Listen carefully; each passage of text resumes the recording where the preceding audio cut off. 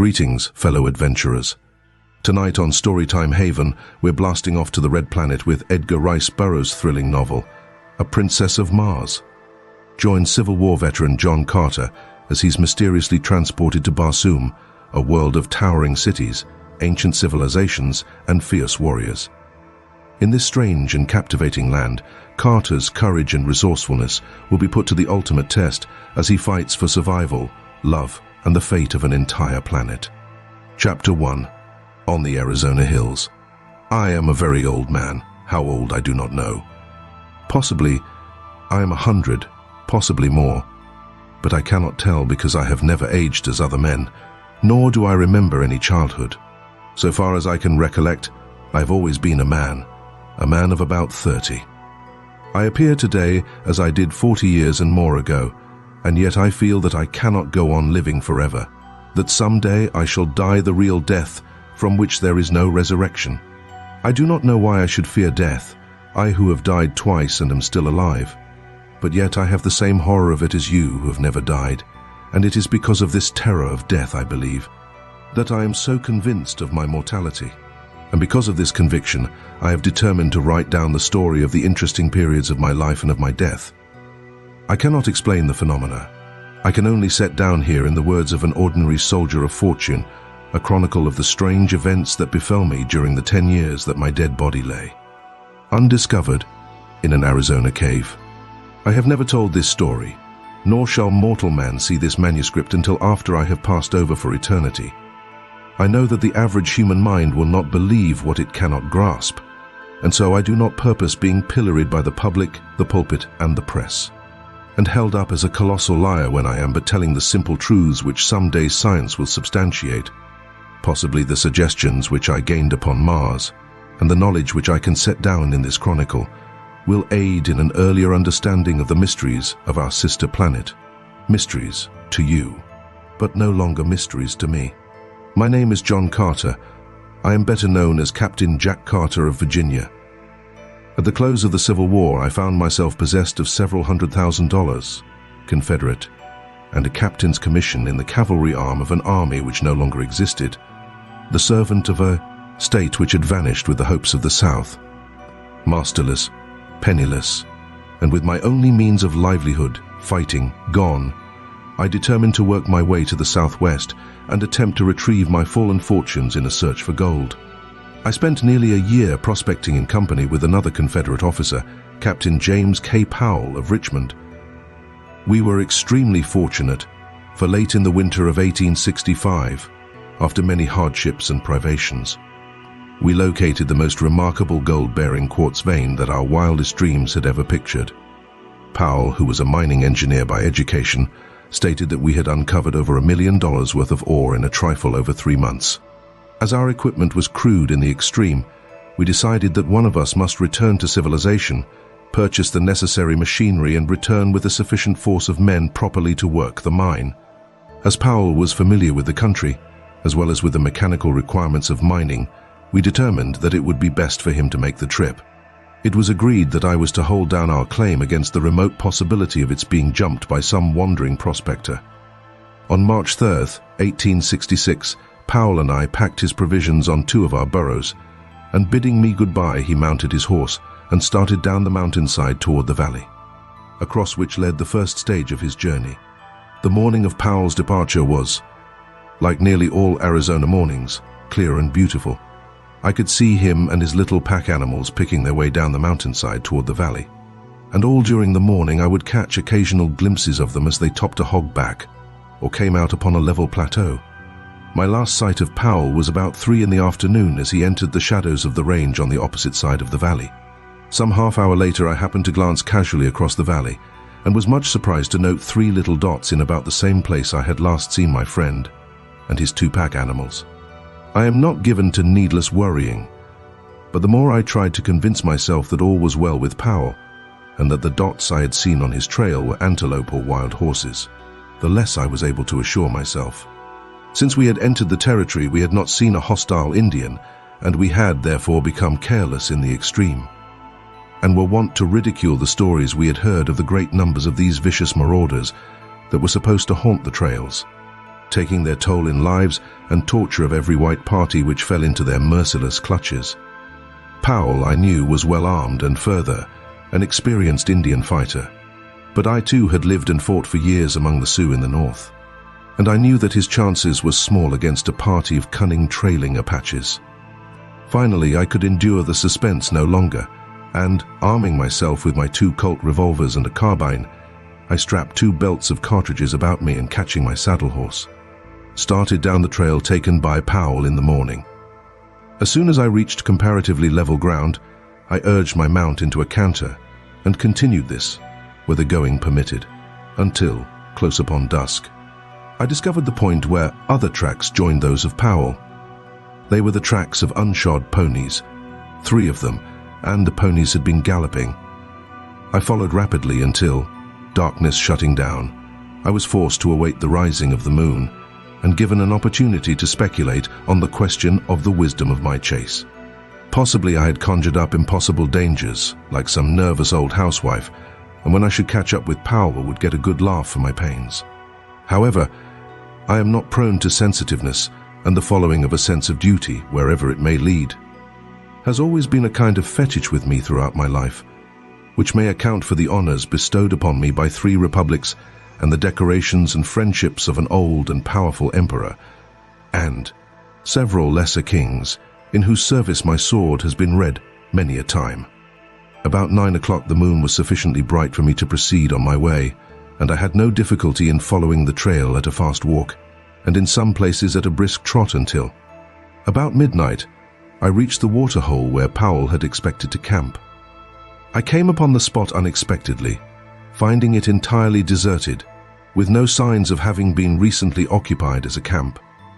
I was interested to note that the tracks of the pursuing horsemen, for such I was now convinced they must be, continued after Powell with only a brief stop at the hole for water, and always at the same rate of speed as his.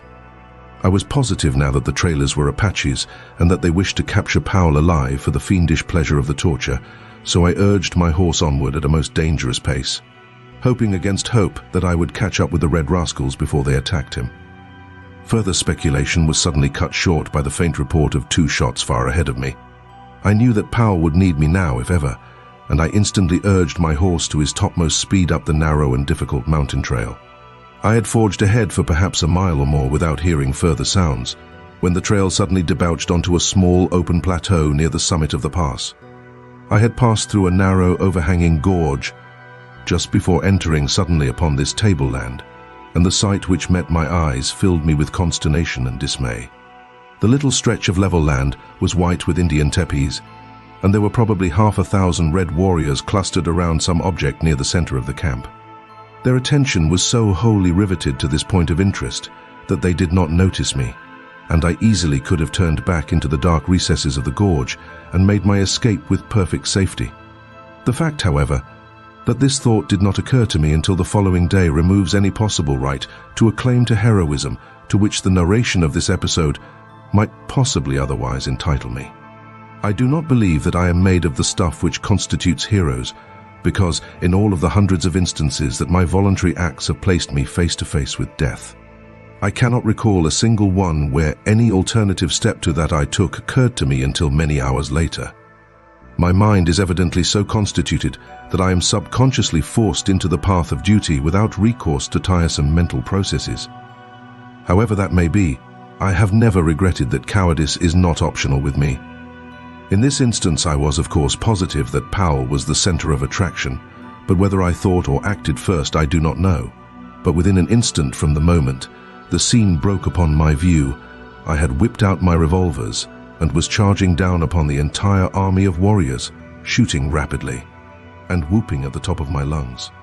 Single-handed, I could not have pursued better tactics, for the red men, convinced by sudden surprise that not less than a regiment of regulars was upon them, turned and fled in every direction for their bows, arrows, and rifles. The view which their hurried routing disclosed filled me with apprehension and with rage. Under the clear rays of the Arizona moon lay Powell, his body fairly bristling with the hostile arrows of the braves. That he was already dead I could not but be convinced, and yet I would have saved his body from mutilation at the hands of the Apaches as quickly as I would have saved the man himself from death. Riding close to him, I reached down from the saddle, and grasping his cartridge belt, drew him up across the withers of my mount. A backward glance convinced me that to return by the way I had come would be more hazardous than to continue across the plateau. So, putting spurs to my poor beast, I made a dash for the opening to the pass which I could distinguish on the far side of the tableland. The Indians had by this time discovered that I was alone, and I was pursued with imprecations, arrows, and rifle balls. The fact that it is difficult to aim anything but imprecations accurately by moonlight, that they were upset by the sudden and unexpected manner of my advent, and that I was a rather rapidly moving target, saved me from the various deadly projectiles of the enemy, and permitted me to reach the shadows of the surrounding peaks before an orderly pursuit could be organized. My horse was traveling practically unguided, as I knew that I had probably less knowledge of the exact location of the trail to the pass than he, and thus it happened that he entered a defile which led to the summit of the range, and not to the pass, which I had hoped would carry me to the valley and to safety. It is probable, however, that to this fact I owe my life and the remarkable experiences and adventures which befell me during the following 10 years. My first knowledge that I was on the wrong trail came when I heard the yells of the pursuing savages suddenly grow fainter and fainter far off to my left. I knew then that they had passed to the left of the jagged rock formation at the edge of the plateau, to the right of which my horse had borne me and the body of Powell. I drew rein on a little level promontory overlooking the trail below and to my left, and saw the party of pursuing savages disappearing around the point of a neighboring peak. I knew the Indians would soon discover that they were on the wrong trail, and that the search for me would be renewed in the right direction as soon as they located my tracks. I had gone but a short distance further, when what seemed to be an excellent trail opened up around the face of a high cliff. The trail was level and quite broad, and led upward and in the general direction I wished to go. The cliff arose for several hundred feet on my right, and on my left was an equal and nearly perpendicular drop to the bottom of a rocky ravine. I had followed this trail for perhaps 100 yards when a sharp turn to the right brought me to the mouth of a large cave. The opening was about 4 feet in height and 3 to 4 feet wide, and at this opening the trail ended. It was now morning, and with the customary lack of dawn, which is a startling characteristic of Arizona, it had become daylight almost without warning. Dismounting, I laid Powell upon the ground, but the most painstaking examination failed to reveal the faintest spark of life. I forced water from my canteen between his dead lips, bathed his face, and rubbed his hands, working over him continuously for the better part of an hour, in the face of the fact that I knew him to be dead. I was very fond of Powell. He was thoroughly a man in every respect, a polished Southern gentleman, a staunch and true friend, and it was with a feeling of the deepest grief that I finally gave up my crude endeavors at resuscitation. Leaving Powell's body where it lay on the ledge, I crept into the cave to reconnoiter. I found a large chamber, possibly 100 feet in diameter and 30 or 40 feet in height, a smooth and well-worn floor, and many other evidences that the cave had, at some remote period, been inhabited. The back of the cave was so lost in dense shadow that I could not distinguish whether there were openings into other apartments or not. As I was continuing my examination, I commenced to feel a pleasant drowsiness creeping over me, which I attributed to the fatigue of my long and strenuous ride, and the reaction from the excitement of the fight and the pursuit. I felt comparatively safe in my present location, as I knew that one man could defend the trail to the cave against an army. I soon became so drowsy that I could scarcely resist the strong desire to throw myself on the floor of the cave for a few moments' rest. But I knew that this would never do, as it would mean certain death at the hands of my red friends, who might be upon me at any moment. With an effort I started toward the opening of the cave, only to reel drunkenly against a side wall, and from there slip prone upon the floor. Chapter 2. The Escape of the Dead. A sense of delicious dreaminess overcame me, my muscles relaxed, and I was on the point of giving way to my desire to sleep when the sound of approaching horses reached my ears. I attempted to spring to my feet, but was horrified to discover that my muscles refused to respond to my will. I was now thoroughly awake, but as unable to move a muscle as though turned to stone. It was then, for the first time, that I noticed a slight vapor filling the cave. It was extremely tenuous and only noticeable against the opening which led to daylight. There also came to my nostrils a faintly pungent odor, and I could only assume that I had been overcome by some poisonous gas. But why I should retain my mental faculties and yet be unable to move, I could not fathom. I lay facing the opening of the cave, and where I could see the short stretch of trail which lay between the cave and the turn of the cliff around which the trail led. The noise of the approaching horses had ceased, and I judged the Indians were creeping stealthily upon me along the little ledge which led to my living tomb. I remember that I hoped they would make short work of me, as I did not particularly relish the thought of the innumerable things they might do to me if the spirit prompted them. I had not long to wait before a stealthy sound apprised me of their nearness, and then a war-bonneted, paint-streaked face was thrust cautiously around the shoulder of the cliff, and savage eyes looked into mine. That he could see me in the dim light of the cave, I was sure, for the early morning sun was falling full upon me through the opening. The fellow, instead of approaching, merely stood and stared, his eyes bulging and his jaw dropped. And then another savage face appeared, and a third and fourth and fifth, craning their necks over the shoulders of their fellows whom they could not pass upon the narrow ledge.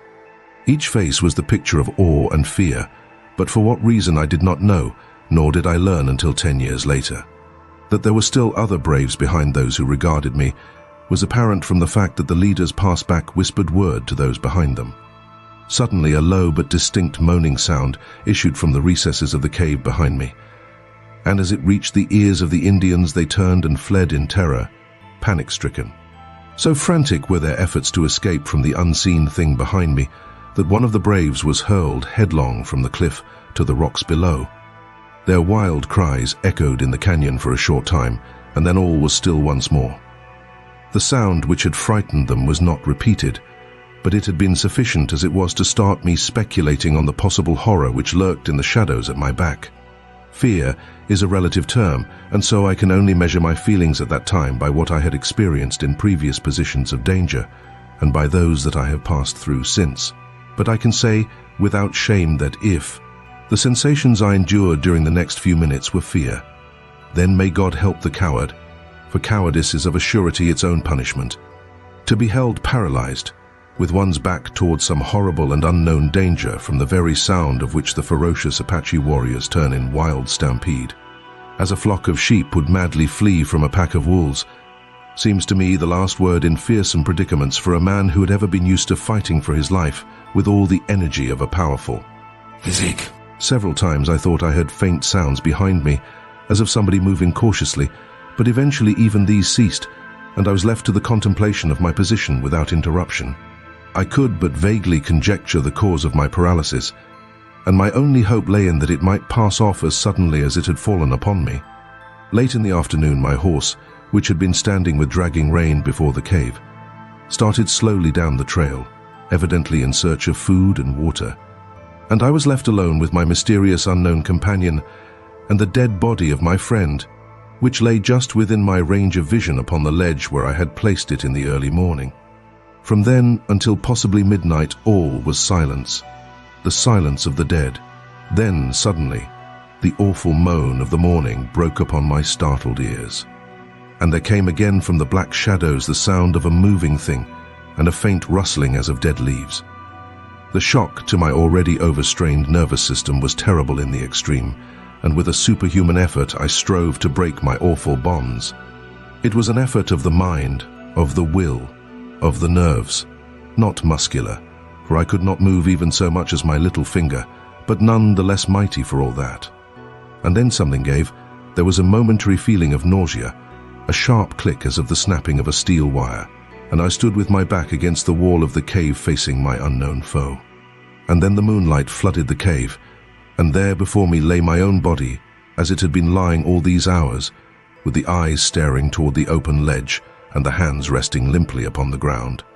I looked first at my lifeless clay there upon the floor of the cave, and then down at myself in utter bewilderment, for there I lay clothed, and yet here I stood but naked, as at the minute of my birth. The transition had been so sudden and so unexpected that it left me for a moment forgetful of aught else than my strange metamorphosis. My first thought was, is this then death? Have I indeed passed over forever into that other life? But I could not well believe this, as I could feel my heart pounding against my ribs from the exertion of my efforts to release myself from the anesthesis which had held me. My breath was coming in quick, short gasps, cold sweat stood out from every pore of my body, and the ancient experiment of pinching revealed the fact that I was anything other than a wraith. Again was I suddenly recalled to my immediate surroundings by a repetition of the weird moan from the depths of the cave. Naked and unarmed as I was, I had no desire to face the unseen thing which menaced me. My revolvers were strapped to my lifeless body which, for some unfathomable reason, I could not bring myself to touch. My carbine was in its boot, strapped to my saddle, and as my horse had wandered off, I was left without means of defense. My only alternative seemed to lie in flight, and my decision was crystallized by a recurrence of the rustling sound from the thing which now seemed, in the darkness of the cave, and to my distorted imagination, to be creeping stealthily upon me. Unable longer to resist the temptation to escape this horrible place, I leaped quickly through the opening into the starlight of a clear Arizona night. The crisp, fresh mountain air outside the cave acted as an immediate tonic, and I felt new life and new courage coursing through me. Pausing upon the brink of the ledge, I upbraided myself for what now seemed to me wholly unwarranted apprehension.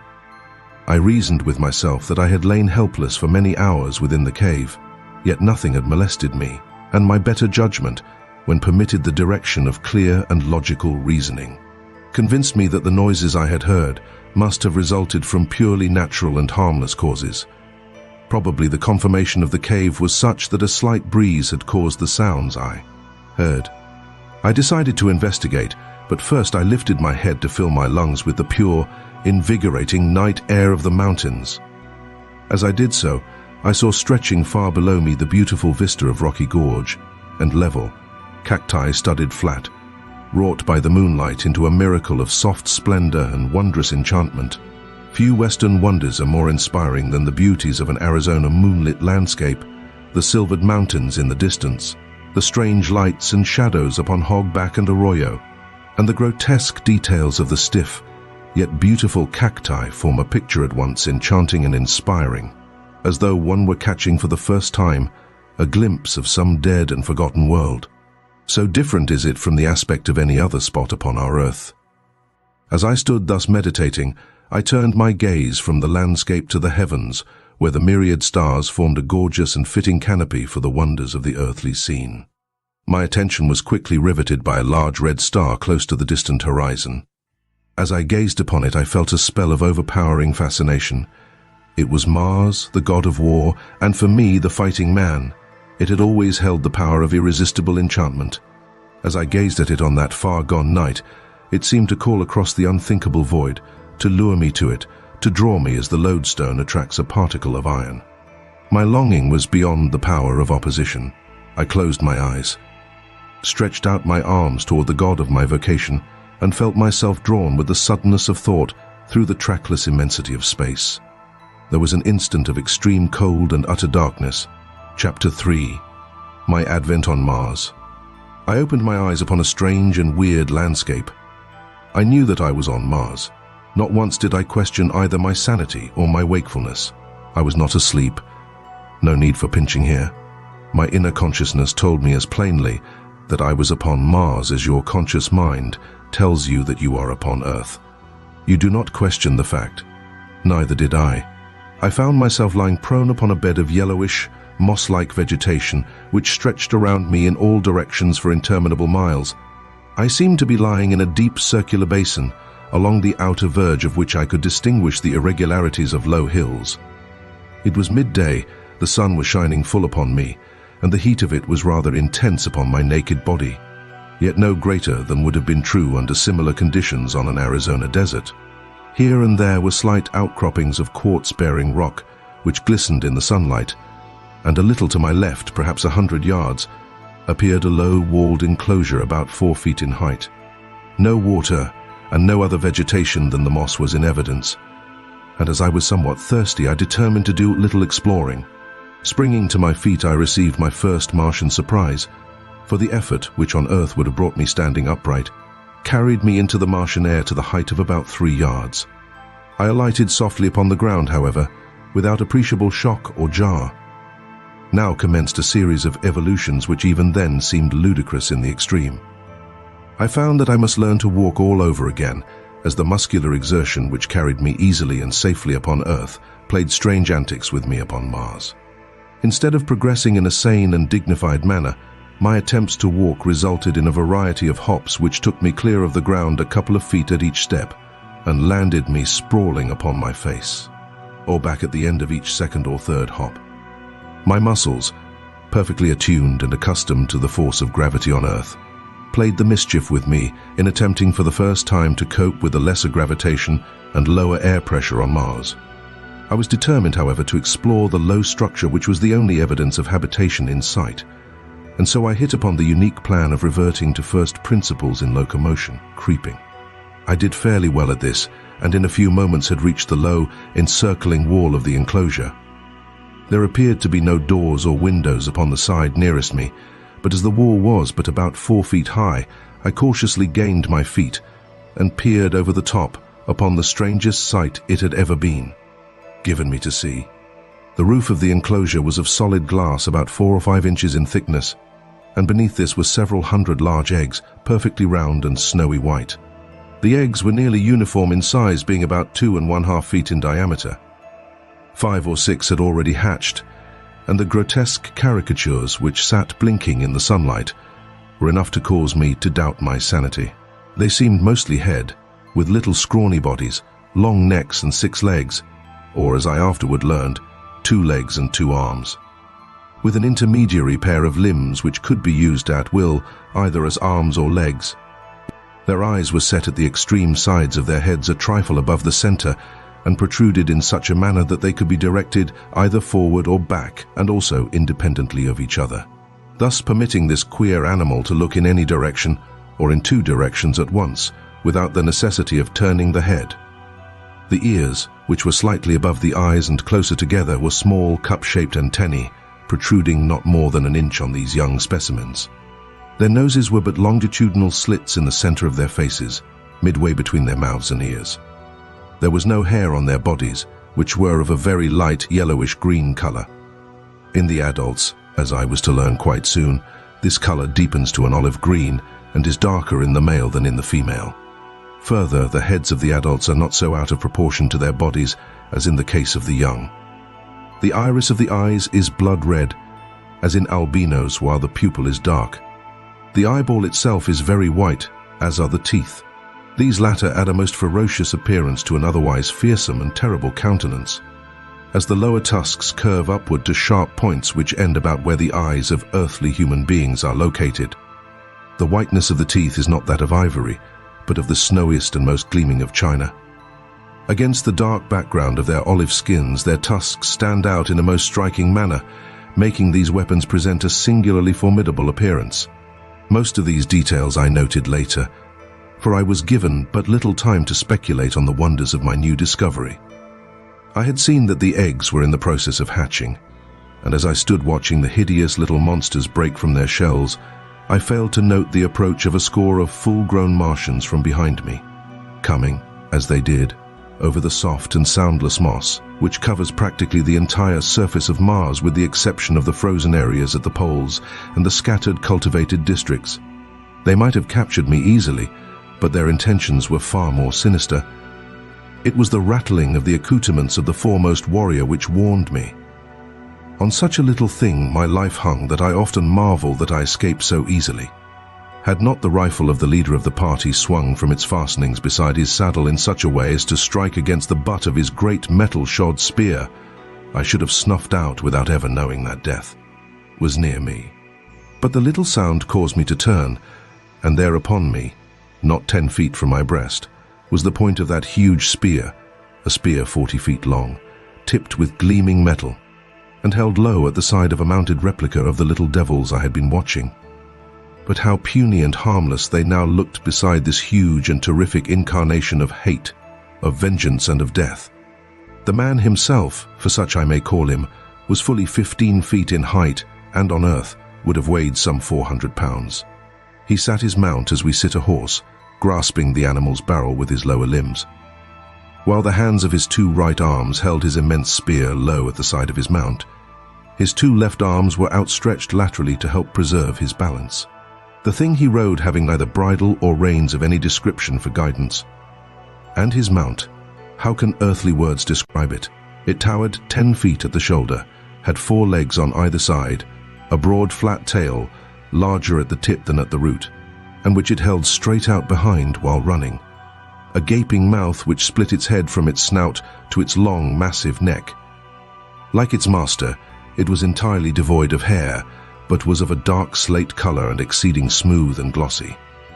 Its belly was white, and its legs shaded from the slate of its shoulders and hips to a vivid yellow at the feet.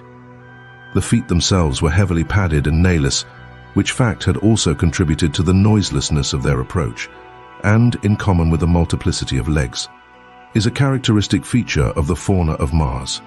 The highest type of man and one other animal, the only mammal existing on Mars, alone have well-formed nails, and there are absolutely no hoofed animals in existence there.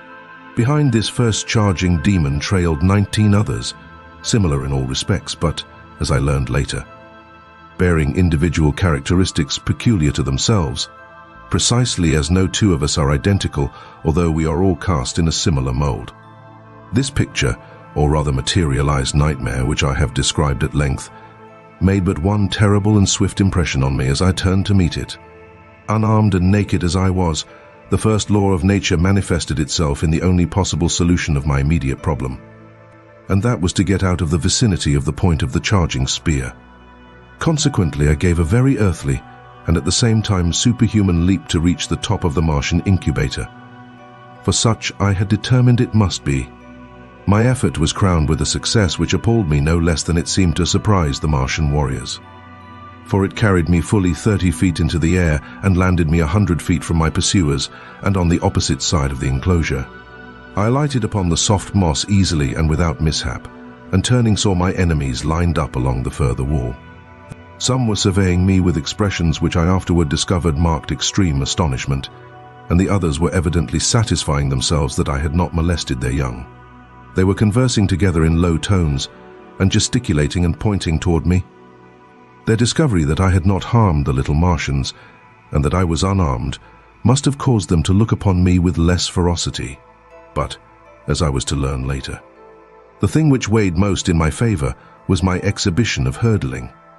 While the Martians are immense, their bones are very large, and they are muscled only in proportion to the gravitation which they must overcome. The result is that they are infinitely less agile and less powerful, in proportion to their weight, than an Earthman. And I doubt that were one of them suddenly to be transported to Earth, he could lift his own weight from the ground. In fact, I am convinced that he could not do so. My feat then was as marvelous upon Mars as it would have been upon Earth. And from desiring to annihilate me, they suddenly looked upon me as a wonderful discovery to be captured and exhibited among their fellows. The respite my unexpected agility had given me permitted me to formulate plans for the immediate future and to note more closely the appearance of the warriors. For I could not disassociate these people in my mind from those other warriors who, only the day before, had been pursuing me. I noted that each was armed with several other weapons in addition to the huge spear which I have described. The weapon which caused me to decide against an attempt at escape by flight was what was evidently a rifle of some description, and which I felt, for some reason, they were peculiarly efficient in handling. These rifles were of a white metal stocked with wood, which I learned later was a very light and intensely hard growth, much prized on Mars, and entirely unknown to us denizens of Earth. The metal of the barrel is an alloy composed principally of aluminum and steel, which they have learned to temper to a hardness far exceeding that of the steel with which we are familiar. The weight of these rifles is comparatively little, and with the small caliber, explosive, radium projectiles which they use, and the great length of the barrel, they are deadly in the extreme, and at ranges which would be unthinkable on Earth. The theoretic effective radius of this rifle is 300 miles, but the best they can do in an actual service, when equipped with their wireless finders and sighters, is but a trifle over 200 miles. This is quite far enough to imbue me with great respect for the Martian firearm. And some telepathic force must have warned me against an attempt to escape in broad daylight from under the muzzles of 20 of these death-dealing machines. The Martians, after conversing for a short time, turned and rode away in the direction from which they had come, leaving one of their number alone by the enclosure. When they had covered perhaps 200 yards, they halted, and turning their mounts toward us, sat watching the warrior by the enclosure. He was the one whose spear had so nearly transfixed me, and was evidently the leader of the band, as I had noted that they seemed to have moved to their present position at his direction. When his force had come to a halt, he dismounted, threw down his spear and small arms, and came around the end of the incubator toward me, entirely unarmed and as naked as I, except for the ornaments strapped upon his head, limbs and breast. When he was within about 50 feet of me, he unclasped an enormous metal armlet, and holding it toward me in the open palm of his hand, addressed me in a clear, resonant voice, but in a language, it is needless to say, I could not understand. He then stopped as though waiting for my reply, pricking up his antennae-like ears and cocking his strange-looking eyes still further toward me. As the silence became painful, I concluded to hazard a little conversation on my own part, as I had guessed that he was making overtures of peace. The throwing down of his weapons and the withdrawing of his troop before his advance toward me would have signified a peaceful mission anywhere on Earth, so why not then on Mars? Placing my hand over my heart, I bowed low to the Martian and explained to him that while I did not understand his language, his actions spoke for the peace and friendship that at the present moment were most dear to my heart. Of course, I might have been a babbling brook for all the intelligence my speech carried to him, but he understood the action with which I immediately followed my words. Stretching my hand toward him, I advanced and took the armlet from his open palm, clasping it about my arm above the elbow, smiled at him and stood waiting. His wide mouth spread into an answering smile, and locking one of his intermediary arms in mine, we turned and walked back toward his mount. At the same time, he motioned his followers to advance. They started toward us on a wild run, but were checked by a signal from him. Evidently, he feared that were I to be really frightened again, I might jump entirely out of the landscape. He exchanged a few words with his men, motioned to me that I would ride behind one of them, and then mounted his own animal. The fellow designated reached down 2 or 3 hands and lifted me up behind him on the glossy back of his mount, where I hung on as best I could by the belts and straps which held the Martians' weapons and ornaments. The entire cavalcade then turned and galloped away toward the range of hills in the distance. Chapter 4. A Prisoner. We had gone perhaps 10 miles when the ground began to rise very rapidly. We were, as I was later to learn, nearing the edge of one of Mars' long-dead seas, in the bottom of which my encounter with the Martians had taken place. In a short time we gained the foot of the mountains, and after traversing a narrow gorge came to an open valley, at the far extremity of which was a low tableland upon which I beheld an enormous city. Toward this we galloped, entering it by what appeared to be a ruined roadway leading out from the city, but only to the edge of the tableland, where it ended abruptly in a flight of broad steps. Upon closer observation, I saw as we passed them that the buildings were deserted, and while not greatly decayed, had the appearance of not having been tenanted for years, possibly for ages. Toward the center of the city was a large plaza, and upon this and in the buildings immediately surrounding it were camped some 900 or 1,000 creatures of the same breed as my captors. For such I now considered them, despite the suave manner in which I had been trapped. With the exception of their ornaments, all were naked. The women varied in appearance but little from the men, except that their tusks were much larger in proportion to their height, in some instances curving nearly to their high-set ears. Their bodies were smaller and lighter in color, and their fingers and toes bore the rudiments of nails, which were entirely lacking among the males. The adult females ranged in height from 10 to 12 feet. The children were light in color, even lighter than the women, and all looked precisely alike to me, except that some were taller than others, older, I presumed. I saw no signs of extreme age among them, nor is there any appreciable difference in their appearance from the age of maturity, about 40, until at about the age of 1,000 years. They go voluntarily upon their last strange pilgrimage down the river Eos, which leads no living Martian knows whither, and from whose bosom no Martian has ever returned, or would be allowed to live, did he return after once embarking upon its cold, dark waters. Only about 1 Martian in 1,000 dies of sickness or disease, and possibly about 20% take the voluntary pilgrimage. The other 979 die violent deaths in duels, in hunting, in aviation and in war. But perhaps by far the greatest death loss comes during the age of childhood, when vast numbers of the little Martians fall victims to the great white apes of Mars. The average life expectancy of a Martian after the age of maturity is about 300 years, but would be nearer the 1,000 mark were it not for the various means leading to violent death. Owing to the waning resources of the planet, it evidently became necessary to counteract the increasing longevity which their remarkable skill in therapeutics and surgery produced. And so human life has come to be considered but lightly on Mars, as is evidenced by their dangerous sports and the almost continual warfare between the various communities. There are other natural causes tending toward a diminution of population.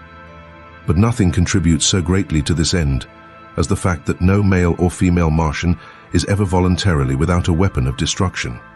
As we neared the plaza and my presence was discovered, we were immediately surrounded by hundreds of the creatures who seemed anxious to pluck me from my seat behind my guard. A word from the leader of the party stilled their clamor, and we proceeded at a trot across the plaza to the entrance of as magnificent an edifice as mortal eye has rested upon. The building was low but covered an enormous area. It was constructed of gleaming white marble inlaid with gold and brilliant stones, which sparkled and scintillated in the sunlight. The main entrance was some 100 feet in width and projected from the building proper to form a huge canopy above the entrance hall. There was no stairway, but a gentle incline to the first floor of the building opened into an enormous chamber encircled by galleries. On the floor of this chamber, which was dotted with highly carved wooden desks and chairs, were assembled about 40 or 50 male Martians around the steps of a rostrum. On the platform proper squatted an enormous warrior heavily loaded with metal ornaments, gay-colored feathers and beautifully wrought leather trappings ingeniously set with precious stones. From his shoulders depended a short cape of white fur lined with brilliant scarlet silk. What struck me as most remarkable about this assemblage, and the hall in which they were congregated, was the fact that the creatures were entirely out of proportion to the desks, chairs, and other furnishings, these being of a size adapted to human beings such as I, whereas the great bulks of the Martians could scarcely have squeezed into the chairs, nor was there room beneath the desks for their long legs. Evidently, then, there were other denizens on Mars than the wild and grotesque creatures into whose hands I had fallen. But the evidences of extreme antiquity which showed all around me indicated that these buildings might have belonged to some long extinct and forgotten race in the dim antiquity of Mars. Our party had halted at the entrance to the building, and at a sign from the leader I had been lowered to the ground. Again locking his arm in mine, we had proceeded into the audience chamber. There were few formalities observed in approaching the Martian chieftain. My captor merely strode up to the rostrum, the others making way for him as he advanced. The chieftain rose to his feet and uttered the name of my escort, who, in turn, halted and repeated the name of the ruler followed by his title. At the time, this ceremony and the words they uttered meant nothing to me, but later I came to know that this was the customary greeting between green Martians. Had the men been strangers, and therefore unable to exchange names, they would have silently exchanged ornaments. Had their missions been peaceful, otherwise they would have exchanged shots, or have fought out their introduction with some other of their various weapons. My captor, whose name was Tarkas, was virtually the vice-chieftain of the community, and a man of great ability as a statesman and warrior. He evidently explained briefly the incidents connected with his expedition, including my capture, and when he had concluded, the chieftain addressed me at some length. I replied in our good old English tongue, merely to convince him that neither of us could understand the other, but I noticed that when I smiled slightly on concluding, he did likewise. This fact, and the similar occurrence during my first talk with Tarkas, convinced me that we had at least something in common: the ability to smile, therefore to laugh, denoting a sense of humor. But I was to learn that the Martian smile is merely perfunctory, and that the Martian laugh is a thing to cause strong men to blanch in horror. The ideas of humor among the green men of Mars are widely at variance with our conceptions of incitants to merriment. The death agonies of a fellow being are, to these strange creatures, provocative of the wildest hilarity. while their chief form of commonest amusement is to inflict death on their prisoners of war in various ingenious and horrible ways. The assembled warriors and chieftains examined me closely, feeling my muscles and the texture of my skin. The principal chieftain then evidently signified a desire to see me perform, and, motioning me to follow, he started with Tarkas for the open plaza. Now, I had made no attempt to walk since my first signal failure, except while tightly grasping Tarkas's arm. And so now I went skipping and flitting about among the desks and chairs like some monstrous grasshopper. After bruising myself severely, much to the amusement of the Martians, I again had recourse to creeping. But this did not suit them, and I was roughly jerked to my feet by a towering fellow who had laughed most heartily at my misfortunes. As he banged me down upon my feet, his face was bent close to mine, and I did the only thing a gentleman might do under the circumstances of brutality, boorishness, and lack of consideration for a stranger's rights. I swung my fist squarely to his jaw, and he went down like a felled ox. As he sunk to the floor, I wheeled around with my back toward the nearest desk, expecting to be overwhelmed by the vengeance of his fellows, but determined to give them as good a battle as the unequal odds would permit before I gave up my life. My fears were groundless, however, as the other Martians, at first struck dumb with wonderment, finally broke into wild peals of laughter and applause. I did not recognize the applause as such, but later, when I had become acquainted with their customs, I learned that I had won what they seldom accord, a manifestation of approbation. The fellow whom I had struck lay where he had fallen, nor did any of his mates approach him. Tarkas advanced toward me, holding out one of his arms, and we thus proceeded to the plaza without further mishap. I did not, of course, know the reason for which we had come to the open, but I was not long in being enlightened. They first repeated the word sack a number of times, and then Tarkas made several jumps, repeating the same word before each leap. Then, turning to me, he said, "Sack." I saw what they were after, and gathering myself together, I sacked with such marvelous success that I cleared a good 150 feet. Nor did I, this time, lose my equilibrium, but landed squarely upon my feet without falling. I then returned by easy jumps of 25 or 30 feet to the little group of warriors. My exhibition had been witnessed by several hundred lesser Martians, and they immediately broke into demands for a repetition, which the chieftain then ordered me to make. But I was both hungry and thirsty, and determined on the spot that my only method of salvation was to demand the consideration from these creatures, which they evidently would not voluntarily accord. I therefore ignored the repeated commands to sack, and each time they were made I motioned to my mouth and rubbed my stomach. Tarkas and the chief exchanged a few words, and the former, calling to a young female among the throng, gave her some instructions and motioned me to accompany her. I grasped her proffered arm, and together we crossed the plaza toward a large building on the far side. My fair companion was about 8 feet tall, having just arrived at maturity, but not yet to her full height. She was of a light olive-green color, with a smooth, glossy hide. Her name, as I afterward learned, was Sola, and she belonged to the retinue of Tarkas. She conducted me to a spacious chamber in one of the buildings fronting on the plaza, and which, from the litter of silks and furs upon the floor, I took to be the sleeping quarters of several of the natives. The room was well lighted by a number of large windows, and was beautifully decorated with mural paintings and mosaics. But upon all there seemed to rest that indefinable touch of the finger of antiquity, which convinced me that the architects and builders of these wondrous creations had nothing in common with the crude half-brutes, which occupied them. Sola motioned me to be seated upon a pile of silks near the center of the room, and, turning, made a peculiar hissing sound, as though signaling to someone in an adjoining room. In response to her call, I obtained my first sight of a new Martian wonder. It waddled in on its 10 short legs and squatted down before the girl like an obedient puppy. The thing was about the size of a Shetland pony, but its head bore a slight resemblance to that of a frog, except that the jaws were equipped with 3 rows of long, sharp tusks. Chapter 5. I elude my watchdog.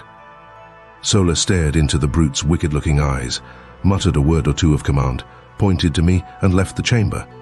I could not but wonder what this ferocious-looking monstrosity might do when left alone in such close proximity to such a relatively tender morsel of meat. But my fears were groundless as the beast, after surveying me intently for a moment, crossed the room to the only exit which led to the street and lay down full length across the threshold. This was my first experience with a Martian watchdog, but it was destined not to be my last. For this fellow guarded me carefully during the time I remained a captive among these green men, twice saving my life and never voluntarily being away from me a moment. While Sola was away, I took occasion to examine more minutely the room in which I found myself captive. The mural painting depicted scenes of rare and wonderful beauty. Mountains, rivers, lake, ocean, meadow, trees and flowers, winding roadways, sun-kissed gardens, scenes which might have portrayed earthly views but for the different colorings of the vegetation. The work had evidently been wrought by a master hand. So subtle the atmosphere, so perfect the technique, yet nowhere was there a representation of a living animal, either human or brute, by which I could guess at the likeness of these other, and perhaps extinct denizens of Mars. While I was allowing my fancy to run riot in wild conjecture on the possible explanation of the strange anomalies which I had so far met with on Mars, Sola returned bearing both food and drink. These she placed on the floor beside me, and seating herself a short ways off regarded me intently. The food consisted of about a pound of some solid substance of the consistency of cheese and almost tasteless, while the liquid was apparently milk from some animal. It was not unpleasant to the taste, though slightly acid, and I learned in a short time to prize it very highly. It came, as I later discovered, not from an animal, as there is only one mammal on Mars and that one very rare indeed, but from a large plant which grows practically without water, but seems to distill its plentiful supply of milk from the products of the soil, the moisture of the air, and the rays of the sun. A single plant of this species will give 8 or 10 quarts of milk per day. After I had eaten, I was greatly invigorated, but feeling the need of rest, I stretched out upon the silks and was soon asleep. I must have slept several hours, as it was dark when I awoke, and I was very cold. I noticed that someone had thrown a fur over me, but it had become partially dislodged, and in the darkness I could not see to replace it. Suddenly a hand reached out and pulled the fur over me, shortly afterwards adding another to my covering. I presumed that my watchful guardian was Sola, nor was I wrong. This girl alone, among all the green Martians with whom I came in contact, disclosed characteristics of sympathy, kindliness, and affection. Her ministrations to my bodily wants were unfailing, and her solicitous care saved me from much suffering and many hardships. As I was to learn, the Martian nights are extremely cold, and as there is practically no twilight or dawn, the changes in temperature are sudden and most uncomfortable, as are the transitions from brilliant daylight to darkness. The nights are either brilliantly illumined or very dark, for if neither of the 2 moons of Mars happen to be in the sky, almost total darkness results, since the lack of atmosphere, or rather, the very thin atmosphere fails to diffuse the starlight to any great extent. On the other hand, if both of the moons are in the heavens at night, the surface of the ground is brightly illuminated. Both of Mars's moons are vastly nearer her than is our moon to Earth, the nearer moon being but about 5,000 miles distant, while the further is but little more than 14,000 miles away, against the nearly 1/4 miles which separate us from our moon. The nearer moon of Mars makes a complete revolution around the planet in a little over 7½ hours, so that she may be seen hurtling through the sky like some huge meteor 2 or 3 times each night, revealing all her phases during each transit of the heavens. The further moon revolves about Mars in something over 30¼ hours, and with her sister satellite makes a nocturnal Martian scene one of splendid and weird grandeur. And it is well that nature has so graciously and abundantly lighted the Martian night, for the green men of Mars, being a nomadic race without high intellectual development, have but crude means for artificial lighting, depending principally upon torches, a kind of candle, and a peculiar oil lamp, which generates a gas and burns without a wick. This last device produces an intensely brilliant, far-reaching white light, but as the natural oil which it requires can only be obtained by mining in one of several widely separated and remote localities, it is seldom used by these creatures whose only thought is for today and whose hatred for manual labor has kept them in a semi-barbaric state for countless ages. After Sola had replenished my coverings, I again slept, nor did I awaken until daylight. The other occupants of the room, 5 in number, were all females, and they were still sleeping, piled high with a motley array of silks and furs. Across the threshold lay stretched the sleepless guardian brute, just as I had last seen him on the preceding day. Apparently he had not moved a muscle. His eyes were fairly glued upon me, and I fell to wondering just what might befall me should I endeavor to escape. I have ever been prone to seek adventure and to investigate and experiment where wiser men would have left well enough alone. It therefore now occurred to me that the surest way of learning the exact attitude of this beast toward me would be to attempt to leave the room. I felt fairly secure in my belief that I could escape him should he pursue me once I was outside the building, for I had begun to take great pride in my ability as a jumper. Furthermore, I could see from the shortness of his legs that the brute himself was no jumper, and probably no runner. Slowly and carefully, therefore, I gained my feet, only to see that my watcher did the same. Cautiously I advanced toward him, finding that by moving with a shuffling gait I could retain my balance as well as make reasonably rapid progress. As I neared the brute, he backed cautiously away from me, and when I had reached the open, he moved to one side to let me pass. He then fell in behind me and followed about 10 paces in my rear as I made my way along the deserted street. Evidently his mission was to protect me only, I thought, but when we reached the edge of the city he suddenly sprang before me, uttering strange sounds and baring his ugly and ferocious tusks. Thinking to have some amusement at his expense, I rushed toward him, and when almost upon him sprang into the air, alighting far beyond him and away from the city. He wheeled instantly and charged me with the most appalling speed I had ever beheld. I had thought his short legs a bar to swiftness, but had he been coursing with greyhounds, the latter would have appeared as though asleep on a doormat. As I was to learn, this is the fleetest animal on Mars, and owing to its intelligence, loyalty and ferocity is used in hunting, in war, and as the protector of the Martian man. I quickly saw that I would have difficulty in escaping the fangs of the beast on a straightaway course, and so I met his charge by doubling in my tracks and leaping over him as he was almost upon me. This maneuver gave me a considerable advantage, and I was able to reach the city quite a bit ahead of him. And as he came tearing after me, I jumped for a window about 30 feet from the ground in the face of one of the buildings overlooking the valley. Grasping the sill, I pulled myself up to a sitting posture without looking into the building and gazed down at the baffled animal beneath me. My exultation was short-lived, however, for scarcely had I gained a secure seat upon the sill than a huge hand grasped me by the neck from behind and dragged me violently into the room. Here I was thrown upon my back and beheld standing over me a colossal ape-like creature, white and hairless except for an enormous shock of bristly hair upon its head. Chapter 6. A Fight That Won Friends. The thing, which more nearly resembled our earthly men than it did the Martians I had seen, held me pinioned to the ground with one huge foot, while it jabbered and gesticulated at some answering creature behind me. This other, which was evidently its mate, soon came toward us, bearing a mighty stone cudgel with which it evidently intended to brain me. The creatures were about 10 or 15 feet tall, standing erect, and had, like the green Martians, an intermediary set of arms or legs, midway between their upper and lower limbs. Their eyes were close together and non-protruding. Their ears were high-set, but more laterally located than those of the Martians, while their snouts and teeth were strikingly like those of our African gorilla. Altogether, they were not unlovely when viewed in comparison with the green Martians. The cudgel was swinging in the arc which ended upon my upturned face, when a bolt of myriad-legged horror hurled itself through the doorway full upon the breast of my executioner. With a shriek of fear, the ape which held me leaped through the open window, but its mate closed in a terrific death struggle with my preserver, which was nothing less than my faithful watch-thing. I cannot bring myself to call so hideous a creature a dog.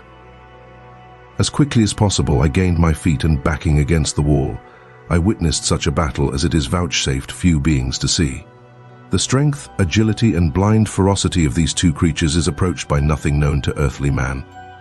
My beast had an advantage in his first hold, having sunk his mighty fangs far into the breast of his adversary, but the great arms and paws of the ape, backed by muscles far transcending those of the Martian men I had seen, had locked the throat of my guardian and slowly were choking out his life and bending back his head and neck upon his body, where I momentarily expected the former to fall limp at the end of a broken neck. In accomplishing this, the ape was tearing away the entire front of its breast, which was held in the vice-like grip of the powerful jaws. Back and forth upon the floor they rolled, neither one emitting a sound of fear or pain.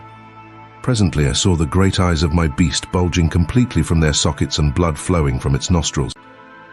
That he was weakening perceptibly was evident, but so also was the ape, whose struggles were growing momentarily less. Suddenly I came to myself, and with that strange instinct which seems ever to prompt me to my duty, I seized the cudgel, which had fallen to the floor at the commencement of the battle, and swinging it with all the power of my earthly arms, I crashed it full upon the head of the ape, crushing his skull as though it had been an eggshell. Scarcely had the blow descended when I was confronted with a new danger. The ape's mate, recovered from its first shock of terror, had returned to the scene of the encounter by way of the interior of the building. I glimpsed him just before he reached the doorway, and the sight of him, now roaring as he perceived his lifeless fellow stretched upon the floor and frothing at the mouth in the extremity of his rage, filled me, I must confess, with dire forebodings. I am ever willing to stand and fight when the odds are not too overwhelmingly against me. But in this instance, I perceived neither glory nor profit in pitting my relatively puny strength against the iron muscles and brutal ferocity of this enraged denizen of an unknown world. In fact, the only outcome of such an encounter, so far as I might be concerned, seemed sudden death. I was standing near the window, and I knew that once in the street, I might gain the plaza and safety before the creature could overtake me. At least there was a chance for safety in flight, against almost certain death should I remain and fight however desperately. It is true I held the cudgel, but what could I do with it against his 4 great arms? Even should I break one of them with my first blow, for I figured that he would attempt to ward off the cudgel, he could reach out and annihilate me with the others before I could recover for a second attack. In the instant that these thoughts passed through my mind, I had turned to make for the window, but my eyes alighting on the form of my erstwhile guardian threw all thoughts of flight to the 4 winds. He lay gasping upon the floor of the chamber, his great eyes fastened upon me, what seemed a pitiful appeal for protection. I could not withstand that look, nor could I, on second thought, have deserted my rescuer without giving as good an account of myself in his behalf as he had in mine. Without more ado, therefore, I turned to meet the charge of the infuriated bull ape. He was now too close upon me for the cudgel to prove of any effective assistance, so I merely threw it as heavily as I could at his advancing bulk. It struck him just below the knees, eliciting a howl of pain and rage, and so throwing him off his balance that he lunged full upon me with arms wide stretched to ease his fall. Again, as on the preceding day, I had recourse to earthly tactics, and swinging my right fist full upon the point of his chin, I followed it with a smashing left to the pit of his stomach. The effect was marvelous, for as I lightly sidestepped, after delivering the second blow, he reeled and fell upon the floor, doubled up with pain and gasping for wind. Leaping over his prostrate body, I seized the cudgel and finished the monster before he could regain his feet. As I delivered the blow, a low laugh rang out behind me, and, turning, I beheld Tarkas, Sola, and 3 or 4 warriors standing in the doorway of the chamber.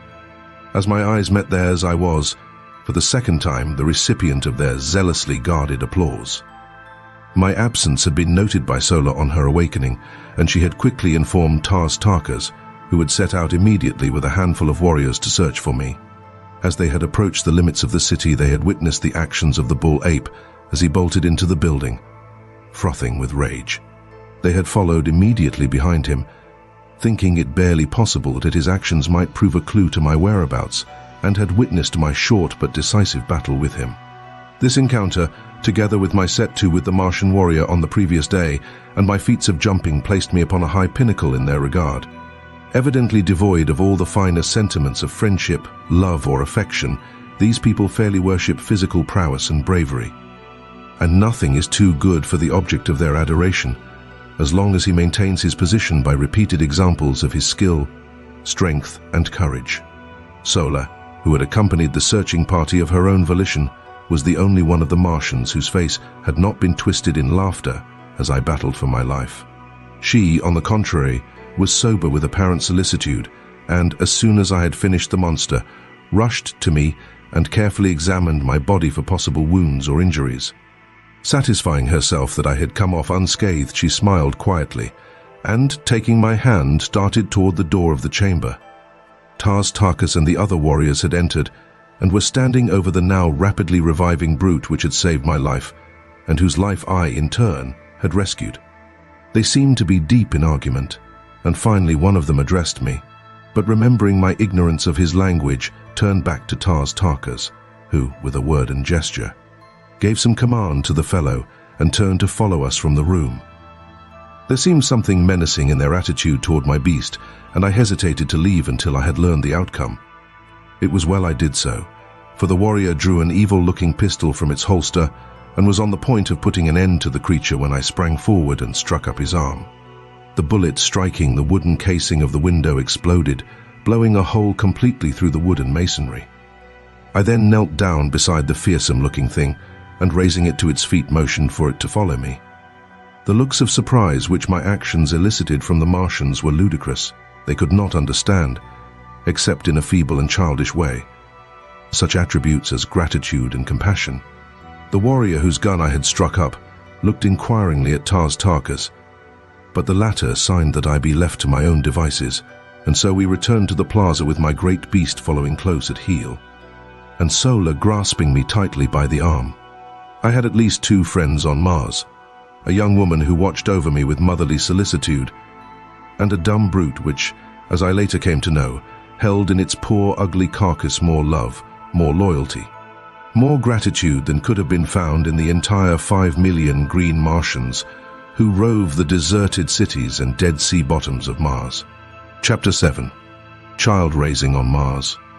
After a breakfast, which was an exact replica of the meal of the preceding day, and an index of practically every meal which followed while I was with the green men of Mars, Sola escorted me to the plaza, where I found the entire community engaged in watching or helping at the harnessing of huge Macedonian animals to great three-wheeled chariots.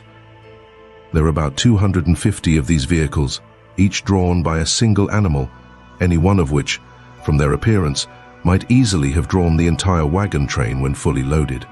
The chariots themselves were large, commodious, and gorgeously decorated. In each was seated a female Martian loaded with ornaments of metal, with jewels and silks and furs, and upon the back of each of the beasts which drew the chariots was perched a young Martian driver. Like the animals upon which the warriors were mounted, the heavier draft animals wore neither bit nor bridle, but were guided entirely by telepathic means. This power is wonderfully developed in all Martians, and accounts largely for the simplicity of their language and the relatively few spoken words exchanged even in long conversations. It is the universal language of Mars, through the medium of which the higher and lower animals of this world of paradoxes are able to communicate to a greater or less extent, depending upon the intellectual sphere of the species and the development of the individual. As the cavalcade took up the line of march in single file, Sola dragged me into an empty chariot, and we proceeded with the procession toward the point by which I had entered the city the day before. At the head of the caravan rode some 200 warriors, 5 abreast, and a like number brought up the rear, while 25 or 30 outriders flanked us on either side. Everyone but myself, men, women, and children, were heavily armed, and at the tail of each chariot trotted a Martian hound, my own beast following closely behind ours, in fact. The faithful creature never left me voluntarily during the entire 10 years I spent on Mars. Our way led out across the little valley before the city, through the hills, and down into the Dead Sea bottom which I had traversed on my journey from the incubator to the plaza. The incubator, as it proved, was the terminal point of our journey this day, and as the entire cavalcade broke into a mad gallop as soon as we reached the level expanse of sea bottom, we were soon within sight of our goal. On reaching it, the chariots were parked with military precision on the 4 sides of the enclosure, and half a score of warriors, headed by the enormous chieftain, and including Tarkas and several other lesser chiefs, dismounted and advanced toward it.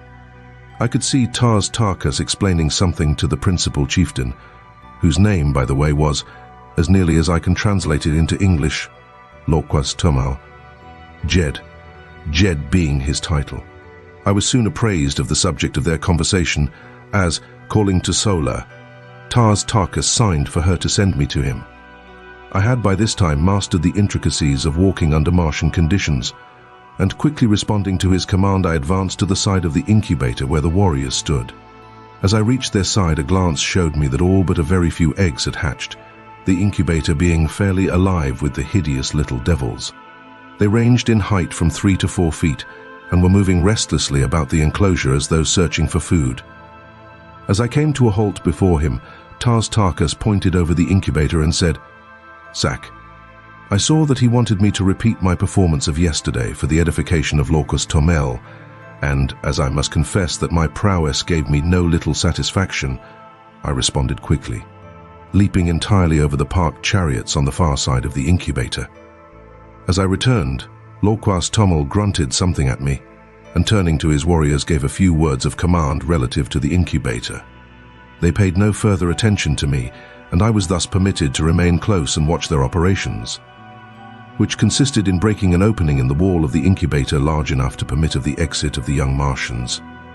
On either side of this opening, the women and the younger Martians, both male and female, formed 2 solid walls leading out through the chariots and quite a way into the plain beyond.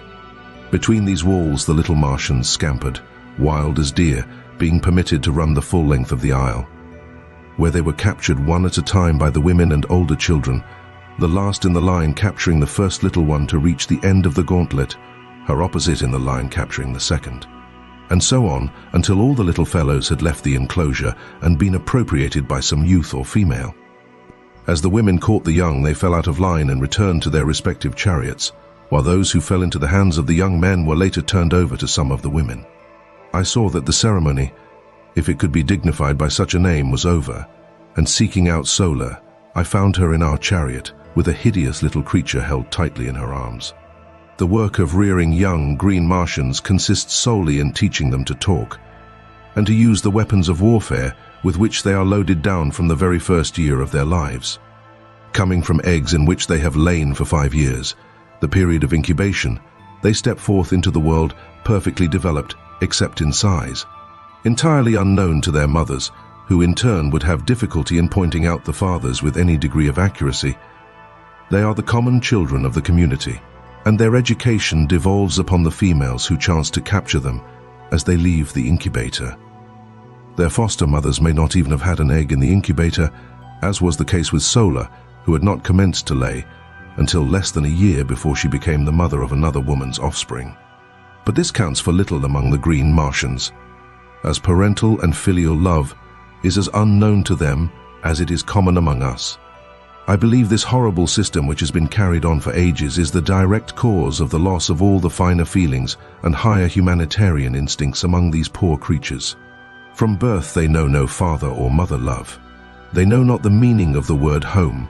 They are taught that they are only suffered to live until they can demonstrate by their physique and ferocity that they are fit to live. Should they prove deformed or defective in any way, they are promptly shot. Nor do they see a tear shed for a single one of the many cruel hardships they pass through from earliest infancy. I do not mean that the adult Martians are unnecessarily or intentionally cruel to the young, but theirs is a hard and pitiless struggle for existence upon a dying planet, the natural resources of which have dwindled to a point where the support of each additional life means an added tax upon the community into which it is thrown. By careful selection, they rear only the hardiest specimens of each species, and with almost supernatural foresight, they regulate the birth rate to merely offset the loss by death. Each adult Martian female brings forth about 13 eggs each year, and those which meet the size wait. And specific gravity tests are hidden in the recesses of some subterranean vault where the temperature is too low for incubation.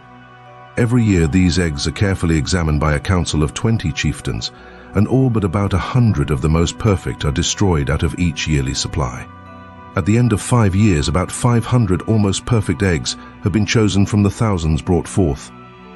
These are then placed in the almost airtight incubators to be hatched by the sun's rays after a period of another 5 years. The hatching which we had witnessed today was a fairly representative event of its kind, all but about 1% of the eggs hatching in 2 days. If the remaining eggs ever hatched, we knew nothing of the fate of the little Martians. They were not wanted, as their offspring might inherit and transmit the tendency to prolonged incubation, and thus upset the system which has maintained for ages and which permits the adult Martians to figure the proper time for return to the incubators, almost to an hour. The incubators are built in remote fastnesses, where there is little or no likelihood of their being discovered by other tribes. The result of such a catastrophe would mean no children in the community for another 5 years. I was later to witness the results of the discovery of an alien incubator. The community of which the green Martians with whom my lot was cast formed a part was composed of some 30,000 souls. They roamed an enormous tract of arid and semi-arid land between 40 and 80 degrees south latitude, and bounded on the east and west by 2 large fertile tracts. Their headquarters lay in the southwest corner of this district, near the crossing of 2 of the so-called Martian canals. As the incubator had been placed far north of their own territory in a supposedly uninhabited and unfrequented area, we had before us a tremendous journey, concerning which I, of course, knew nothing. After our return to the dead city, I passed several days in comparative idleness. On the day following our return, all the warriors had ridden forth early in the morning and had not returned until just before darkness fell. As I later learned, they had been to the subterranean vaults in which the eggs were kept and had transported them to the incubator, which they had then walled up for another 5 years, and which, in all probability, would not be visited again during that period. The vaults which hid the eggs until they were ready for the incubator were located many miles south of the incubator and would be visited yearly by the Council of 20 Chieftains. Why they did not arrange to build their vaults and incubators nearer home has always been a mystery to me, and, like many other Martian mysteries, unsolved and unsolvable by earthly reasoning and customs. Sola's duties were now doubled, as she was compelled to care for the young Martian as well as for me, but neither one of us required much attention, and as we were both about equally advanced in Martian educa, Sola took it upon herself to train us Toget. Her prize consisted in a male about 4 feet tall, very strong and physically perfect. Also, he learned quickly, and we had considerable amusement, at least I did, over the keen rivalry we display. Yet, the Martian language, as I have said, is extremely simple, and in a week I could make all my wants known and understand nearly everything that was said to me. Likewise, under Sola's tutelage, I developed my telepathic powers so that I shortly could sense practically everything that went on around me. What surprised Sola most in me was that while I could catch telepathic messages easily from others, and often when they were not intended foe, me, no one could read a jot from my mind under any circumstance. At first this vexed me, but later I was very glad of it, as it gave me an undoubted advantage over the Marti. Ans. Chapter 8. A Fair Captive from the Sky.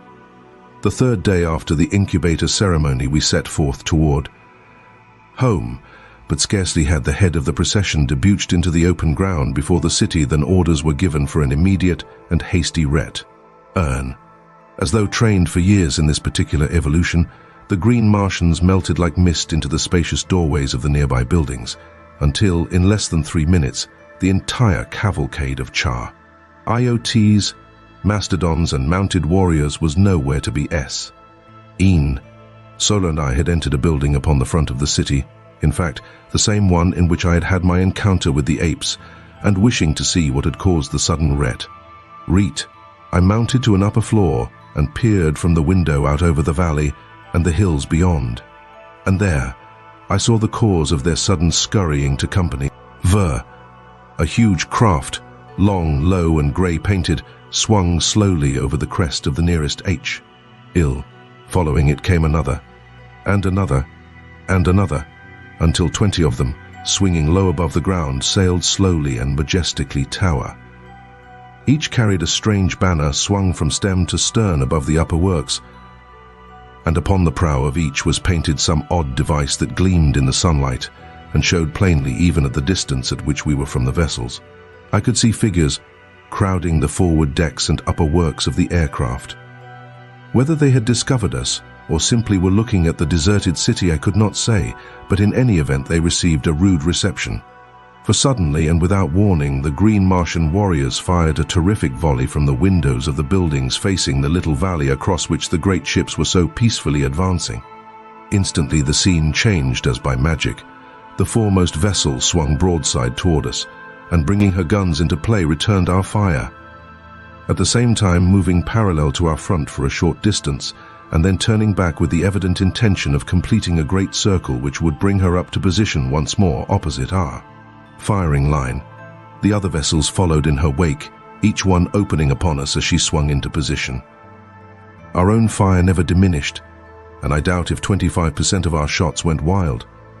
It had never been given me to see such deadly accuracy of aim, and it seemed as though a little figure on one of the craft dropped at the explosion of each bullet, while the banners and upper works dissolved in spurts of flame as the irresistible projectiles of our warriors mowed through them. The fire from the vessels was most ineffectual, owing, as I afterward learned, to the unexpected suddenness of the first volley, which caught the ship's crews entirely unprepared, and the sighting apparatus of the guns unprotected from the deadly aim of our warriors.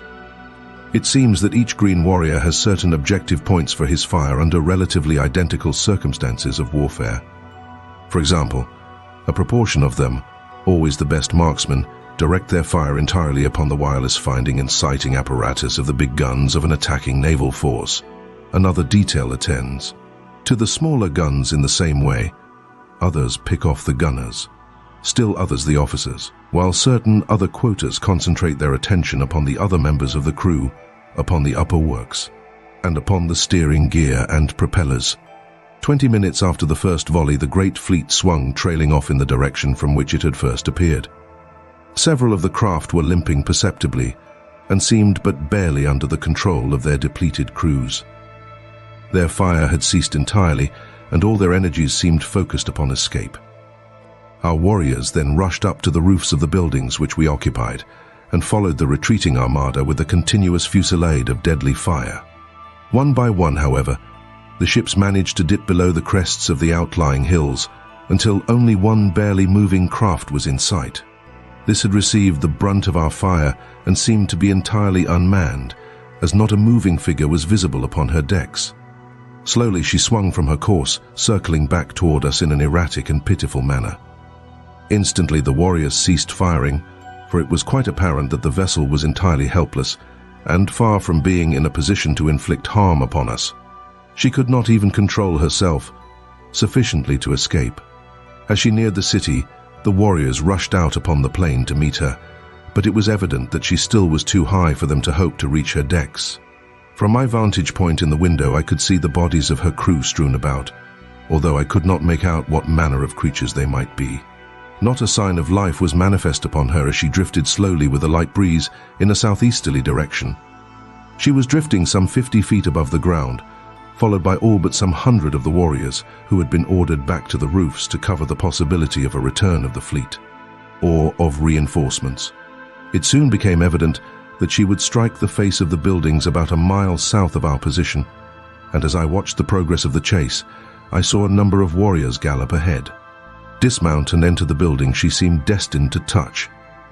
As the craft neared the building, and just before she struck, the Martian warriors swarmed upon her from the windows, and with their great spears eased the shock of the collision. And in a few moments they had thrown out grappling hooks, and the big boat was being hauled to ground by their fellows below. After making her fast, they swarmed the sides and searched the vessel from stem to stern. I could see them examining the dead sailors, evidently for signs of life, and presently a party of them appeared from below dragging a little figure among them. The creature was considerably less than half as tall as the green Martian warriors, and from my balcony I could see that it walked erect upon two legs, and surmised that it was some new and strange Martian monstrosity with which I had not as yet become acquainted. They removed their prisoner to the ground, and then commenced a systematic rifling of the vessel. This operation required several hours, during which time a number of the chariots were requisitioned to transport the loot, which consisted in arms, ammunition, silks, furs, jewels, strangely carved stone vessels, and a quantity of solid foods and liquids, including many casks of water, the first I had seen since my advent upon Mars. After the last load had been removed, the warriors made lines fast to the craft, and towed her far out into the valley in a southwesterly direction. A few of them then boarded her and were busily engaged in what appeared from my distant position. As the emptying of the contents of various carboys upon the dead bodies of the sailors and over the decks and works of the vessel. This operation concluded, they hastily clambered over her sides, sliding down the guy ropes to the ground. The last warrior to leave the deck turned and threw something back upon the vessel, waiting an instant to note the outcome of his act. As a faint spurt of flame rose from the point where the missile struck, he swung over the side and was quickly upon the ground. Scarcely had he alighted than the guy ropes were simultaneously released, and the great warship, lightened by the removal of the loot, soared majestically into the air. Her decks and upper works a mass of roaring flames. Slowly she drifted to the southeast, rising higher and higher as the flames ate away her wooden parts and diminished the weight upon her. Ascending to the roof of the building, I watched her for hours, until finally she was lost in the dim vistas of the distance. The sight was awe-inspiring in the extreme as one contemplated this mighty floating funeral pyre drifting unguided and unmanned through the lonely wastes of the Martian heavens, a derelict of death and destruction, typifying the life story of these strange and ferocious creatures into whose unfriendly hands fate had carried it. Much depressed, and to me, unaccountably so, I slowly descended to the street. The scene I had witnessed seemed to mark the defeat and annihilation of the forces of a kindred people, rather than the routing by our green warriors of a horde of similar, though unfriendly, creatures. I could not fathom the seeming hallucination, nor could I free myself from it. But somewhere in the innermost recesses of my soul, I felt a strange yearning toward these unknown foemen, and a mighty hope surged through me that the fleet would return and demand a reckoning from the green warriors who had so ruthlessly and wantonly attacked it. Close at my heel, in his now accustomed place, followed Wooler, the hound, and as I emerged upon the street, Sola rushed up to me as though I had been the object of some search on her part. The cavalcade was returning to the plaza, the homeward march having been given up for that day, nor in fact was it recommenced for more than a week, owing to the fear of a return attack by the aircraft. Lorquas Tomel was too astute an old warrior to be caught upon the open plains with a caravan of chariots and children, and so we remained at the deserted city until the danger seemed past. As Sola and I entered the plaza, a sight met my eyes which filled my whole being with a great surge of mingled hope, fear, exultation, and depression, and yet most dominant was a subtle sense of relief and happiness. For just as we neared the throng of Martians, I caught a glimpse of the prisoner from the battlecraft, who was being roughly dragged into a nearby building by a couple of green Martian females, and the sight which met my eyes was that of a slender, girlish figure, similar in every detail to the earthly women of my past life. She did not see me at first, but just as she was disappearing through the portal of the building which was to be her prison, she turned, and her eyes met mine. Her face was oval and beautiful in the extreme. Her every feature was finely chiseled and exquisite, her eyes large and lustrous, and her head surmounted by a mass of coal-black, waving hair, caught loosely into a strange yet becoming coiffure. Her skin was of a light reddish copper color, against which the crimson glow of her cheeks and the ruby of her beautifully molded lips shone with a strangely enhancing effect. She was as destitute of clothes as the green Martians who accompanied her. Indeed, save for her highly wrought ornaments, she was entirely naked. Nor could any apparel have enhanced the beauty of her perfect and symmetrical figure. As her gaze rested on me, her eyes opened wide in astonishment, and she made a little sign with her free hand, a sign which I did not, of course, understand. Just a moment we gazed upon each other, and then the look of hope and renewed courage which had glorified her face as she discovered me faded into one of utter dejection, mingled with loathing and contempt. I realized I had not answered her signal, and ignorant as I was of Martian customs, I intuitively felt that she had made an appeal for succor and protection which my unfortunate ignorance had prevented me from answering. And then she was dragged out of my sight into the depths of the deserted edifice. Chapter 9. I learned the language. As I came back to myself, I glanced at Sola, who had witnessed this encounter, and I was surprised to note a strange expression upon her usually expressionless countenance. What her thoughts were I did not know, for as yet I had learned but little of the Martian tongue, enough only to suffice for my daily needs. As I reached the doorway of our building, a strange surprise awaited me.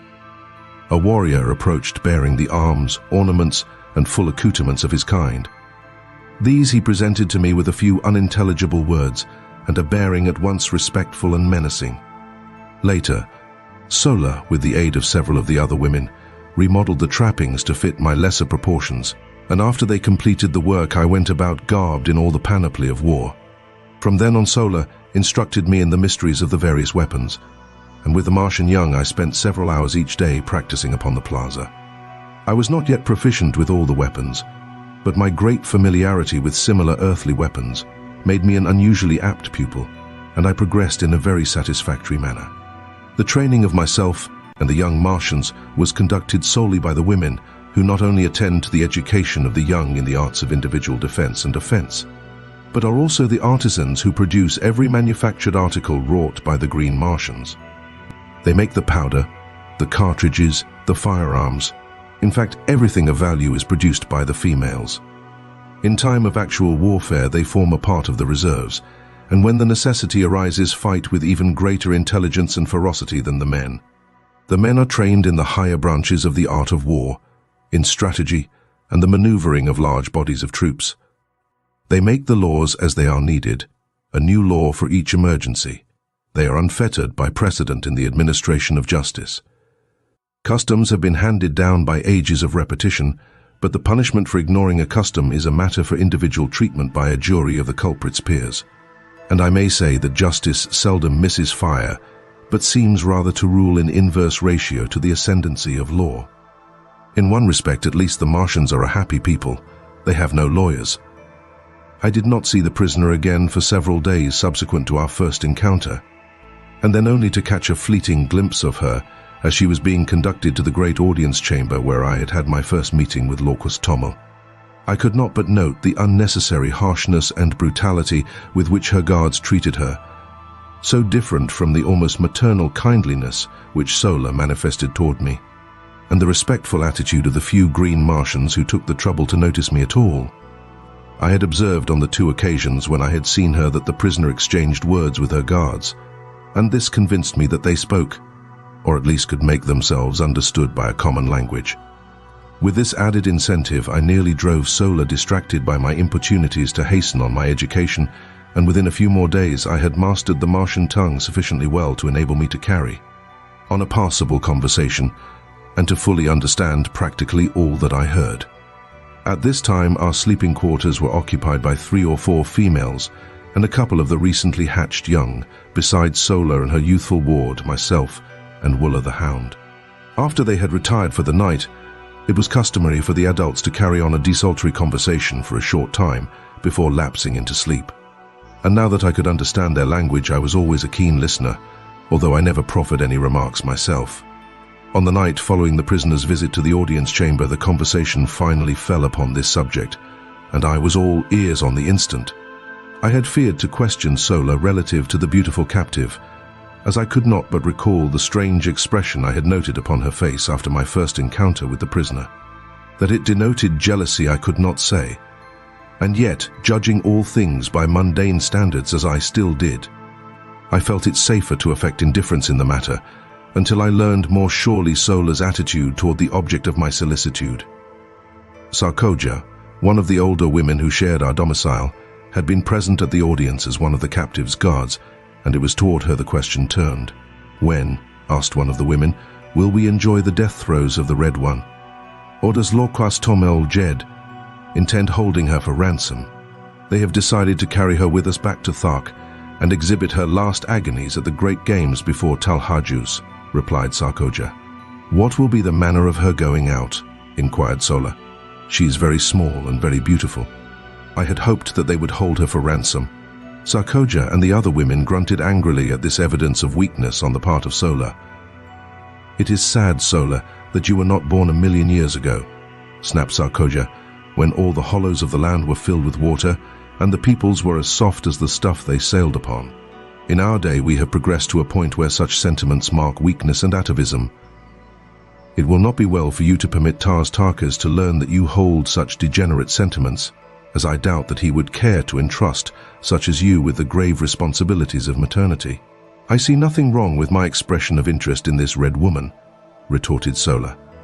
"She has never harmed us, nor would she should we have fallen into her hands.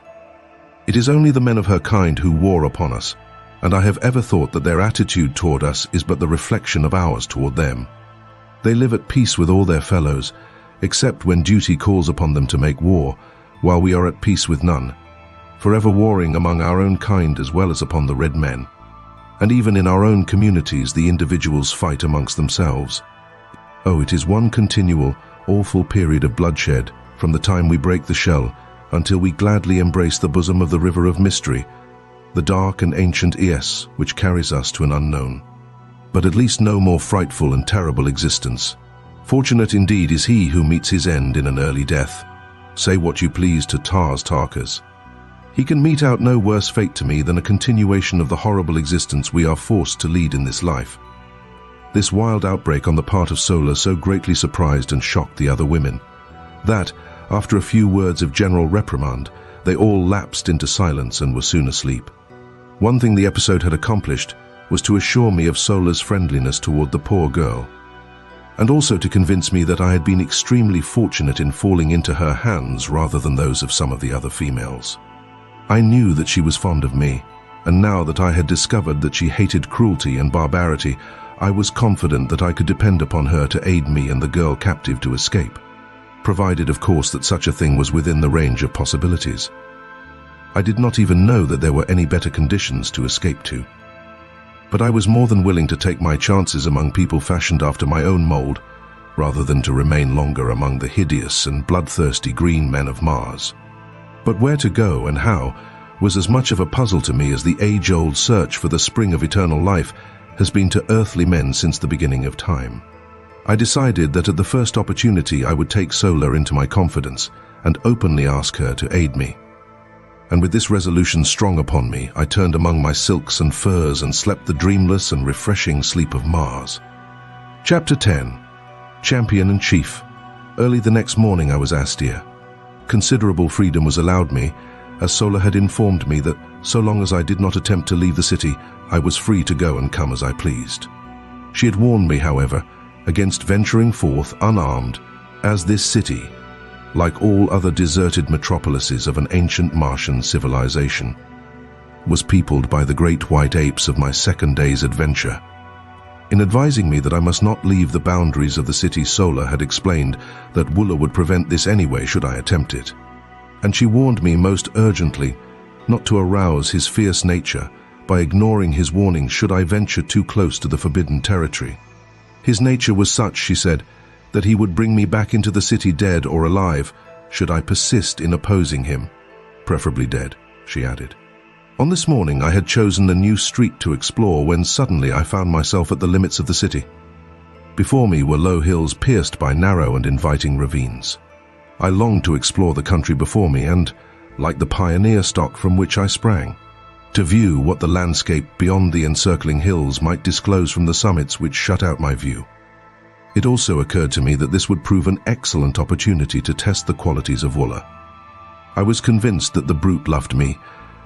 I had seen more evidences of affection in him than in any other Martian animal, man or beast, and I was sure that gratitude for the acts that had twice saved his life would more than outweigh his loyalty to the duty imposed upon him by cruel and loveless masters.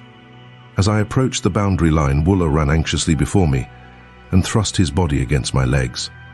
His expression was pleading rather than ferocious, nor did he bare his great tusks or utter his fearful guttural warnings.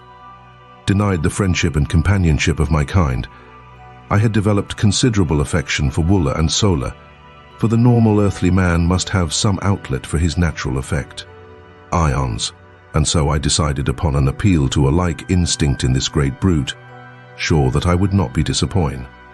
Ted. I had never petted nor fondled him, but now I sat upon the ground and putting my arms around his heavy neck I stroked and coaxed him, talking in my newly acquired Martian tongue as I would have to my hound at home, as I would have talked to any other friend among the lower anim. ALS. His response to my manifestation of affection was remarkable to a degree. He stretched his great mouth to its full W-I-teeth, baring the entire expanse of his upper rows of tusks and wrinkling his snout until his great eyes were almost hidden by the folds of FL. Esh. If you have ever seen a collie smile, you may have some idea of Woola's facial distort. Ion. He threw himself upon his back and fairly wallowed at my feet, jumped up and sprang Upo, me, rolling me upon the ground by his great weight, then wriggling and squirming around me like a playful puppy, presenting its back for the petting its sarara. Vas. I could not resist the ludicrousness of the spectacle, and holding my sides I rocked back and forth in the first laughter which had passed my lips in many days. The first, in fact, since the morning Powell had left camp when his horse, long unused, had precipitately and unexpectedly bucked him off headforemost into a pot of frijo. Less. My laughter frightened Woola, his antics ceased, and he crawled pitifully toward me, poking his ugly head far into my lap. And then I remembered what laughter signified on Mars: torture, suffering, death. Quieting myself, I rubbed the poor old fellow's head and back, talked to him for a few minutes, and then in an authoritative tone commanded him to follow me, and arising started for the high LLS. There was no further question of authority between us. Woola was my devoted slave from that moment hence, and I his only and undisputed Mars. My walk to the hills occupied but a few minutes, and I found nothing of particular interest to Rewa. Numerous brilliantly colored and strangely formed wild flowers dotted the ravines, and from the summit of the first hill I saw still other hills stretching off toward the north, and rising, one range above another, until lost in mountains of quite respectable dimensions, though I afterward found that only a few peaks on all Mars exceed 4,000 feet in height. The suggestion of magnitude was merely relative. My morning's walk had been large with importance to me, for it had resulted in a perfect understanding with Woola, upon whom Tarkas relied for my safekeeping. I now knew that while theoretically a prisoner, I was virtually free, and I hastened to regain the city limits before the defection of Woola could be discovered by his erstwhile masters. The adventure decided me never again to leave the limits of my prescribed stamping grounds until I was ready to venture forth for good and all, as it would certainly result in a curtailment of my liberties, as well as the probable death of Woola, were we to be discovered. On regaining the plaza, I had my third glimpse of the captive girl. She was standing with her guards before the entrance to the audience chamber, and as I approached, she gave me one haughty glance and turned her back full upon me. The act was so womanly, so earthly womanly, that though it stung my pride, it also warmed my heart with a feeling of companionship. It was good to know that someone else on Mars beside myself had human instincts of a civilized order, even though the manifestation of them was so painful and mortifying. Had a green Martian woman desired to show dislike or contempt, she would, in all likelihood, have done it with a sword thrust or a movement of her trigger finger, but as their sentiments are mostly atrophied, it would have required a serious injury to have aroused such passions in them. Sola, let me add, was an exception. I never saw her perform a cruel or uncouth act, or fail in uniform kindliness and good nature. She was indeed, as her fellow Martian had said of her, an atavism, a dear and precious reversion to a former type of loved and loving ancestor. Seeing that the prisoner seemed the center of attraction, I halted to view the proceedings. I had not long to wait, for presently Loquas Tomel and his retinue of chieftains approached the building and, signing the guards to follow with the prisoner, entered the audience chamber. Realizing that I was a somewhat favored character, and also convinced that the warriors did not know of my proficiency in their language, as I had pleaded with Sola to keep this a secret on the grounds that I did not wish to be forced to talk with the men until I had perfectly mastered the Martian tongue, I chanced an attempt to enter the audience chamber and listen to the proceedings. The council squatted upon the steps of the rostrum, while below them stood the prisoner and her two guards. I saw that one of the women was Sarkoja, and thus understood how she had been present at the hearing of the preceding day, the results of which she had reported to the occupants of our dormitory last night. Her attitude toward the captive was most harsh and brutal. When she held her, she sunk her rudimentary nails into the poor girl's flesh, or twisted her arm in a most painful manner. When it was necessary to move from one spot to another, she either jerked her roughly or pushed her headlong before her. She seemed to be venting upon this poor defenseless creature all the hatred, cruelty, ferocity, and spite of her 900 years, backed by unguessable ages of fierce and brutal ancestors. The other woman was less cruel because she was entirely indifferent. If the prisoner had been left to her alone, and fortunately she was at night, she would have received no harsh treatment, nor, by the same token, would she have received any attention at all. As Lorquas Tomel raised his eyes to address the prisoner, they fell on me, and he turned to Tars Tarkas with a word and gesture of impatience. Tars Tarkas made some reply which I could not catch, but which caused Lorquas Tomel to smile, after which they paid no further attention to me. "What is your name?" asked Lorquas Tomel, addressing the prisoner. "Dejah Thoris, daughter of Morse Kajak of Helium." "And the nature of your expedition?" he continued. "It was a purely scientific research party sent out by my father's father, the Jeddak of Helium, to rechart the air currents and to take atmospheric density tests," replied the fair prisoner in a low, well-modulated voice. "We were unprepared for battle," she continued, "as we were on a peaceful mission, as our banners and the colors of our craft denoted. The work we were doing was as much in your interests as in ours, for you know full well that were it not for our labors and the fruits of our scientific operations, there would not be enough air or water on Mars to support a single human life. For ages we have maintained the air and water supply at practically the same point without an appreciable loss, and we have done this in the face of the brutal and ignorant interference of you green men. Why, oh, why will you not learn to live in amity with your fellows? Must you ever go on down the ages to your final extinction, but little above the plane of the dumb brutes that serve you? A people without written language, without art, without homes, without love, the victims of eons of the horrible community idea. Owning everything in common, even to your women and children, has resulted in your owning nothing in common. You hate each other as you hate all else except yourselves. Come back to the ways of our common ancestors. Come back to the light of kindliness and fellowship. The way is open to you. You will find the hands of the red men stretched out to aid you. Together we may do still more to regenerate our dying planet. The granddaughter of the greatest and mightiest of the Red Jeddaks has asked you, will you come?" Lorquas Tomel and the warriors sat looking silently and intently at the young woman for several moments after she had ceased speaking. What was passing in their minds no man may know, but that they were moved, I truly believe, and if one man high among them had been strong enough to rise above custom, that moment would have marked a new and mighty era for Mars. I saw Tars Tarkas rise to speak, and on his face was such an expression as I had never seen upon the countenance of a green Martian warrior. It bespoke an inward and mighty battle with self, with heredity, with age-old custom, and as he opened his mouth to speak, a look almost of benignity, of kindliness, momentarily lighted up his fierce and terrible countenance.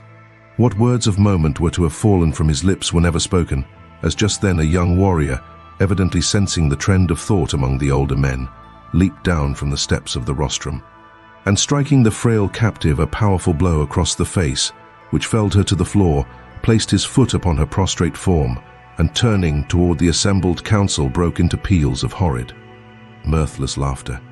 For an instant I thought Tars Tarkas would strike him dead, nor did the aspect of Lorquas Tomel augur any too favorably for the brute. But the mood passed, their old selves reasserted their ascendancy, and they smiled. It was portentous, however, that they did not laugh aloud, for the brute's act constituted a side-splitting witticism according to the ethics which rule green Martian humor. That I have taken moments to write down a part of what occurred as that blow fell does not signify that I remained inactive for any such length of time. I think I must have sensed something of what was coming, for I realize now that I was crouched as for a spring as I saw the blow aimed at her beautiful, upturned, pleading face. And ere the hand descended, I was halfway across the hall. Scarcely had his hideous laugh rang out but once, when I was upon him. The brute was 12 feet in height and armed to the teeth, but I believe that I could have accounted for the whole roomful in the terrific intensity of my rage.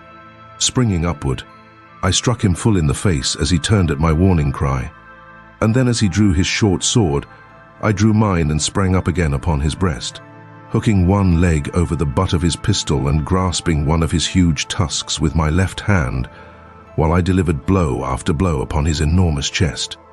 He could not use his short sword to advantage because I was too close to him, nor could he draw his pistol, which he attempted to do in direct opposition to Martian custom, which says that you may not fight a fellow warrior in private combat with any other than the weapon with which you are attacked. In fact, he could do nothing but make a wild and futile attempt to dislodge me. With all his immense bulk, he was little, if any, stronger than I, and it was but the matter of a moment or two before he sank, bleeding and lifeless, to the floor. Dejah Thoris had raised herself upon one elbow and was watching the battle with wide, staring eyes. When I had regained my feet, I raised her in my arms and bore her to one of the benches at the side of the room. Again, no Martian interfered with me, and tearing a piece of silk from my cape, I endeavored to staunch the flow of blood from her nostrils. I was soon successful, as her injuries amounted to little more than an ordinary nosebleed, and when she could speak, she placed her hand upon my arm and, looking up into my eyes, said, "Why did you do it? You who refused me even friendly recognition in the first hour of my peril. And now you risk your life and kill one of your companions for my sake. I cannot understand. What strange manner of man are you, that you consort with the green men, though your form is that of my race, while your color is little darker than that of the white ape? Tell me, are you human, or are you more than human?" "It is a strange tale," I replied, "too long to attempt to tell you now, and one which I so much doubt the credibility of myself that I fear to hope that others will believe it. Suffice it, for the present, that I am your friend, and so far as our captors will permit, your protector and your servant. Then you too are a prisoner, but why then those arms and the regalia of a Tharkian chieftain? What is your name? Where your country?" "Yes, Dejah Thoris, I too am a prisoner. My name is John Carter, and I claim Virginia, one of the United States of America, Earth, as my home. But why I am permitted to wear arms I do not know, nor was I aware that my regalia was that of a chieftain." We were interrupted at this juncture by the approach of one of the warriors, bearing arms, accoutrements, and ornaments, and in a flash one of her questions was answered, and a puzzle cleared up for me. I saw that the body of my dead antagonist had been stripped, and I read in the menacing yet respectful attitude of the warrior who had brought me these trophies of the kill the same demeanor as that evinced by the other who had brought me my original equipment. And now, for the first time, I realized that my blow, on the occasion of my first battle in the audience chamber, had resulted in the death of my adversary. The reason for the whole attitude displayed toward me was now apparent. I had won my spurs, so to speak, and in the crude justice which always marks Martian dealings, and which, among other things, has caused me to call her the planet of paradoxes, I was accorded the honors due a conqueror, the trappings and the position of the man I killed. In truth, I was a Martian chieftain, and this I learned later was the cause of my great freedom and my toleration in the audience chamber. As I had turned to receive the dead warrior's chattels, I had noticed that Tarkas and several others had pushed forward toward us, and the eyes of the former rested upon me in a most quizzical manner. Finally he addressed me. "You speak the tongue of Barsoom quite readily for one who was deaf and dumb to us a few short days ago. Where did you learn it, John Carter?" "You yourself are responsible, Tarkas," I replied, "in that you furnished me with an instructress of remarkable ability. I have to thank Sola for my learning." "She has done well," he answered, "but your education in other respects needs considerable polish. Do you know what your unprecedented temerity would have cost you had you failed to kill either of the two chieftains whose metal you now wear?" "I presume that that one whom I had failed to kill would have killed me," I answered, smiling. "No, you are wrong. Only in the last extremity of self-defense would a Martian warrior kill a prisoner. We like to save them for other purposes," and his face bespoke possibilities that were not pleasant to dwell upon. "But one thing can save you now," he continued. "Should you, in recognition of your remarkable valor, ferocity, and prowess, be considered by Talhajus as worthy of his service, you may be taken into the community and become a full-fledged Tharkian. Until we reach the headquarters of Talhajus, it is the will of Lorquas Tomal that you be accorded the respect your acts have earned you. You will be treated by us as a Tharkian chieftain, but you must not forget that every chief who ranks you is responsible for your safe delivery to our mighty and most ferocious ruler. I am done." "I hear you, Tarkas," I answered. "As you know, I am not of Barsoom. Your ways are not my ways, and I can only act in the future as I have in the past, in accordance with the dictates of my conscience and guided by the standards of mine own people. If you will leave me alone, I will go in peace, but if not, let the individual Barsoomians with whom I must deal either respect my rights as a stranger among you, or take whatever consequences may befall. Of one thing let us be sure, whatever may be your ultimate intentions toward this unfortunate young woman, whoever would offer her injury or insult in the future must figure on making a full accounting to me. I understand that you belittle all sentiments of generosity and kindliness, but I do not. And I can convince your most doughty warrior that these characteristics are not incompatible with an ability to fight. Ordinarily I am not given to long speeches, nor ever before had I descended to bombast, but I had guessed at the keynote which would strike an answering chord in the breasts of the green Martians. Nor was I wrong, for my harangue evidently deeply impressed them, and their attitude toward me thereafter was still further respectful. Tarkas himself seemed pleased with my reply, but his only comment was more or less enigmatical. And I think I know Talhajus, Jeddak of Thark. I now turned my attention to Dejah Thoris, and assisting her to her feet, I turned with her toward the exit, ignoring her hovering guardian harpies, as well as the inquiring glances of the chieftains. Was I not now a chieftain also? Well, then I would assume the responsibilities of one. They did not molest us, and so Dejah Thoris, Princess of Helium, and John Carter, Gentleman of Virginia, followed by the faithful Wooler, passed through utter silence from the audience chamber of Lorquas Tomel, Jed among the Tharks of Barsoom. Chapter 11. With Dejah Thoris. As we reached the open, the two female guards, who had been detailed to watch over Dejah Thoris, hurried up and made as though to assume custody of her once more. The poor child shrank against me, and I felt her two little hands fold tightly over my arm. Waving the women away, I informed them that Sola would attend the captive hereafter. And I further warned Sarkoja that any more of her cruel attentions bestowed upon Dejah Thoris would result in Sarkoja's sudden and painful demise. My threat was unfortunate and resulted in more harm than good to Dejah Thoris, for as I learned later, men do not kill women upon Mars, nor women men. So Sarkoja merely gave us an ugly look and departed to hatch up deviltries against us. I soon found Sola and explained to her that I wished her to guard Dejah Thoris as she had guarded me, that I wished her to find other quarters where they would not be molested by Sarkoja. And I finally informed her that I myself would take up my quarters among the men. Sola glanced at the accoutrements which were carried in my hand and slung across my shoulder. "You are a great chieftain now, John Carter," she said, "and I must do your bidding, though indeed I am glad to do it under any circumstances. The man whose metal you carry was young, but he was a great warrior, and had by his promotions and kills won his way close to the rank of Tarkas, who, as you know, is second to Lorquas Tomel only. You are 11th. There are but 10 chieftains in this community who rank you in prowess." "And if I should kill Lorquas Tomel?" I asked. "You would be first, John Carter, but you may only win that honor by the will of the entire council that Lorquas Tomel meet you in combat, or should he attack you, you may kill him in self-defense, and thus win first place." I laughed, and changed the subject. I had no particular desire to kill Lorquas Tomel, and less to be a Jed among the Tharks. I accompanied Sola and Dejah Thoris in a search for new quarters, which we found in a building nearer the audience chamber, and of far more pretentious architecture than our former habitation. We also found in this building real sleeping apartments with ancient beds of highly wrought metal swinging from enormous gold chains, depending from the marble ceilings. The decoration of the walls was most elaborate, and, unlike the frescoes in the other buildings I had examined, portrayed many human figures in the compositions. These were of people like myself, and of a much lighter color than Dejah Thoris.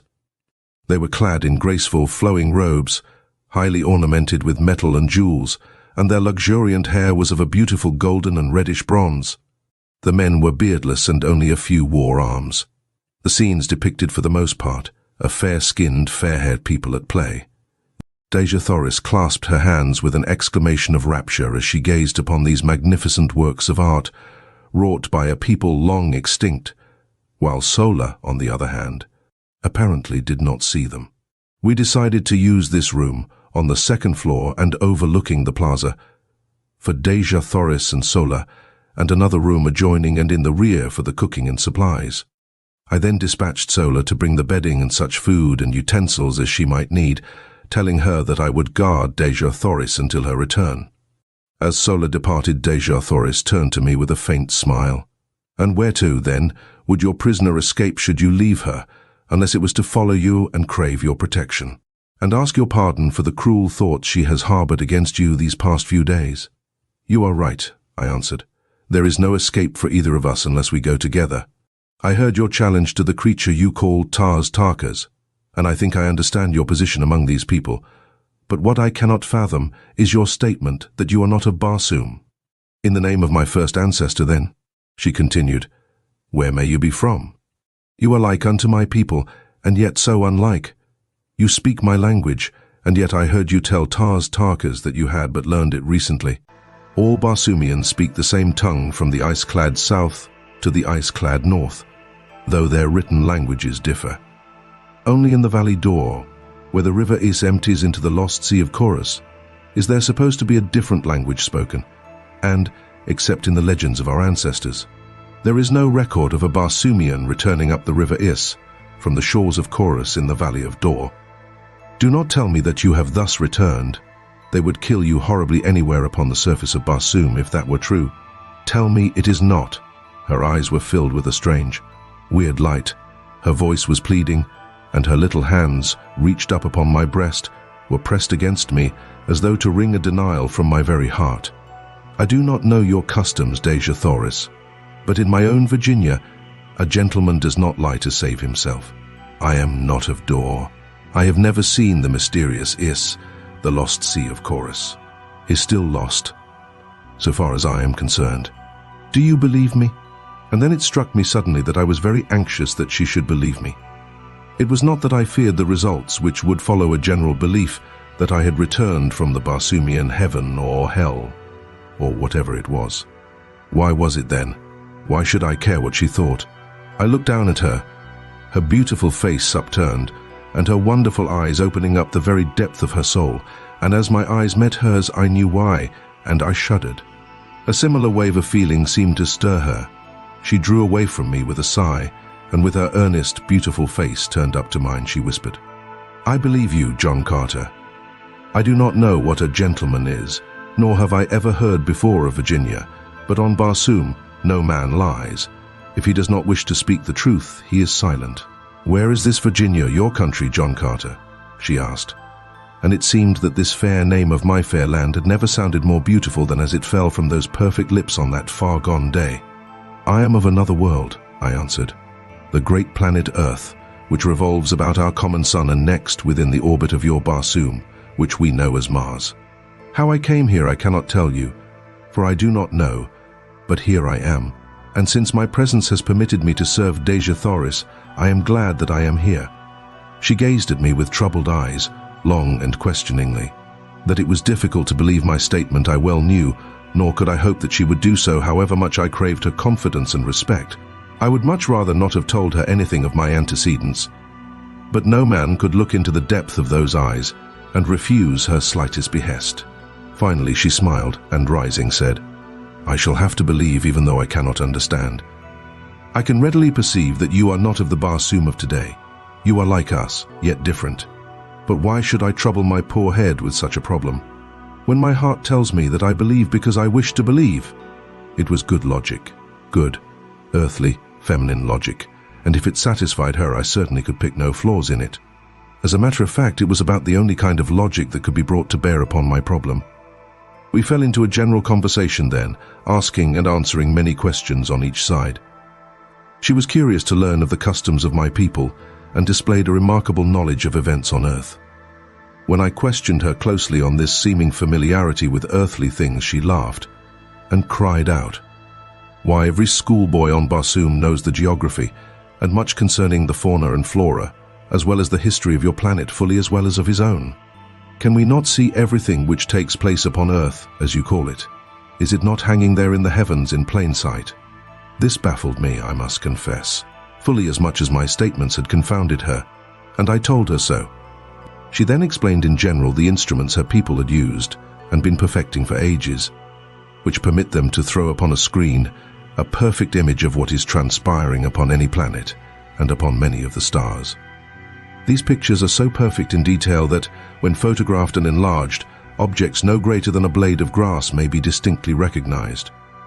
I afterward in Helium saw many of these pictures, as well as the instruments which produced them. If then, you are so familiar with earthly things, I asked, why is it that you do not recognize me as identical with the inhabitants of that planet? She smiled again as one might in bored indulgence of a questioning child. Because, John Carter, she replied, nearly every planet and star having atmospheric conditions at all approaching those of Barsoom shows forms of animal life almost identical with you and me. And, further, Earthmen, almost without exception, cover their bodies with strange, unsightly pieces of cloth, and their heads with hideous contraptions, the purpose of which we have been unable to conceive, while you, when found by the Tharkian warriors, were entirely undisfigured and unadorned. The fact that you wore no ornaments is a strong proof of your un-Barsoomian origin, while the absence of grotesque coverings might cause a doubt as to your earthliness. I then narrated the details of my departure from the earth, explaining that my body there lay fully clothed in all the, to her, strange garments of mundane dwellers. At this point, Sola returned with our meager belongings and her young Martian protégé, who of course would have to share the quarters with them. Sola asked us if we had had a visitor during her absence, and seemed much surprised when we answered in the negative. It seemed that as she had mounted the approach to the upper floors where our quarters were located, she had met Sarkoja descending. We decided that she must have been eavesdropping, but as we could recall nothing of importance that had passed between us, we dismissed the matter as of little consequence, merely promising ourselves to be warned to the utmost caution in the future. Dejah Thoris and I then fell to examining the architecture and decorations of the beautiful chambers of the building we were occupying. She told me that these people had presumably flourished over 100,000 years before. They were the early progenitors of her race, but had mixed with the other great race of early Martians, who were very dark, almost black, and also with the reddish-yellow race which had flourished at the same time. These three great divisions of the higher Martians had been forced into a mighty alliance, as the drying up of the Martian seas had compelled them to seek the comparatively few and always diminishing fertile areas, and to defend themselves, under new conditions of life, against the wild hordes of green men. Ages of close relationship and intermarrying had resulted in the race of red men, of which Dejah Thoris was a fair and beautiful daughter. During the ages of hardships and incessant warring between their own various races, as well as with the green men, and before they had fitted themselves to the changed conditions, much of the high civilization and many of the arts of the fair-haired Martians had become lost. But the red race of today has reached a point where it feels that it has made up in new discoveries and in a more practical civilization for all that lies irretrievably buried with the ancient Barsoomians beneath the countless intervening ages. These ancient Martians had been a highly cultivated and literary race, but during the vicissitudes of those trying centuries of readjustment to new conditions, not only did their advancement and production cease entirely, but practically all their archives, records, and literature were lost. Dejah Thoris related many interesting facts and legends concerning this lost race of noble and kindly people. She said that the city in which we were camping was supposed to have been a center of commerce and culture known as Korad. It had been built upon a beautiful natural harbor, landlocked by magnificent hills. The little valley on the west front of the city, she explained, was all that remained of the harbor, while the pass through the hills to the old sea bottom had been the channel through which the shipping passed up to the city's gates. The shores of the ancient seas were dotted with just such cities, and lesser ones in diminishing numbers were to be found converging toward the center of the oceans. As the people had found it necessary to follow the receding waters until necessity had forced upon them their ultimate salvation, the so-called Martian canals. We had been so engrossed in exploration of the building and in our conversation that it was late in the afternoon before we realized it. We were brought back to a realization of our present conditions by a messenger bearing a summons from Lorquas Tomel, directing me to appear before him forthwith. Bidding Dejah Thoris and Sola farewell, and commanding Wooler to remain on guard, I hastened to the audience chamber, where I found Lorquas Tomel and Tarkas seated upon the rostrum. Chapter 12. A Prisoner with Power. As I entered and saluted, Lorquas Tomel signaled me to advance, and, fixing his great, hideous eyes upon me, addressed me thus: "You have been with us a few days, yet during that time you have by your prowess won a high position among us. Be that as it may, you are not one of us. You owe us no allegiance. Your position is a peculiar one," he continued. "You are a prisoner, and yet you give commands which must be obeyed. You are an alien, and yet you are a Tharkian chieftain. You are a midget, and yet you can kill a mighty warrior with one blow of your fist. And now you are reported to have been plotting to escape with another prisoner of another race, a prisoner who, from her own admission, half believes you are returned from the Valley of Dor. Either one of these accusations, if proved, would be sufficient grounds for your execution, but we are a just people, and you shall have a trial on our return to Thark, if Tal Hajus so commands. But," he continued, in his fierce guttural tones, "if you run off with the Red Girl, it is I who shall have to account to Tal Hajus. It is I who shall have to face Tarkas, and either demonstrate my right to command, or the metal from my dead carcass will go to a better man, for such is the custom of the Tharks. I have no quarrel with Tarkas. Together we rule supreme the greatest of the lesser communities among the green men. We do not wish to fight between ourselves, and so if you were dead, John Carter, I should be glad. Under two conditions only, however. May you be killed by us without orders from Tal Hajus, in personal combat in self-defense, should you attack one of us, or were you apprehended in an attempt to escape. As a matter of justice, I must warn you that we only await one of these two excuses for ridding ourselves of so great a responsibility. The safe delivery of the Red Girl to Tal Hajus is of the greatest importance. Not in 1,000 years have the Tharks made such a capture. She is the granddaughter of the greatest of the Red Jedaks, who is also our bitterest enemy. I have spoken. The Red Girl told us that we were without the softer sentiments of humanity, but we are a just and truthful race. You may go." Turning, I left the audience chamber. So this was the beginning of Sarkozia's persecution. I knew that none other could be responsible for this report, which had reached the ears of Lorquas Tomel so quickly. And now I recalled those portions of our conversation which had touched upon escape and upon my origin. Sarkozia was at this time Tarkas' oldest and most trusted female.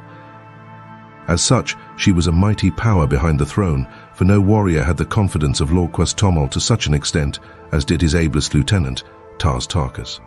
However, instead of putting thoughts of possible escape from my mind, my audience with Lorquas Tomel only served to center my every faculty on this subject.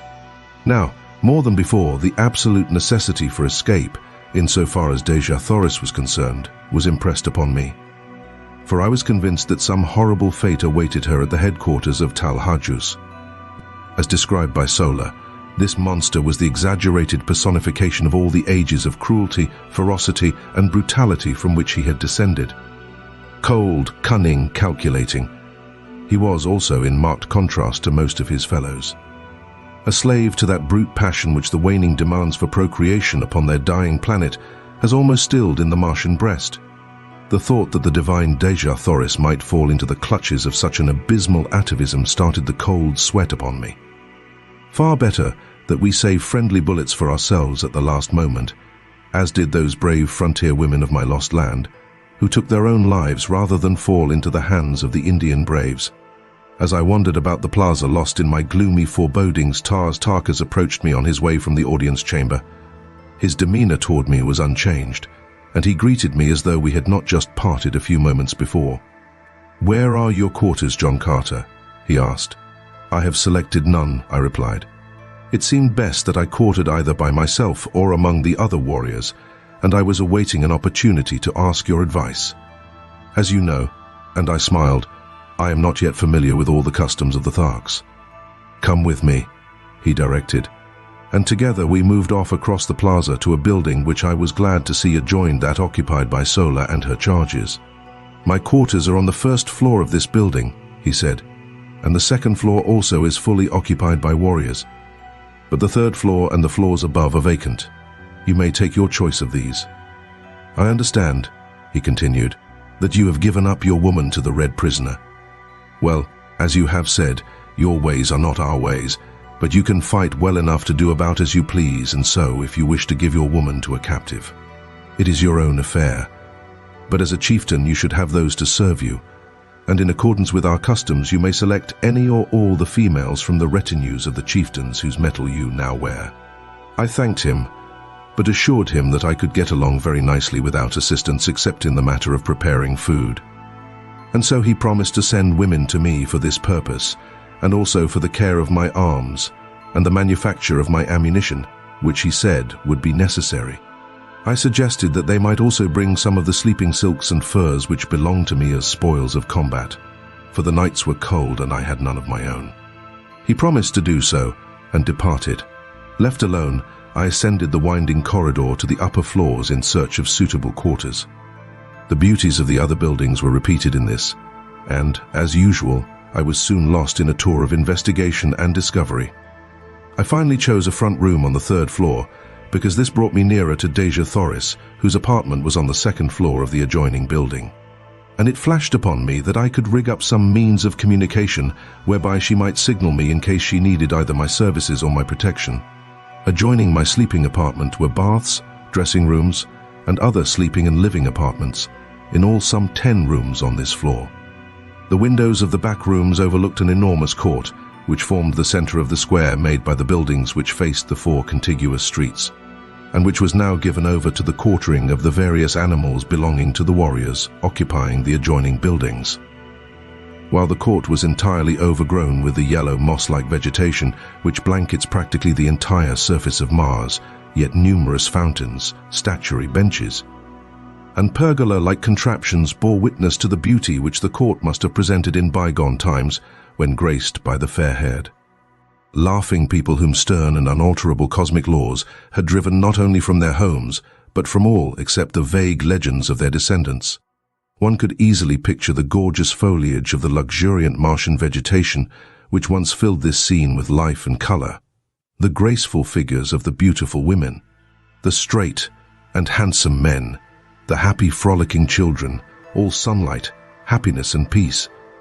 It was difficult to realize that they had gone down through ages of darkness, cruelty and ignorance, until their hereditary instincts of culture and humanitarianism had risen ascendant once more in the final composite race which now is dominant upon Mars.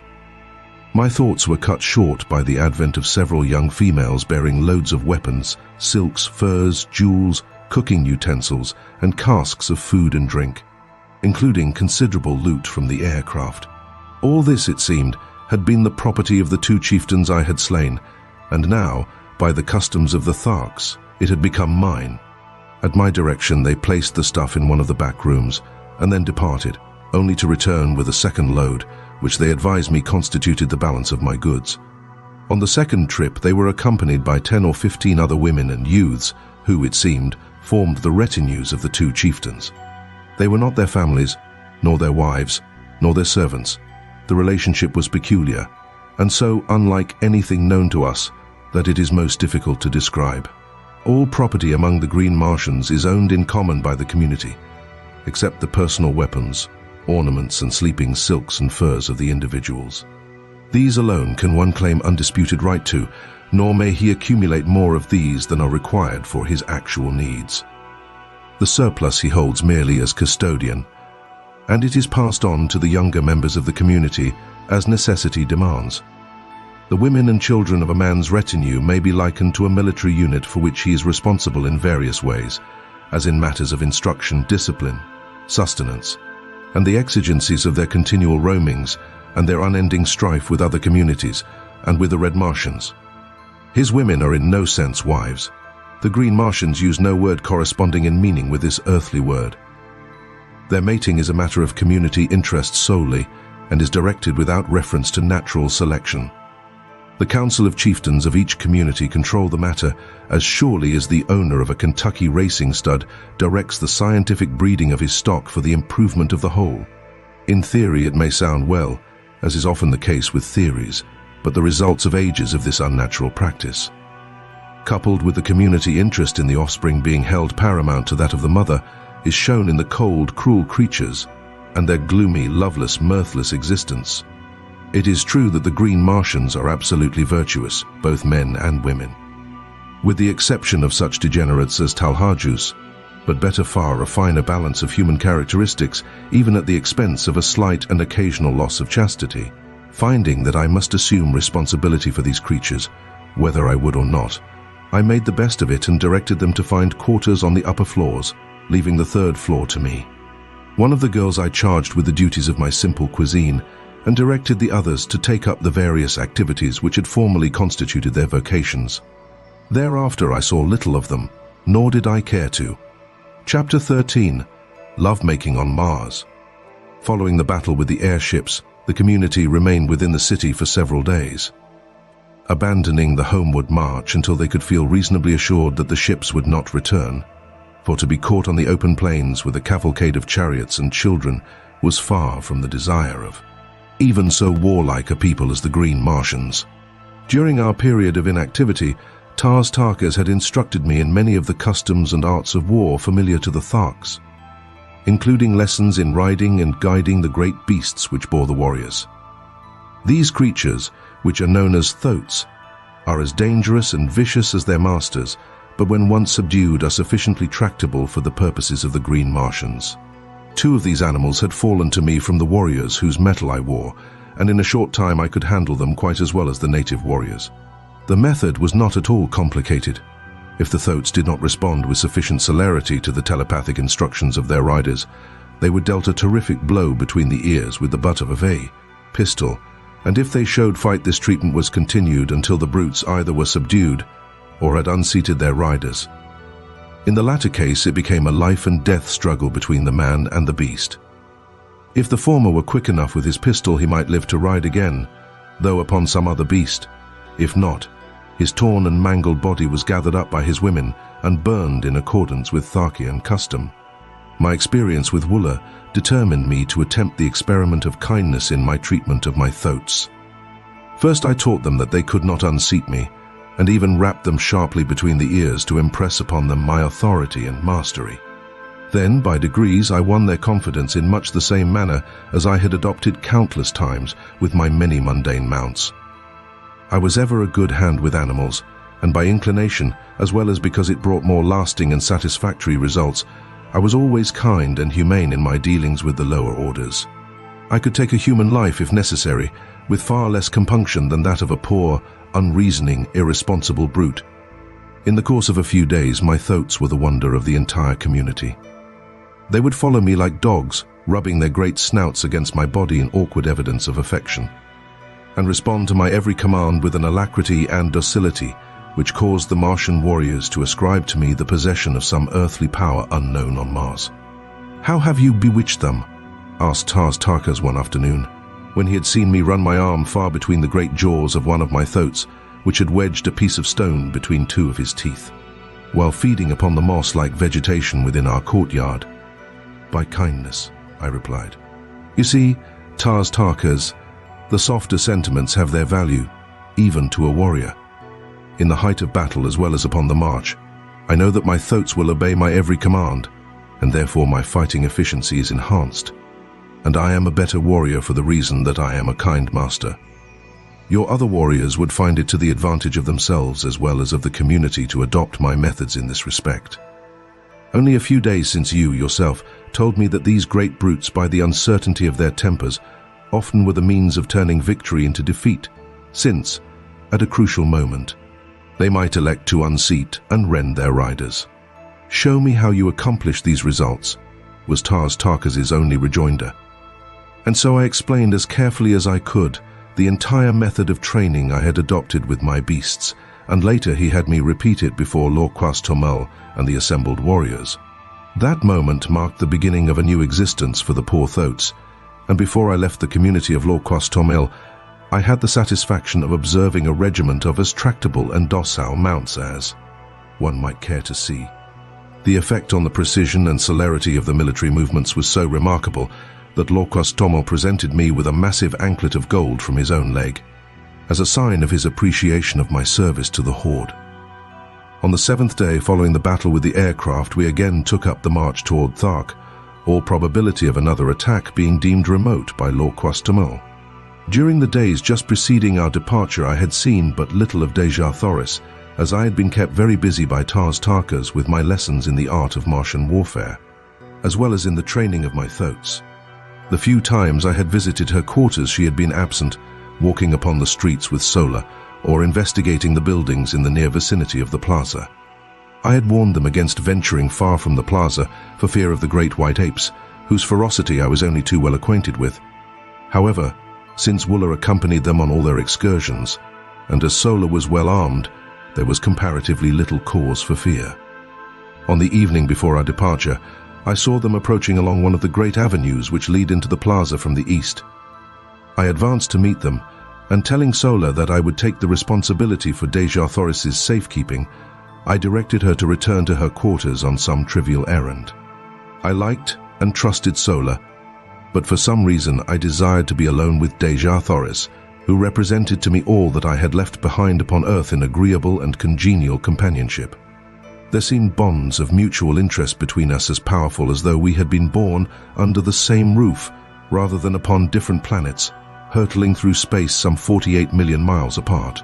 That she shared my sentiments in this respect I was positive, for on my approach, the look of pitiful hopelessness left her sweet countenance to be replaced by a smile of joyful welcome, as she placed her little right hand upon my left shoulder in true red Martian salute.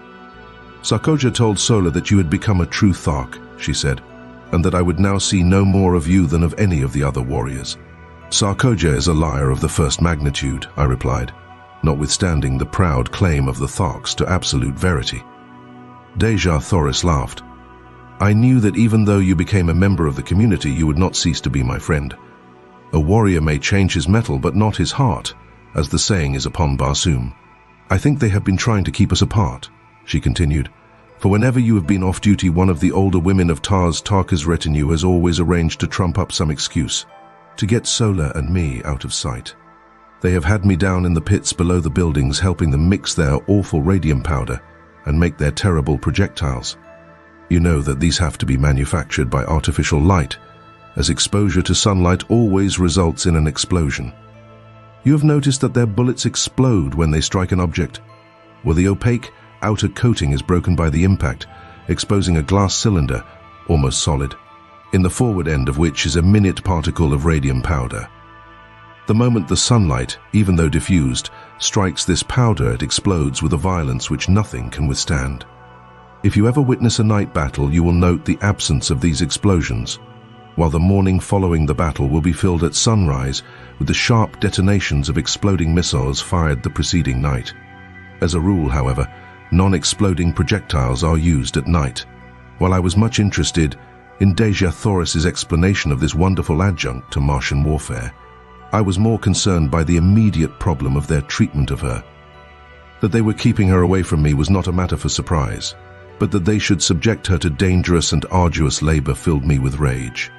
"Have they ever subjected you to cruelty and ignominy, Dejah Thoris?" I asked, feeling the hot blood of my fighting ancestors leap in my veins as I awaited her reply. "Only in little ways, John Carter," she answered. "Nothing that can harm me outside my pride. They know that I am the daughter of 10,000 Jedeks, that I trace my ancestry straight back without a break to the builder of the first great waterway, and they, who do not even know their own mothers, are jealous of me. At heart, they hate their horrid fates, and so wreak their poor spite on me, who stand for everything they have not, and for all they most crave and never can attain. Let us pity them, my chieftain, for even though we die at their hands, we can afford them pity, since we are greater than they and they know it." Had I known the significance of those words, my chieftain, as applied by a red Martian woman to a man, I should have had the surprise of my life. But I did not know at that time, nor for many months thereafter. Yes, I still had much to learn upon Barsoom. I presume it is the better part of wisdom that we bow to our fate with as good grace as possible, Dejah Thoris. But I hope, nevertheless, that I may be present the next time that any Martian, green, red, pink, or violet, has the temerity to even so much as frown on you, my princess." Dejah Thoris caught her breath at my last words, and gazed upon me with dilated eyes and quickening breath, and then, with an odd little laugh, which brought roguish dimples to the corners of her mouth, she shook her head and cried, "What a child! A great warrior, and yet a stumbling little child." "What have I done now?" I asked, in sore perplexity. "Someday you shall know, John Carter, if we live, but I may not tell you. And I, the daughter of Mors Kajak, son of Tardos Mors, have listened without anger," she soliloquized in conclusion. Then she broke out again into one of her gay, happy, laughing moods, joking with me on my prowess as a Thark warrior as contrasted with my soft heart and natural kindliness. "I presume that should you accidentally wound an enemy, you would take him home and nurse him back to health," she laughed. "That is precisely what we do on Earth," I answered. "At least among civilized men." This made her laugh again. She could not understand it, for, with all her tenderness and womanly sweetness, she was still a Martian. And to a Martian, the only good enemy is a dead enemy. For every dead foeman means so much more to divide between those who live. I was very curious to know what I had said or done to cause her so much perturbation a moment before, and so I continued to importune her to enlighten me. "No," she exclaimed, "it is enough that you have said it and that I have listened. And when you learn, John Carter, and if I be dead, as likely I shall be ere the further moon has circled Barsoom another 12 times, remember that I listened, and that I smiled." It was all Greek to me, but the more I begged her to explain, the more positive became her denials of my request. And so, in very hopelessness, I desisted. Day had now given way to night, and as we wandered along the great avenue lighted by the 2 moons of Barsoom, and with Earth looking down upon us out of her luminous green eye, it seemed that we were alone in the universe, and I, at least, was content that it should be so. The chill of the Martian night was upon us, and removing my silks, I threw them across the shoulders of Dejah Thoris.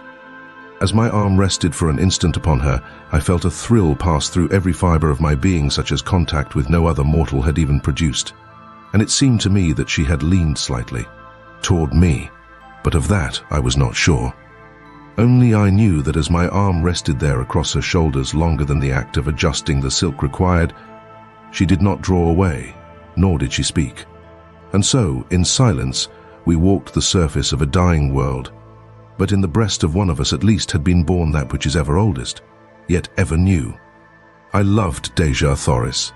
The touch of my arm upon her naked shoulder had spoken to me in words I would not mistake, and I knew that I had loved her since the first moment that my eyes had met hers, that first time in the plaza of the dead city of Korad. Chapter 14. A Duel to the Death. My first impulse was to tell her of my love, and then I thought of the helplessness of her position, wherein I alone could lighten the burdens of her captivity, and protect her in my poor way against the thousands of hereditary enemies she must face upon our arrival at Thark. I could not chance causing her additional pain or sorrow by declaring a love which, in all probability, she did not return. Should I be so indiscreet, her position would be even more unbearable than now, and the thought that she might feel that I was taking advantage of her helplessness. To influence her decision was the final argument which sealed my lips. "Why are you so quiet, Dejah Thoris?" I asked. "Possibly you would rather return to Sola and your quarters." "No," she murmured. "I am happy here. I do not know why it is that I should always be happy and contented when you, John Carter, a stranger, are with me. Yet at such times it seems that I am safe, and that, with you, I shall soon return to my father's court and feel his strong arms about me and my mother's tears and kisses on my cheek." "Do people kiss then upon Barsoom?" I asked, when she had explained the word she used, in answer to my inquiry as to its meaning. "Parents, brothers and sisters, yes. And," she added in a low, thoughtful tone, "lovers." "And you, Dejah Thoris, have parents and brothers and sisters?" "Yes, and a lover." She was silent, nor could I venture to repeat the question.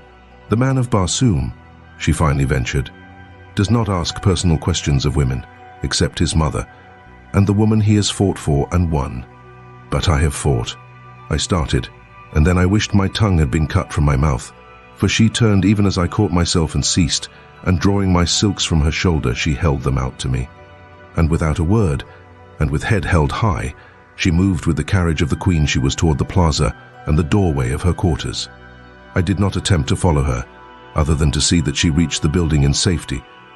But, directing Wooler to accompany her, I turned disconsolately and entered my own house. I sat for hours cross-legged and cross-tempered, upon my silks meditating upon the queer freaks chance plays upon us poor devils of mortals. So this was love. I had escaped it for all the years I had roamed the 5 continents and their encircling seas, in spite of beautiful women and urging opportunity, in spite of a half-desire for love and a constant search for my ideal. It had remained for me to fall furiously and hopelessly in love with a creature from another world, of a species similar possibly, yet not identical with mine. A woman who was hatched from an egg, and whose span of life might cover 1,000 years, whose people had strange customs and ideas, a woman whose hopes, whose pleasures, whose standards of virtue and of right and wrong might vary as greatly from mine as did those of the green Martians. Yes, I was a fool, but I was in love, and though I was suffering the greatest misery I had ever known, I would not have had it otherwise for all the riches of Barsoom. Such is love, and such are lovers wherever love is known. To me, Dejah Thoris was all that was perfect, all that was virtuous and beautiful and noble and good. I believe that from the bottom of my heart, from the depth of my soul on that night in Karad as I sat cross-legged upon my silks while the nearer moon of Barsoom raced through the western sky toward the horizon and lighted up the golden marble and jeweled mosaics of my world-old chamber, and I believe it today as I sit at my desk in the little study overlooking the Hudson. 20 years have intervened. For 10 of them I lived and fought for Dejah Thoris and her people, and for 10 I have lived upon her memory. The morning of our departure for Thark dawned clear and hot, as do all Martian mornings except for the 6 weeks when the snow melts at the poles. I sought out Dejah Thoris in the throng of departing chariots, but she turned her shoulder to me, and I could see the red blood mount to her cheek. With the foolish inconsistency of love, I held my peace when I might have pled ignorance of the nature of my offense, or at least the gravity of it, and so have effected, at worst, a half-conciliation. My duty dictated that I must see that she was comfortable, and so I glanced into her chariot and rearranged her silks and furs. In doing so, I noted with horror that she was heavily chained by one ankle to the side of the vehicle. "What does this mean?" I cried, turning to Sola. "Sarkoja thought it best," she answered, her face betokening her disapproval of the procedure. Examining the manacles, I saw that they fastened with a massive spring lock. "Where is the key, Sola? Let me have it." "Sarkoja wears it, John Carter," she answered. I turned without further word and sought out Tarkas, to whom I vehemently objected to the unnecessary humiliations and cruelties, as they seemed to my lover's eyes, that were being heaped upon Dejah Thoris. "John Carter," he answered, "if ever you and Dejah Thoris escape the Tharks, it will be upon this journey. We know that you will not go without her. You have shown yourself a mighty fighter, and we do not wish to manacle you, so we hold you both in the easiest way that will yet ensure security." I have spoken. I saw the strength of his reasoning at a flash, and knew that it was futile to appeal from his decision.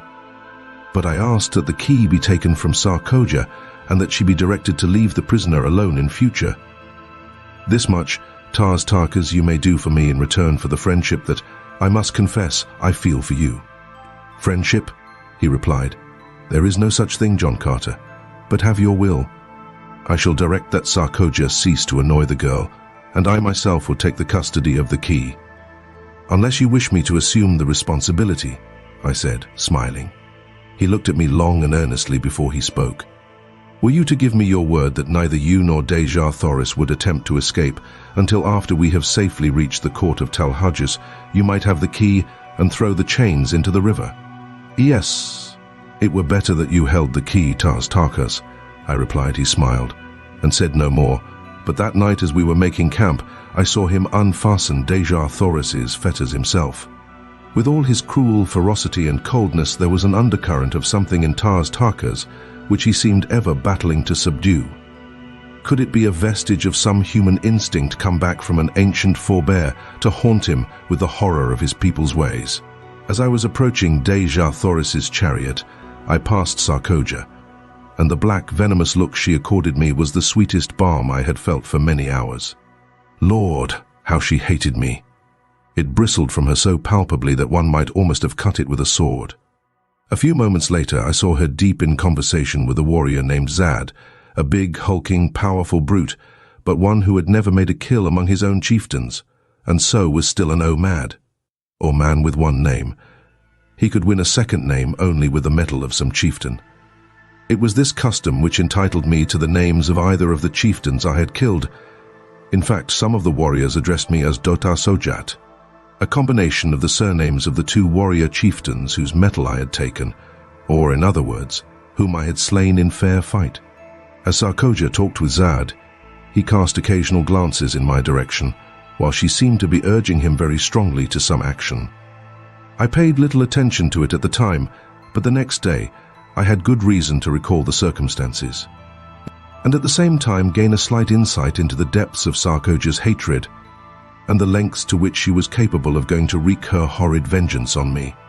Dejah Thoris would have none of me again on this evening, and though I spoke her name, she neither replied nor conceded by so much as the flutter of an eyelid that she realized my existence. In my extremity, I did what most other lovers would have done. I sought word from her through an intimate.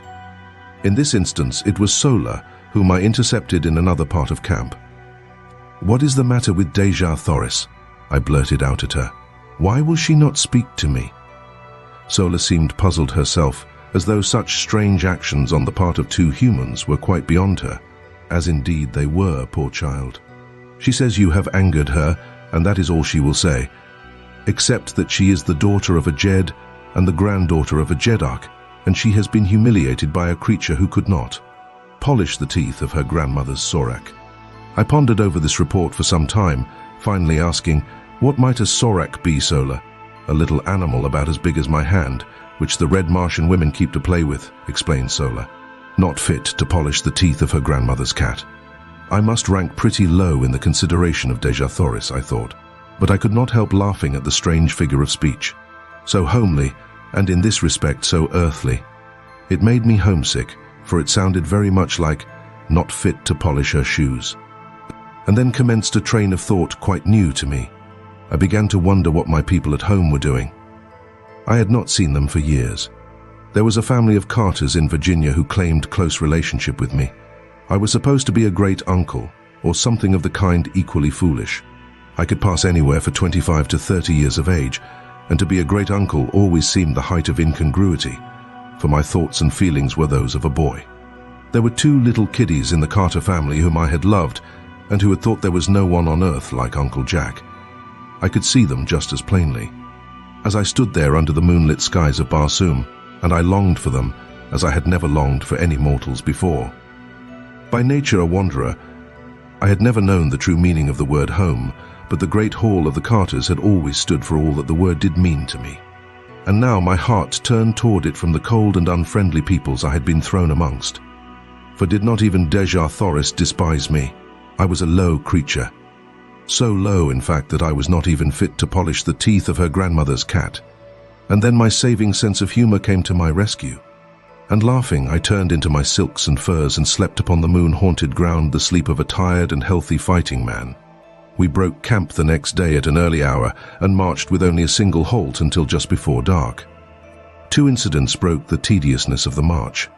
About noon we espied far to our right what was evidently an incubator, and Lord Quastomel directed Tarkas to investigate it. The latter took a dozen warriors, including myself, and we raced across the velvety carpeting of moss to the little enclosure. It was indeed an incubator, but the eggs were very small in comparison with those I had seen hatching in ours at the time of my arrival on Mars. Tarkas dismounted and examined the enclosure minutely, finally announcing that it belonged to the green men of Warhoon, and that the cement was scarcely dry where it had been walled up. "They cannot be a day's march ahead of us," he exclaimed, the light of battle leaping to his fierce face. The work at the incubator was short indeed. The warriors tore open the entrance, and a couple of them, crawling in, soon demolished all the eggs with their short swords. Then remounting, we dashed back to join the cavalcade. During the ride, I took occasion to ask Tarkas if these Warhoons, whose eggs we had destroyed, were as smaller people than his Tharks. "I noticed that their eggs were so much smaller than those I saw hatching in your incubator," I added. He explained that the eggs had just been placed there, but like all green Martian eggs, they would grow during the 5-year period of incubation until they obtained the size of those I had seen hatching on the day of my arrival on Barsoom. This was indeed an interesting piece of information, for it had always seemed remarkable to me that the green Martian women, large as they were, could bring forth such enormous eggs as I had seen the 4-foot infants emerging from. As a matter of fact, the new laid egg is but little larger than an ordinary goose egg. And as it does not commence to grow until subjected to the light of the sun, the chieftains have little difficulty in transporting several hundreds of them at one time from the storage vaults to the incubators. Shortly after the incident of the Warhoon eggs, we halted to rest the animals, and it was during this halt that the second of the day's interesting episodes occurred. I was engaged in changing my riding cloths from one of my thoats to the other, for I divided the day's work between them when Zad approached me, and without a word struck my animal a terrific blow with his long sword. I did not need a manual of green Martian etiquette to know what reply to make, for in fact, I was so wild with anger that I could scarcely refrain from drawing my pistol and shooting him down for the brute he was. But he stood waiting with drawn long sword, and my only choice was to draw my own and meet him in fair fight with his choice of weapons, or a lesser one. This latter alternative is always permissible. Therefore I could have used my short sword, my dagger, my hatchet, or my fists had I wished, and been entirely within my rights. But I could not use firearms or a spear while he held only his long sword. I chose the same weapon he had drawn because I knew he prided himself upon his ability with it, and I wished, if I worsted him at all, to do it with his own weapon. The fight that followed was a long one, and delayed the resumption of the march for an hour. The entire community surrounded us, leaving a clear space about 100 feet in diameter for our battle. Zad first attempted to rush me down as a bull might a wolf, but I was much too quick for him, and each time I sidestepped his rushes he would go lunging past me, only to receive a nick from my sword upon his arm or back. He was soon streaming blood from a half-dozen minor wounds, but I could not obtain an opening to deliver an effective thrust. Then he changed his tactics, and fighting warily and with extreme dexterity, he tried to do by science what he was unable to do by brute strength. I must admit that he was a magnificent swordsman, and had it not been for my greater endurance and the remarkable agility the lesser gravitation of Mars lent me, I might not have been able to put up the creditable fight I did against him. We circled for some time without doing much damage on either side, the long, straight, needle-like swords flashing in the sunlight and ringing out upon the stillness as they crashed together with each effective parry. Finally Zad, realizing that he was tiring more than I, evidently decided to close in and end the battle in a final blaze of glory for himself.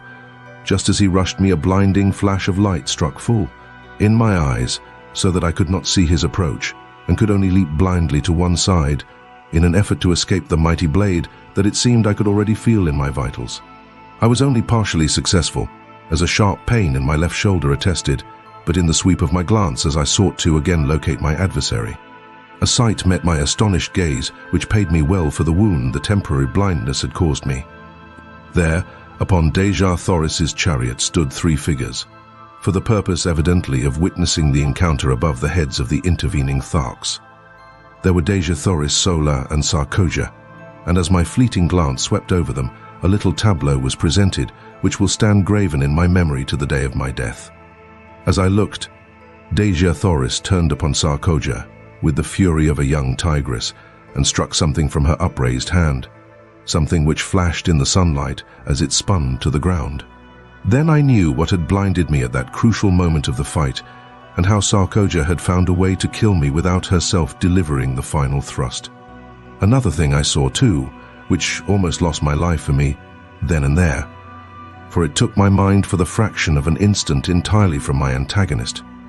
For, as Dejah Thoris struck the tiny mirror from her hand, Sarkoja, her face livid with hatred and baffled rage, whipped out her dagger and aimed a terrific blow at Dejah Thoris, and then Sola. Our dear and faithful Sola sprang between them. The last I saw was the great knife descending upon her shielding breast.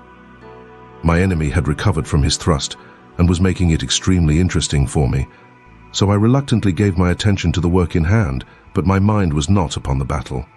We rushed each other furiously time after time, till suddenly, feeling the sharp point of his sword at my breast in a thrust I could neither parry nor escape, I threw myself upon him with outstretched sword and with all the weight of my body, determined that I would not die alone if I could prevent it. I felt the steel tear into my chest, all went black before me, My head whirled in dizziness, and I felt my knees giving beneath me. Chapter 15. Sola tells me her story. When consciousness returned, and as I soon learned I was down but a moment, I sprang quickly to my feet searching for my sword, and there I found it, buried to the hilt in the green breast of Zad, who lay stone dead upon the ochre moss of the ancient sea bottom. As I regained my full senses, I found his weapon piercing my left breast, but only through the flesh and muscles which cover my ribs, entering near the center of my chest and coming out below the shoulder. As I had lunged, I had turned so that his sword merely passed beneath the muscles, inflicting a painful but not dangerous wound.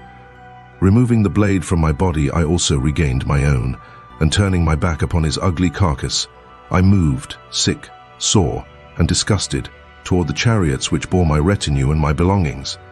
A murmur of Martian applause greeted me, but I cared not for it. Bleeding and weak, I reached my women, who, accustomed to such happenings, dressed my wounds, applying the wonderful healing and remedial agents which make only the most instantaneous of death blows fatal. Give a Martian woman a chance and death must take a back seat. They soon had me patched up so that, except for weakness from loss of blood and a little soreness around the wound, I suffered no great distress from this thrust, which under earthly treatment undoubtedly would have put me flat on my back for days. As soon as they were through with me, I hastened to the chariot of Dejah Thoris, where I found my poor Sola with her chest swathed in bandages, but apparently little the worse for her encounter with Sarkoja, whose dagger, it seemed, had struck the edge of one of Sola's metal breast ornaments, and, thus deflected, had inflicted but a slight flesh wound. As I approached, I found Dejah Thoris lying prone upon her silks and furs, her lithe form racked with sobs. She did not notice my presence, nor did she hear me speaking with Sola, who was standing a short distance from the vehicle. "Is she injured?" I asked of Sola, indicating Dejah Thoris by an inclination of my head. "No," she answered. "She thinks that you are dead, and that her grandmother's cat may now have no one to polish its teeth," I queried, smiling. "I think you wrong her, John Carter," said Sola. "I do not understand either her ways or yours, but I am sure the granddaughter of 10,000 Jedaks would never grieve like this over any who held but the highest claim upon her affections. They are a proud race, but they are just, as are all Barsoomians, and you must have hurt or wronged her grievously that she will not admit your existence living, though she mourns you dead. Tears are a strange sight upon Barsoom," she continued, "and so it is difficult for me to interpret them. I have seen but two people weep in all my life, other than Dejah Thoris. One wept from sorrow, the other from baffled rage.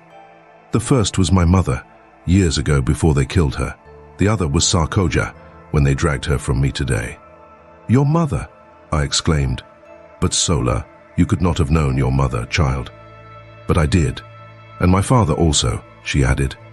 "If you would like to hear the strange and un-Barsoomian story, come to the chariot tonight, John Carter, and I will tell you that of which I have never spoken in all my life before. And now the signal has been given to resume the march. You must go." "I will come tonight, Sola," I promised. "Be sure to tell Dejah Thoris I am alive and well. I shall not force myself upon her, and be sure that you do not let her know I saw her tears. If she would speak with me, I but await her command." Sola mounted the chariot, which was swinging into its place in line, and I hastened to my waiting thoat and galloped to my station beside Tarkas at the rear of the column. We made a most imposing and awe-inspiring spectacle as we strung out across the yellow landscape, the 250 ornate and brightly colored chariots, preceded by an advance guard of some 200 mounted warriors and chieftains, riding 5 abreast and 100 yards apart, and followed by a like number in the same formation, with a score or more of flankers on either side, the 50 extra mastodons, or heavy draftot animals, known as zitidars, and the 500 or 600 extra thoats of the warriors running loose within the hollow square formed by the surrounding warriors. The gleaming metal and jewels of the gorgeous ornaments of the men and women, duplicated in the trappings of the zitidars and thoats, and interspersed with the flashing colors of magnificent silks and furs and feathers, lent a barbaric splendor to the caravan which would have turned an East Indian potentate green with envy. The enormous broad tires of the chariots and the padded feet of the animals brought forth no sound from the moss-covered sea bottom, and so we moved in utter silence, like some huge phantasmagoria, except when the stillness was broken by the guttural growling of a goaded Zitadar, or the squealing of fighting thoats. The green Martians converse but little, and then usually in monosyllables, low and like the faint rumbling of distant thunder. We traversed a trackless waste of moss which, bending to the pressure of broad tire or padded foot, rose up again behind us, leaving no sign that we had passed. We might indeed have been the wraiths of the departed dead upon the dead sea of that dying planet, for all the sound or sign we made in passing. It was the first march of a large body of men and animals I had ever witnessed, which raised no dust and left no spoor, for there is no dust upon Mars, except in the cultivated districts during the winter months, and even then the absence of high winds renders it almost unnoticeable. We camped that night at the foot of the hills we had been approaching for 2 days, and which marked the southern boundary of this particular sea.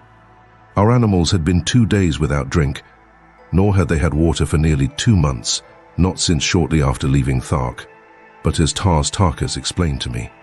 They require but little, and can live almost indefinitely upon the moss which covers Barsoom, and which, he told me, holds in its tiny stems sufficient moisture to meet the limited demands of the animals.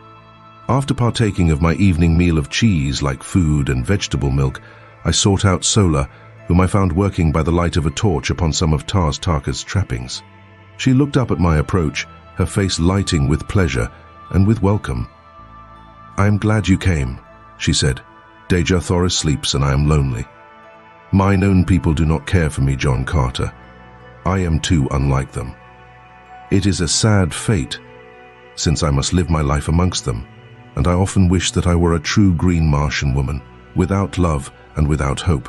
But I have known love, and so I am lost. I promise to tell you my story, or rather the story of my parents. From what I have learned of you and the ways of your people, I am sure that the tale will not seem strange to you, but among green Martians it has no parallel within the memory of the oldest living Thark. Nor do our legends hold many similar tales. My mother was rather small, in fact too small to be allowed the responsibilities of maternity, as our chieftains breed principally for size. She was also less cold and cruel than most green Martian women, and caring little for their society, she often roamed the deserted avenues of Thark alone, or went and sat among the wild flowers that deck the nearby hills, thinking thoughts and wishing wishes which I believe I alone among Tharkian women today may understand, for am I not the child of my mother? And there among the hills she met a young warrior whose duty it was to guard the feeding Zitadars and Thoats, and see that they roamed not beyond the hills. They spoke at first only of such things as interest a community of Tharks, but gradually, as they came to meet more often, and, as was now quite evident to both, no longer by chance, they talked about themselves, their likes, their ambitions, and their hopes. She trusted him and told him of the awful repugnance she felt for the cruelties of their kind, for the hideous, loveless lives they must ever lead. And then she waited for the storm of denunciation to break from his cold, hard lips, but instead he took her in his arms and kissed her. They kept their love a secret for 6 long years.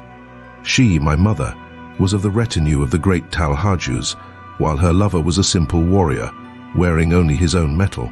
Had their defection from the traditions of the Tharks been discovered, both would have paid the penalty in the great arena before Talhajus and the assembled hordes.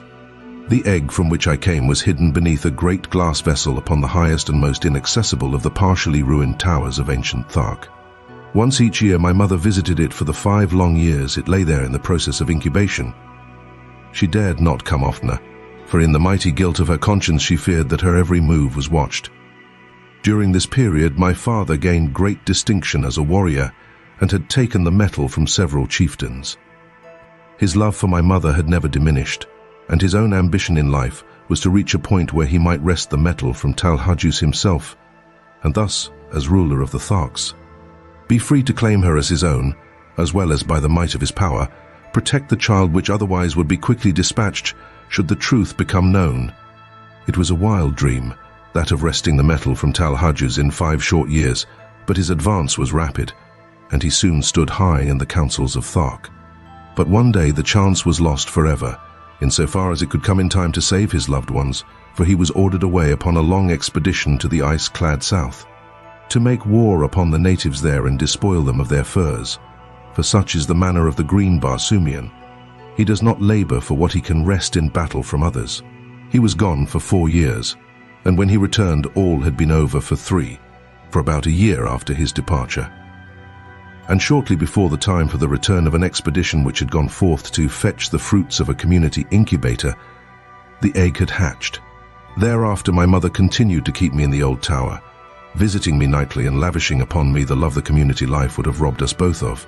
She hoped, upon the return of the expedition from the incubator, to mix me with the other young assigned to the quarters of Talhajus, and thus escape the fate which would surely follow discovery of her sin against the ancient traditions of the green men. She taught me rapidly the language and customs of my kind, and one night she told me the story I have told to you up to this point, impressing upon me the necessity for absolute secrecy and the great caution I must exercise after she had placed me with the other young Tharks to permit no one to guess that I was further advanced in education than they, nor by any sign to divulge in the presence of others my affection for her, or my knowledge of my parentage. And then drawing me close to her, she whispered in my ear the name of my father. And then a light flashed out upon the darkness of the tower chamber, and there stood Sarkoja, her gleaming, baleful eyes fixed in a frenzy of loathing and contempt upon my mother. The torrent of hatred and abuse she poured out upon her turned my young heart cold in terror. That she had heard the entire story was apparent, and that she had suspected something wrong from my mother's long nightly absences from her quarters accounted for her presence there on that fateful night. One thing she had not heard, nor did she know, the whispered name of my father. This was apparent from her repeated demands upon my mother to disclose the name of her partner in sin, but no amount of abuse or threats could wring this from her, and to save me from needless torture she lied. For she told Sarkoja that she alone knew, nor would she ever tell her child. With final imprecations, Sarkoja hastened away to Talhajus to report her discovery, and while she was gone my mother, wrapping me in the silks and furs of her night coverings, so that I was scarcely noticeable, descended to the streets and ran wildly away toward the outskirts of the city, in the direction which led to the far south.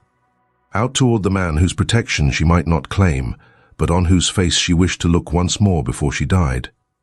As we neared the city's southern extremity, a sound came to us from across the mossy flat, from the direction of the only pass through the hills which led to the gates, the pass by which caravans from either north or south or east or west would enter the city. The sounds we heard were the squealing of thoats and the grumbling of zitidars, with the occasional clank of arms which announced the approach of a body of warriors. The thought uppermost in her mind was that it was my father returned from his expedition, but the cunning of the Thark held her from headlong and precipitate flight to greet him. Retreating into the shadows of a doorway, she awaited the coming of the cavalcade, which shortly entered the avenue, breaking its formation and thronging the thoroughfare from wall to wall.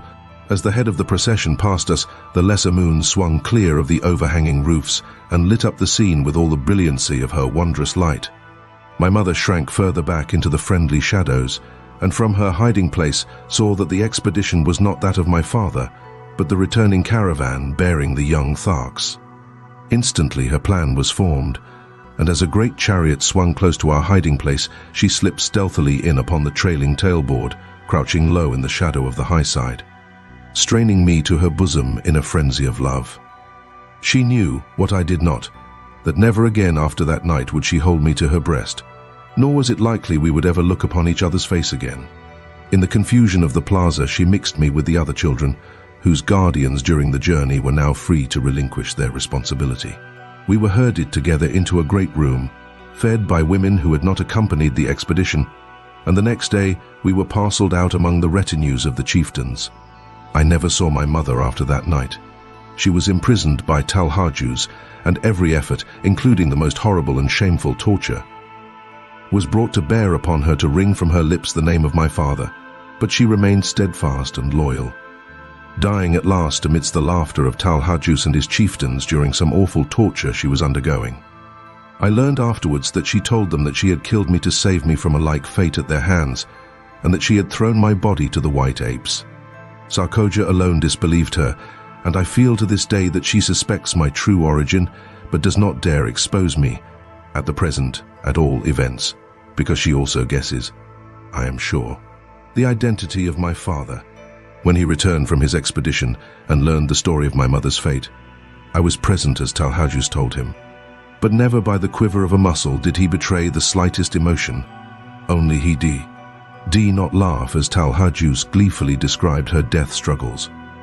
From that moment on, he was the cruelest of the cruel, and I am awaiting the day when he shall win the goal of his ambition and feel the carcass of Talhajus beneath his foot.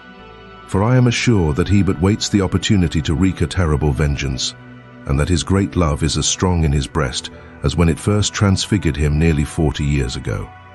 As I am that we sit here upon the edge of a world-old ocean while sensible people sleep. John Carter. And your father Sola, is he with us now? I asked. Yes, she replied, but he does not know me for what I am, nor does he know who betrayed my mother to Talhajus.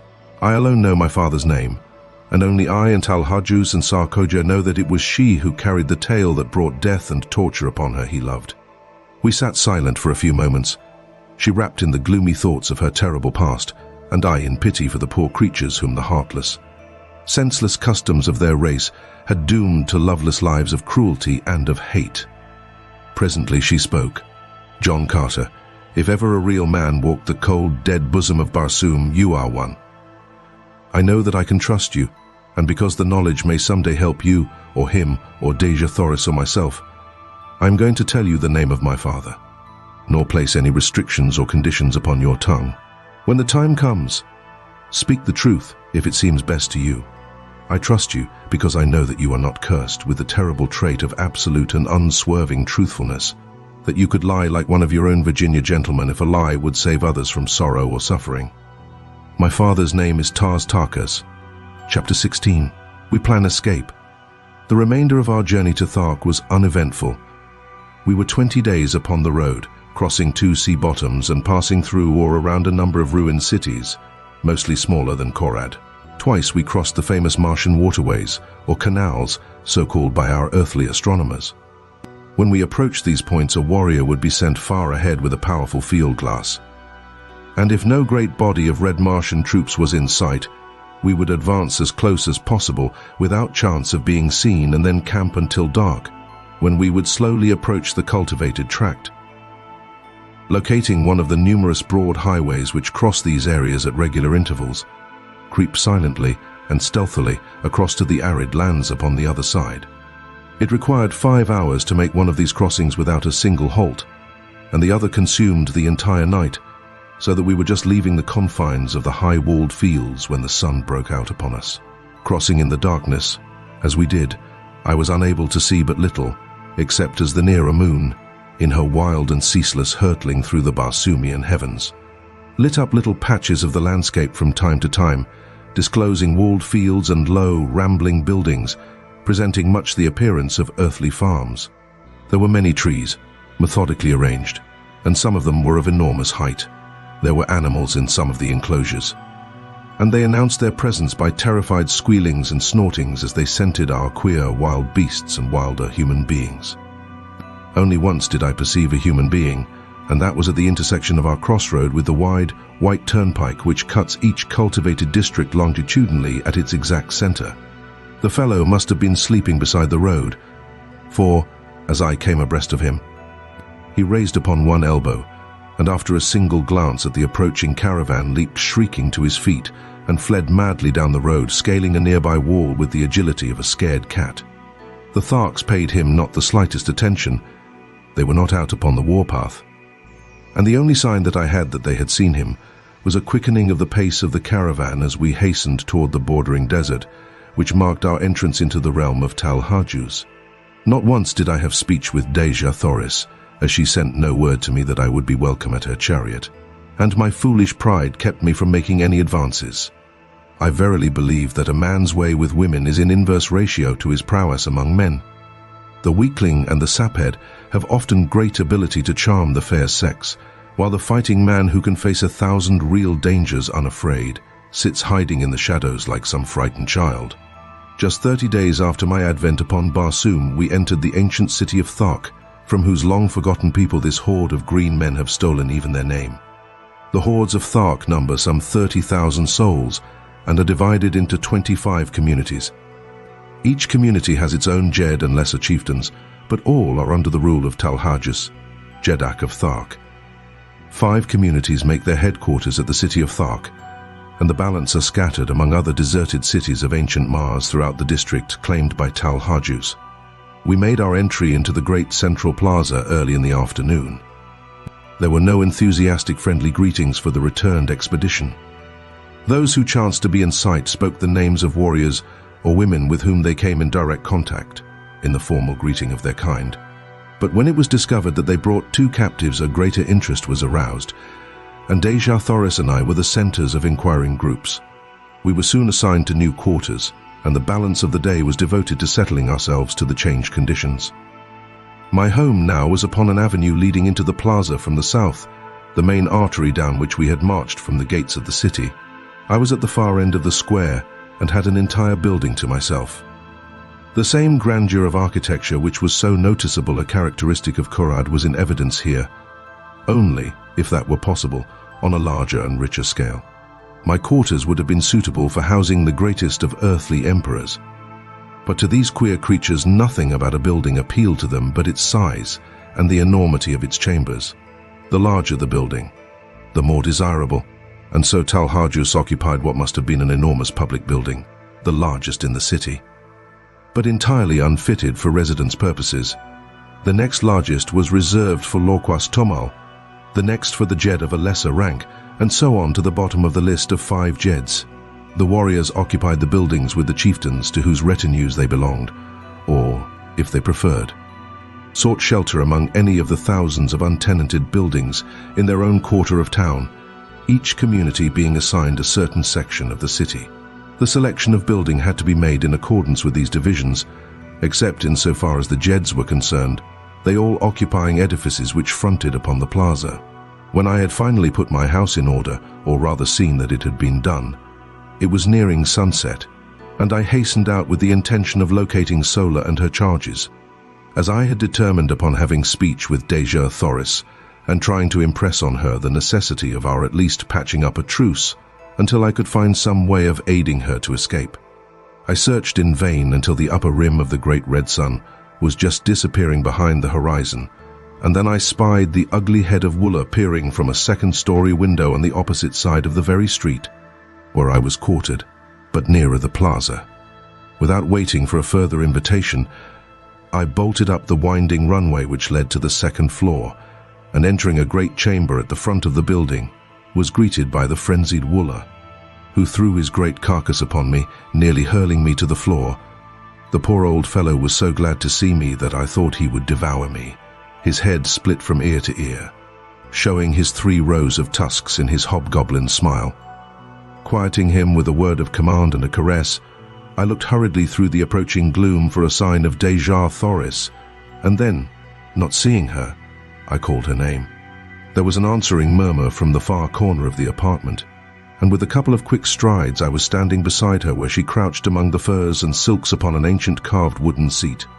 As I waited, she rose to her full height and looking me straight in the eye said, "What would Dr. Sojat Thark of Dejah Thoris, his captive?" "Dejah Thoris, I do not know how I have angered you.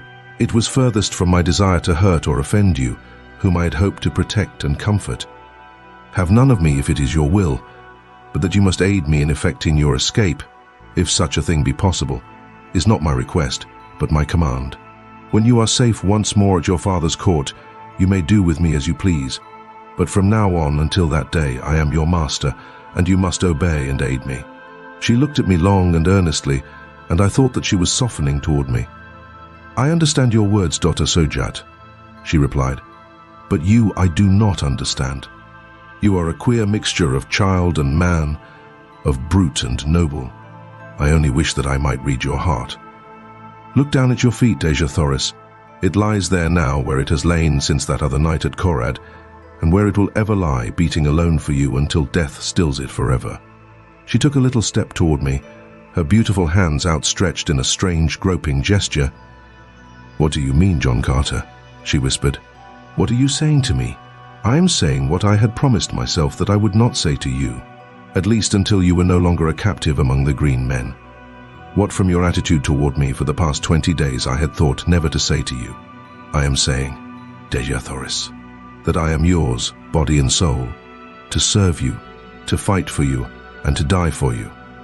Only one thing I ask of you in return, and that is that you make no sign, either of condemnation or of approbation of my words, until you are safe among your own people, and that whatever sentiments you harbor toward me, they be not influenced or colored by gratitude. Whatever I may do to serve you will be prompted solely from selfish motives, since it gives me more pleasure to serve you than not. I will respect your wishes, John Carter, because I understand the motives which prompt them, and I accept your service no more willingly than I bow to your authority. Your word shall be my law. I have twice wronged you in my thoughts, and again I ask your forgiveness. Further conversation of a personal nature was prevented by the entrance of Sola, who was much agitated and wholly unlike her usual calm and possessed self. "That horrible Sarkoja has been before Talhajus," she cried, "and from what I heard upon the plaza there is little hope for either of you." "What do they say?" inquired Dejah Thoris. "That you will be thrown to the wild Khalat's dogs in the great arena as soon as the hordes have assembled for the yearly games." "Sola," I said, "you are a Thark, but you hate and loathe the customs of your people as much as we do. Will you not accompany us in one supreme effort to escape? I am sure that Dejah Thoris can offer you a home and protection among her people, and your fate can be no worse among them than it must ever be here." "Yes," cried Dejah Thoris, "come with us, Sola. You will be better off among the red men of Helium than you are here, and I can promise you not only a home with us, but the love and affection your nature craves and which must always be denied you by the customs of your own race. Come with us, Sola. We might go without you, but your fate would be terrible if they thought you had connived to aid us. I know that even that fear would not tempt you to interfere in our escape. But we want you with us. We want you to come to a land of sunshine and happiness, amongst a people who know the meaning of love, of sympathy, and of gratitude. Say that you will, Sola. Tell me that you will." "The great waterway which leads to Helium is but 50 miles to the south," murmured Sola. Half to herself, a swift thought might make it in 3 hours. And then to Helium, it is 500 miles, most of the way through thinly settled districts. They would know, and they would follow us. We might hide among the great trees for a time, but the chances are small indeed for escape. They would follow us to the very gates of Helium, and they would take toll of life at every step. You do not know them. Is there no other way we might reach Helium?" I asked. "Can you not draw me a rough map of the country we must traverse, Dejah Thoris?" "Yes," she replied, and taking a great diamond from her hair, she drew upon the marble floor the first map of Barsoomian territory I had ever seen. It was crisscrossed in every direction with long straight lines, sometimes running parallel and sometimes converging towards some great circle. The lines, she said, were waterways, the circles, cities, and one far to the northwest of us she pointed out as Helium. There were other cities closer, but she said she feared to enter many of them, as they were not all friendly toward Helium. Finally, after studying the map carefully in the moonlight which now flooded the room, I pointed out a waterway far to the north of us, which also seemed to lead to Helium. "Does not this pierce your grandfather's territory?" I asked. "Yes," she answered, "but it is 200 miles north of us. It is one of the waterways we crossed on the trip to Thark." "They would never suspect that we would try for that distant waterway," I answered, "and that is why I think that it is the best route for our escape." Sola agreed with me, and it was decided that we should leave Thark this same night, just as quickly, in fact, as I could find and saddle my thoats. Sola was to ride one, and Dejah Thoris and I the other, each of us carrying sufficient food and drink to last us for 2 days, since the animals could not be urged too rapidly for so long a distance. I directed Sola to proceed with Dejah Thoris along one of the less frequented avenues to the southern boundary of the city, where I would overtake them with the thoats as quickly as possible. Then, leaving them to gather what food, silks and furs we were to need, I slipped quietly to the rear of the first floor and entered the courtyard, where our animals were moving restlessly about, as was their habit, before settling down for the night. In the shadows of the buildings and out beneath the radiance of the Martian moons, moved the great herd of thoats and zitidars, the latter grunting their low gutturals and the former occasionally emitting the sharp squeal which denotes the almost habitual state of rage in which these creatures pass their existence. They were quieter now, owing to the absence of man, but as they scented me, they became more restless and their hideous noise increased. It was risky business, this entering a paddock of thoats alone and at night. First, because their increasing noisiness might warn the nearby warriors that something was amiss, and also because for the slightest cause, or for no cause at all, some great bull thoat might take it upon himself to lead a charge upon me. Having no desire to awaken their nasty tempers upon such a night as this, where so much depended upon secrecy and dispatch, I hugged the shadows of the buildings, ready at an instant's warning to leap into the safety of a nearby door or window. Thus I moved silently to the great gates which opened upon the street at the back of the court, and as I neared the exit I called softly to my two animals. How I thanked the kind providence which had given me the foresight to win the love and confidence of these wild dumb brutes. For presently from the far side of the court, I saw two huge bulks forcing their way toward me through the surging mountains of flesh. They came quite close to me, rubbing their muzzles against my body and nosing for the bits of food it was always my practice to reward them with. Opening the gates, I ordered the two great beasts to pass out, and then slipping quietly after them, I closed the portals behind me.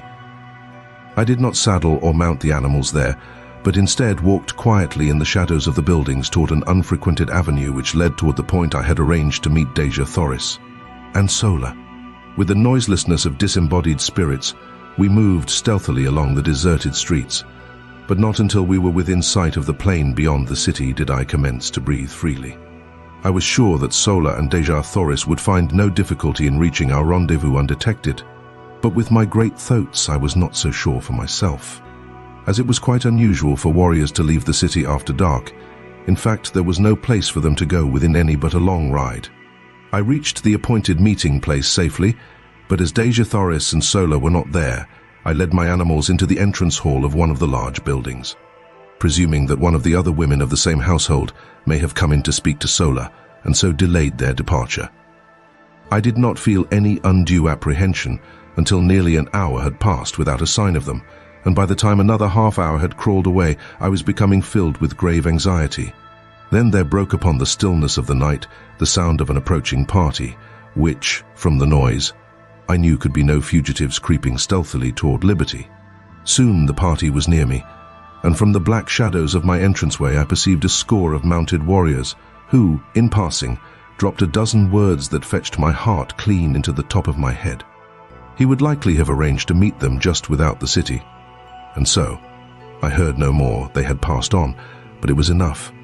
Our plan had been discovered, and the chances for escape from now on to the fearful end would be small indeed.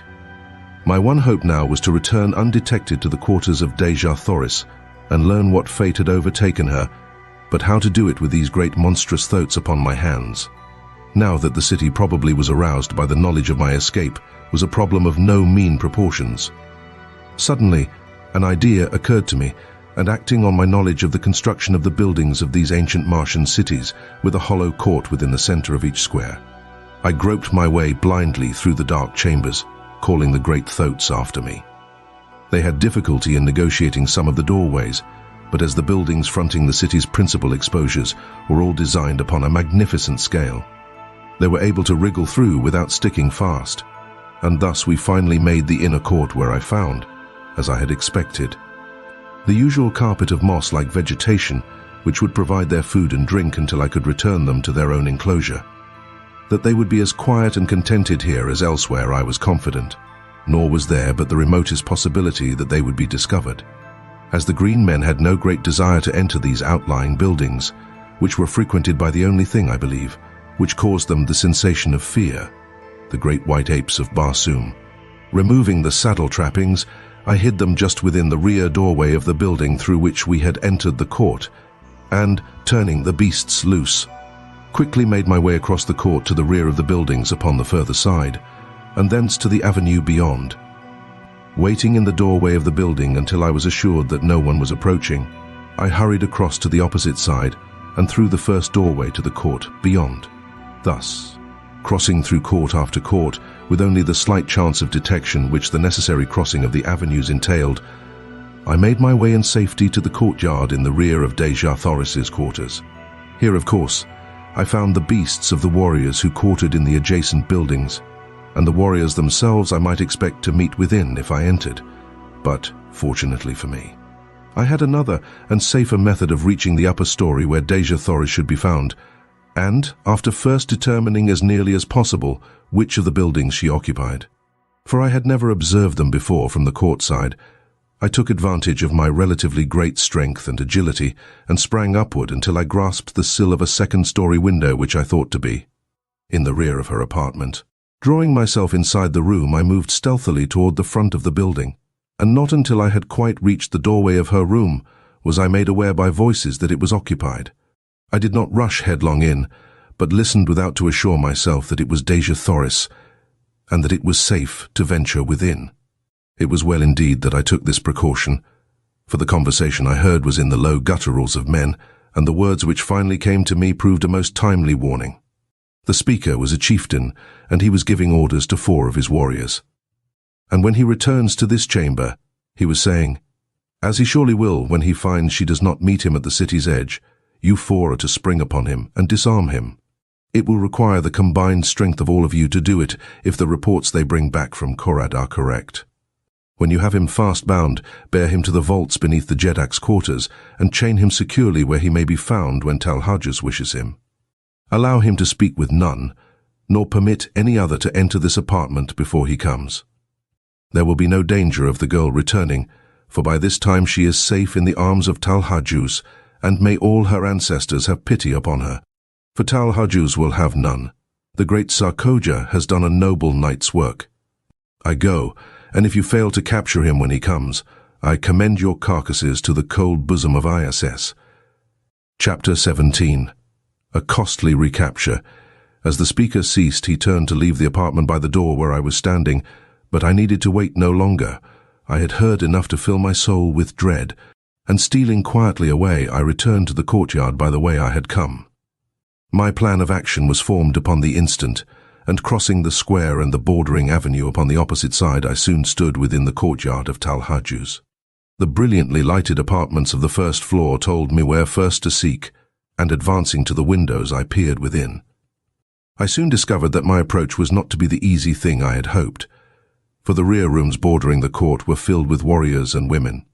I then glanced up at the stories above, discovering that the third was apparently unlighted, and so decided to make my entrance to the building from that point.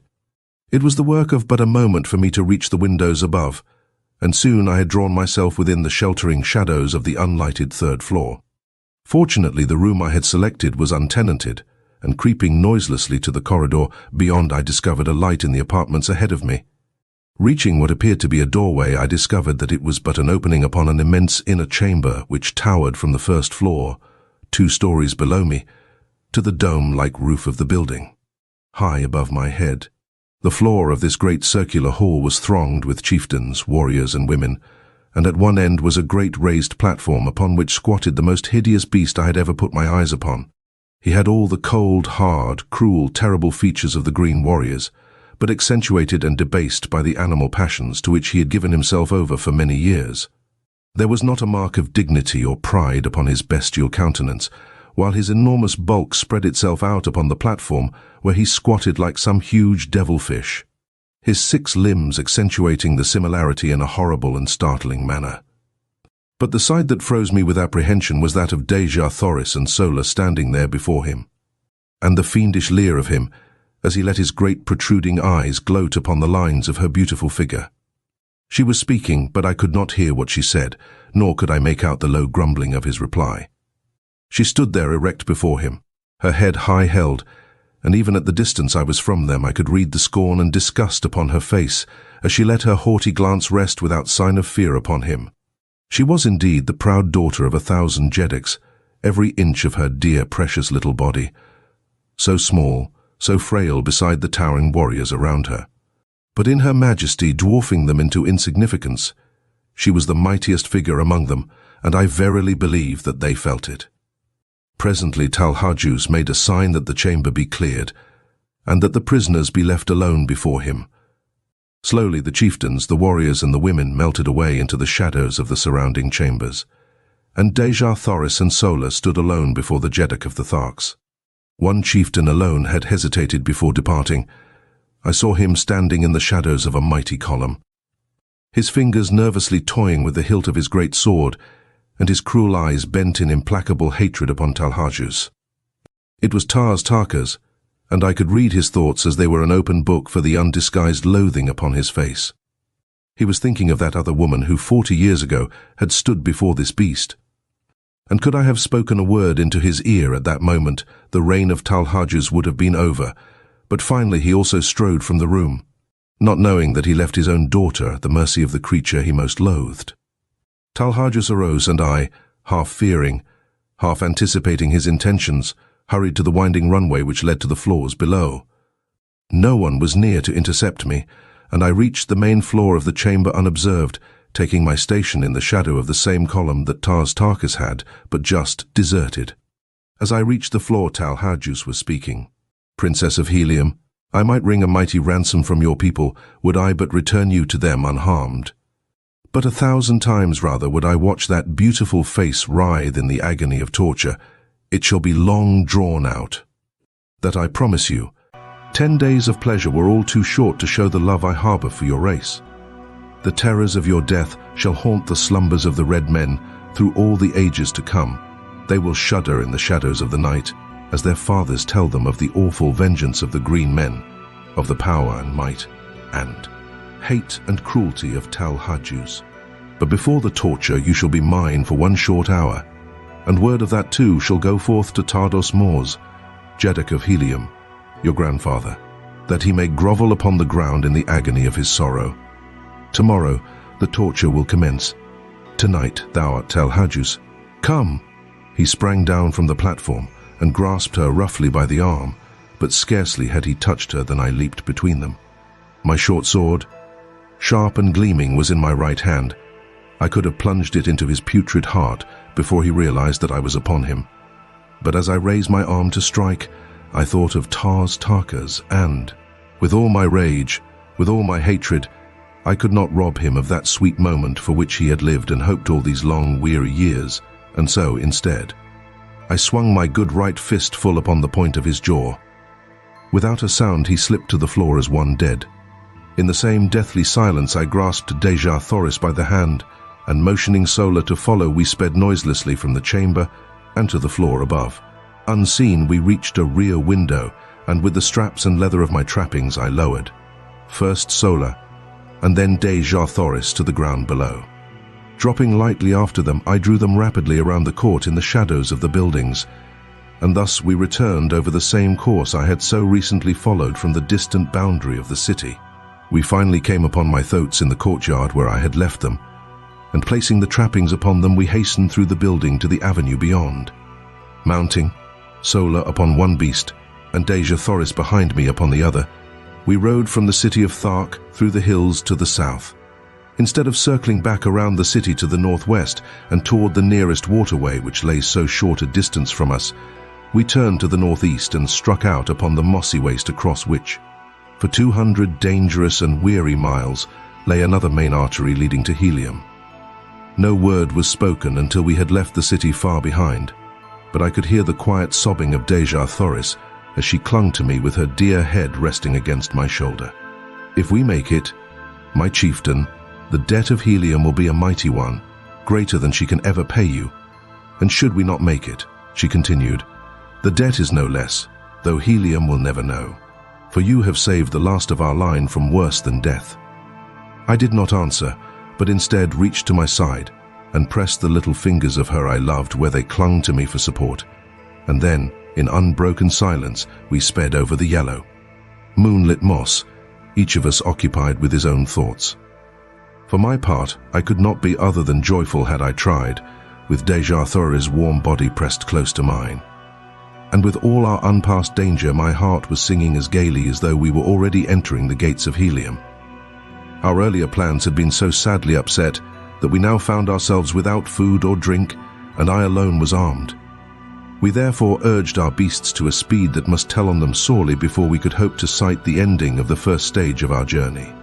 We rode all night and all the following day with only a few short rests.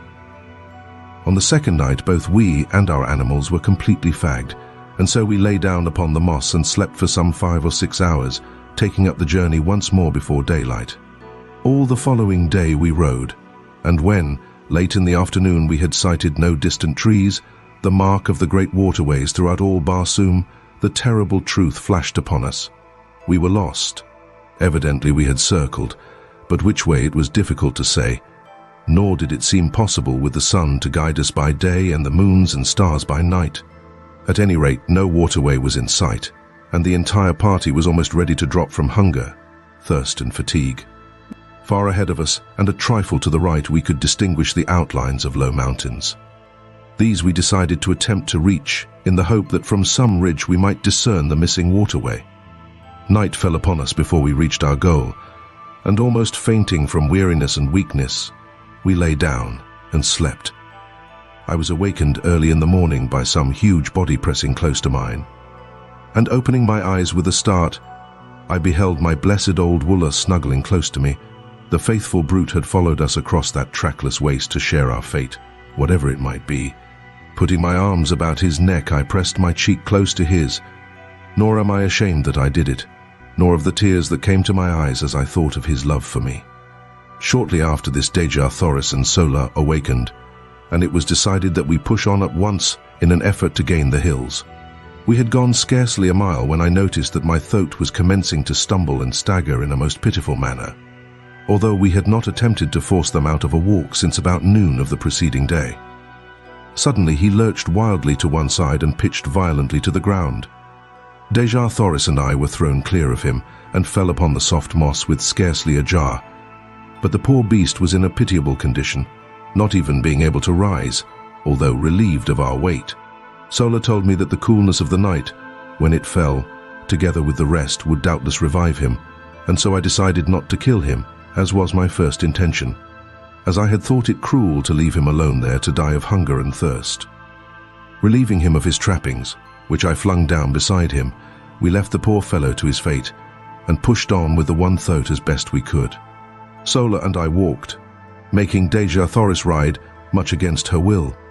In this way we had progressed to within about a mile of the hills we were endeavoring to reach when Dejah Thoris, from her point of vantage upon the thought, cried out that she saw a great party of mounted men filing down from a pass in the hills several miles away. Sola and I both looked in the direction she indicated, and there, plainly discernible, were several hundred mounted warriors. They seemed to be headed in a southwesterly direction, which would take them away from us. They doubtless were Thark warriors who had been sent out to capture us, and we breathed a great sigh of relief that they were traveling in the opposite direction. Quickly lifting Dejah Thoris from the throat, I commanded the animal to lie down, and we three did the same, presenting as small an object as possible for fear of attracting the attention of the warriors toward us. We could see them as they filed out of the pass, just for an instant, before they were lost to view behind a friendly ridge, to us a most providential ridge. Fints. Had they been in view for any great length of time, they scarcely could have failed to discover us. As what proved to be the last warrior came into view from the pass, he halted, and, to our consternation, threw his small but powerful field glass to his eye and scanned the sea bottom in all directions. Evidently he was a chieftain, for in certain marching formations among the green men a chieftain brings up the extreme rear of the column. As his glass swung toward us, our hearts stopped in our breasts, and I could feel the cold sweat start from every pore in my body. Presently it swung full upon us and stopped. The tension on our nerves was near the breaking point, and I doubt if any of us breathed for the few moments he held us covered by his glass. And then he lowered it, and we could see him shout a command to the warriors who had passed from our sight behind the ridge. He did not wait for them to join him, however. Instead, he wheeled his throat and came tearing madly in our direction. There was but one slight chance, and that we must take quickly. Raising my strange Martian rifle to my shoulder, I sighted and touched the button which controlled the trigger. There was a sharp explosion as the missile reached its goal, and the charging chieftain pitched backward from his flying mount. Springing to my feet, I urged the throat to rise, and directed Sola to take Dejah Thoris with her upon him and make a mighty effort to reach the hills before the green warriors were upon us. I knew that in the ravines and gullies they might find a temporary hiding place, and even though they died there of hunger and thirst, it would be better so than that they fell into the hands of the Tharks. Forcing my two revolvers upon them as a slight means of protection, and, as a last resort, as an escape for themselves from the horrid death which recapture would surely mean. I lifted Dejah Thoris in my arms and placed her upon the thoat behind Sola, who had already mounted at my command. "Goodbye, my princess," I whispered. "We may meet in Helium yet. I have escaped from worse plights than this," and I tried to smile as I lied. "What?" she cried.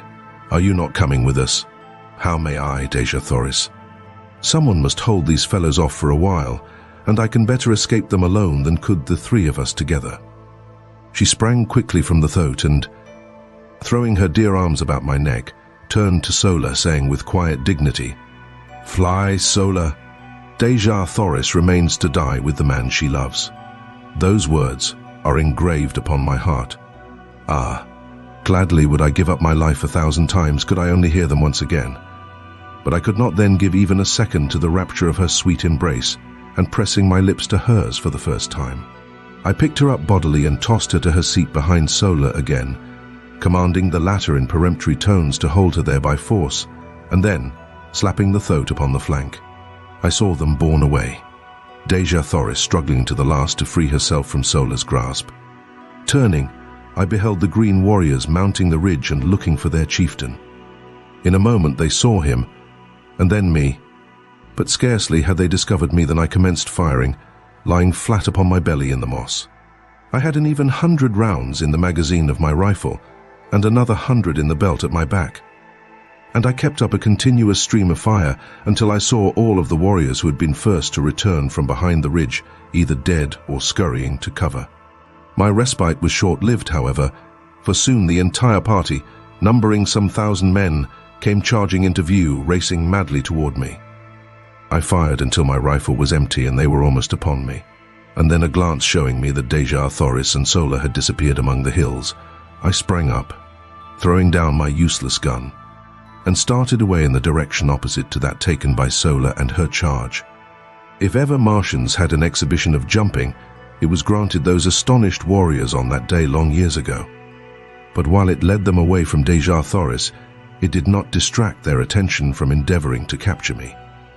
They raced wildly after me until, finally, my foot struck a projecting piece of quartz, and down I went sprawling upon the moss.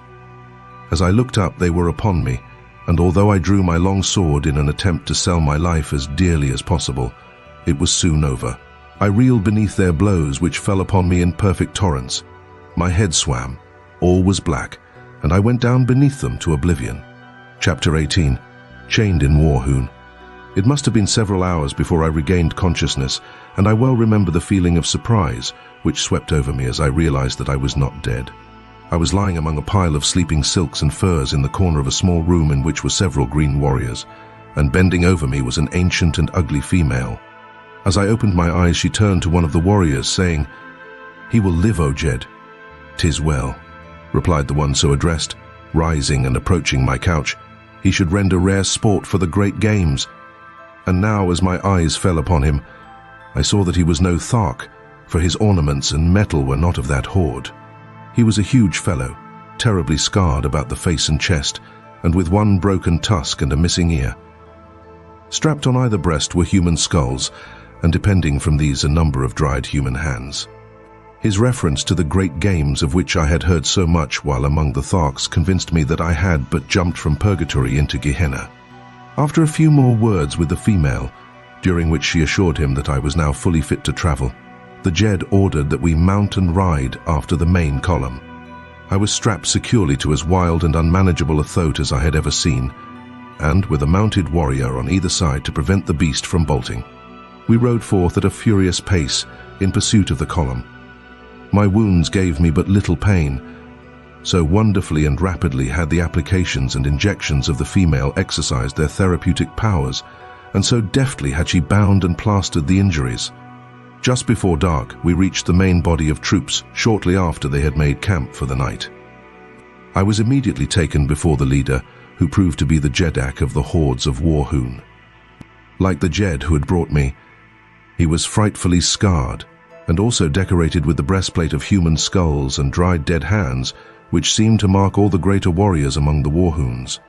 as well as to indicate their awful ferocity, which greatly transcends even that of the Tharks. The Jeddak, Barcomas, who was comparatively young, was the object of the fierce and jealous hatred of his old lieutenant, Dejah, the Jed who had captured me, and I could not but note the almost studied efforts which the latter made to affront his superior.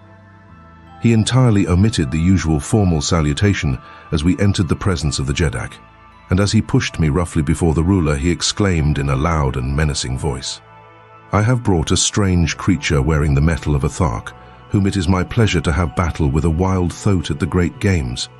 He will die as Barcomas your Jeddak sees fit, if at all," replied the young ruler, with emphasis and dignity. "If at all," roared Dejah, "by the dead hands at my throat, but he shall die, Barcomas. No maudlin weakness on your part shall save him. Oh, would that Warhoon were ruled by a real Jeddak rather than by a water-hearted weakling from whom even old Dejah could tear the metal with his bare hands." Barcomas eyed the defiant and insubordinate chieftain. For an instant, his expression one of haughty, fearless contempt and hate, and then without drawing a weapon and without uttering a word, he hurled himself at the throat of his defamer. I never before had seen two green Martian warriors battle with nature's weapons, and the exhibition of animal ferocity which ensued was as fearful a thing as the most disordered imagination could picture. They tore at each other's eyes and ears with their hands, and with their gleaming tusks repeatedly slashed and gored, until both were cut fairly to ribbons from head to foot. Barcomas had much the better of the battle, as he was stronger, quicker and more intelligent. It soon seemed that the encounter was done, saving only the final death thrust when Barcomas slipped in, breaking away from a clinch. It was the one little opening that Dejah needed, and hurling himself at the body of his adversary, he buried his single mighty tusk in Barcomas's groin, and with a last powerful effort ripped the young Jeddak wide. Open the full length of his body, the great tusk finally wedging in the bones of Barcomas's jaw. Victor and vanquished rolled limp and lifeless upon the moss, a huge mass of torn and bloody flesh. Barcomas was stone dead, and only the most Herculean efforts on the part of Dejah's females saved him from the fate he deserved. 3 days later, he walked without assistance to the body of Barcomas, which, by custom, had not been moved from where it fell. And placing his foot upon the neck of his erstwhile ruler, he assumed the title of Jeddak of Warhoon. The dead Jeddak's hands and head were removed to be added to the ornaments of his conqueror, and then his women cremated what remained, amid wild and terrible laughter. The injuries to Dejah had delayed the march so greatly that it was decided to give up the expedition, which was a raid upon a small Thark community in retaliation for the destruction of the incubator, until after the Great Games, and the entire body of warriors, 10,000 in number, turned back toward Warhoon. My introduction to these cruel and bloodthirsty people was but an index to the scenes I witnessed almost daily while with them. They are a smaller horde than the Tharks, but much more ferocious. Not a day passed, but that some members of the various Warhoon communities met in deadly combat. I have seen as high as 8 mortal duels within a single day. We reached the city of Warhoon after some 3 days' march, and I was immediately cast into a dungeon and heavily chained to the floor and walls. Food was brought me at intervals, but owing to the utter darkness of the place, I do not know whether I lay there days, or weeks, or months. It was the most horrible experience of all my life, and that my mind did not give way to the terrors of that inky blackness has been a wonder to me ever since. The place was filled with creeping, crawling things. Cold, sinuous bodies passed over me when I lay down, and in the darkness I occasionally caught glimpses of gleaming, fiery eyes, fixed in horrible intentness upon me. No sound reached me from the world above, and no word would my jailer vouchsafe when my food was brought to me, although I at first bombarded him with questions. Finally, all the hatred and maniacal loathing for these awful creatures who had placed me in this horrible place was centered by my tottering reason upon this single emissary who represented to me the entire horde of Warhoons. I had noticed that he always advanced with his dim torch to where he could place the food within my reach, and as he stooped to place it upon the floor, his head was about on a level with my breast. So, with the cunning of a madman, I backed into the far corner of my cell, when next I heard him approaching, and gathering a little slack of the great chain which held me in my hand, I waited his coming. crouching like some beast of prey. As he stooped to place my food upon the ground, I swung the chain above my head and crashed the links with all my strength upon his skull. Without a sound, he slipped to the floor, stone dead. Laughing and chattering like the idiot I was fast becoming, I fell upon his prostrate form, my fingers feeling for his dead throat. Presently, they came in contact with a small chain at the end of which dangled a number of keys. The touch of my fingers on these keys brought back my reason with the suddenness of thought. No longer was I a gibbering idiot, but a sane, reasoning man with the means of escape within my very hands. As I was groping to remove the chain from about my victim's neck, I glanced up into the darkness to see 6 pairs of gleaming eyes fixed, unwinking, upon me. Slowly they approached, and slowly I shrank back from the awful horror of them. Back into my corner I crouched, holding my hands palms out. Before me, and stealthily on, came the awful eyes until they reached the dead body at my feet. Then slowly they retreated, but this time with a strange grating sound, and finally they disappeared in some black and distant recess of my dungeon. Chapter 19. Battling in the arena. Slowly I regained my composure and finally essayed again to attempt to remove the keys from the dead body of my former jailer. But as I reached out into the darkness to locate it, I found to my horror that it was gone. Then the truth flashed on me. The owners of those gleaming eyes had dragged my prize away from me to be devoured in their neighboring lair, as they had been waiting for days, for weeks, for months, through all this awful eternity of my imprisonment, to drag my dead carcass to their feast. For 2 days no food was brought me, but then a new messenger appeared and my incarceration went on as before, but not again did I allow my reason to be submerged by the horror of my position. Shortly after this episode, another prisoner was brought in and chained near me. By the dim torchlight, I saw that he was a red Martian, and I could scarcely await the departure of his guards to address him. As their retreating footsteps died away in the distance, I called out softly the Martian word of greeting, Kaior. Who are you who speaks out of the darkness? He answered, John Carter, a friend of the Red Men of Helium. I am of Helium, he said, but I do not recall your name. And then I told him my story as I have written it here, omitting only any reference to my love for Dejah Thoris. He was much excited by the news of Helium's princess and seemed quite positive that she and Sola could easily have reached a point of safety from where they left me. He said that he knew the place well because the defile through which the Warhoon warriors had passed when they discovered us was the only one ever used by them when marching to the south. Dejah Thoris and Sola entered the hills not 5 miles from a great waterway and are now probably quite safe, he assured me. My fellow prisoner was Kantos Khan, a Padwa, lieutenant in the Navy of Helium. He had been a member of the ill-fated expedition which had fallen into the hands of the Tharks at the time of Dejah Thoris's capture, and he briefly related the events which followed the defeat of the battleships. Badly injured and only partially manned, they had limped slowly toward Helium, but while passing near the city of Zodanga, the capital of Helium's hereditary enemies among the Red Men of Barsoom, they had been attacked by a great body of war vessels, and all but the craft to which Kantos Khan belonged were either destroyed or captured.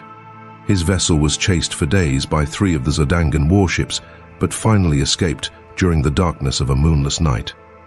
30 days after the capture of Dejah Thoris, or about the time of our coming to Thark, his vessel had reached Helium with about 10 survivors of the original crew of 700 officers and men. Immediately 7 great fleets, each of 100 mighty warships, had been dispatched to search for Dejah Thoris, and from these vessels 2,000 smaller craft had been kept out continuously in futile search for the missing princess. 2 green Martian communities had been wiped off the face of Barsoom by the avenging fleets, but no trace of Dejah Thoris had been found.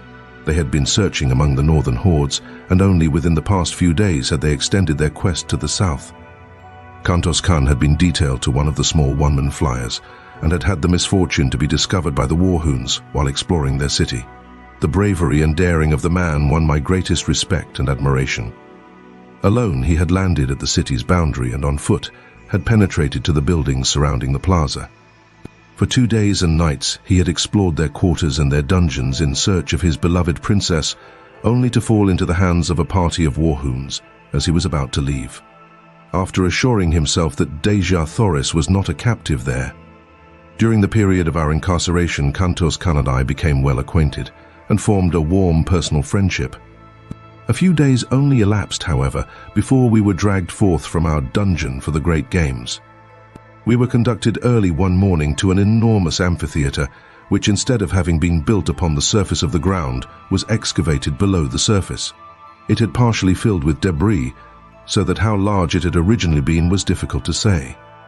In its present condition, it held the entire 20,000 Warhoons of the assembled hordes. The arena was immense but extremely uneven and unkempt. Around it, the Warhoons had piled building stone from some of the ruined edifices of the ancient city to prevent the animals and the captives from escaping into the audience. And at each end had been constructed cages to hold them until their turns came to meet some horrible death upon the arena. Kantos Khan and I were confined together in one of the cages. In the others were wild Kalets, Thoats, mad Zitadars, green warriors, and women of other hordes, and many strange and ferocious wild beasts of Barsoom which I had never before seen. The din of their roaring, growling, and squealing was deafening, and the formidable appearance of any one of them was enough to make the stoutest heart feel grave forebodings. Kantos Khan explained to me that at the end of the day one of these prisoners would gain freedom and the others would lie dead about the arena. The winners in the various contests of the day would be pitted against each other until only two remained alive, the victor in the last encounter being set free, whether animal or man.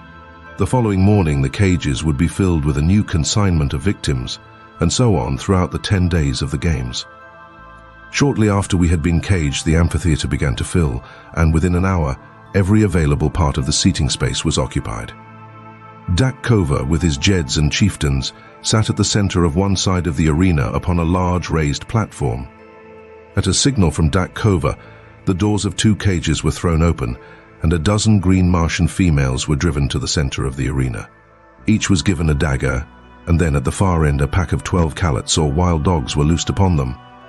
As the brutes, growling and foaming, rushed upon the almost defenseless women, I turned my head that I might not see the horrid sight. The yells and laughter of the green horde bore witness to the excellent quality of the sport, and when I turned back to the arena, as Kantos Khan told me it was over, I saw 3 victorious Kalets, snarling and growling over the bodies of their prey. The women had given a good account of themselves. Next, a mad Zitadar was loosed among the remaining dogs, and so it went throughout the long, hot, horrible day.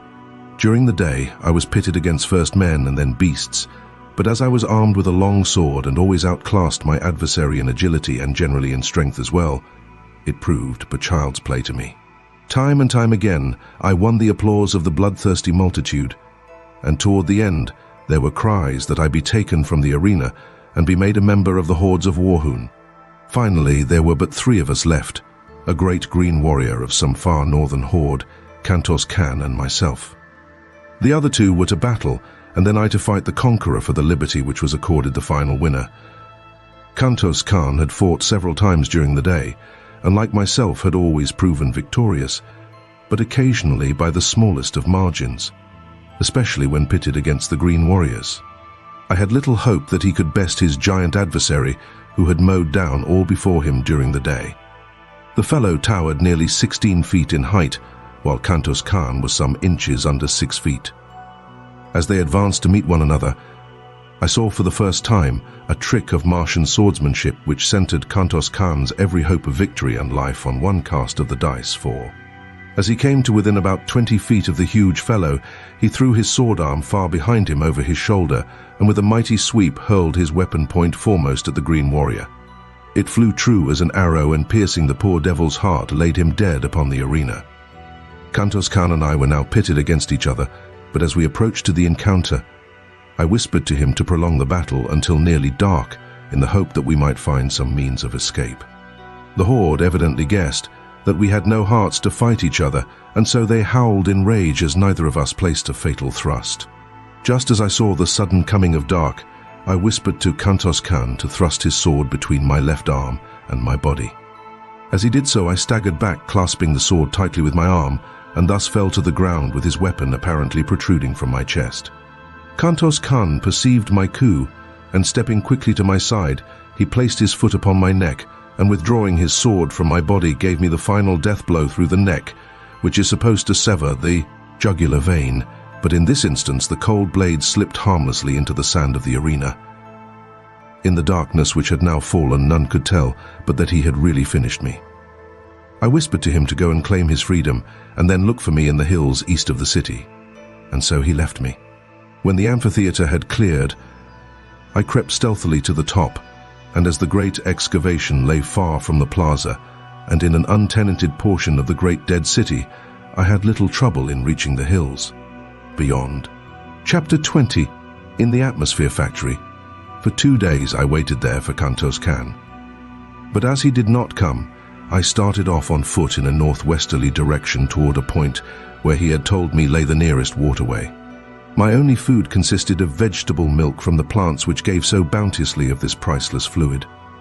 Through 2 long weeks I wandered, stumbling through the nights guided only by the stars, and hiding during the days behind some protruding rock or among the occasional hills I traversed.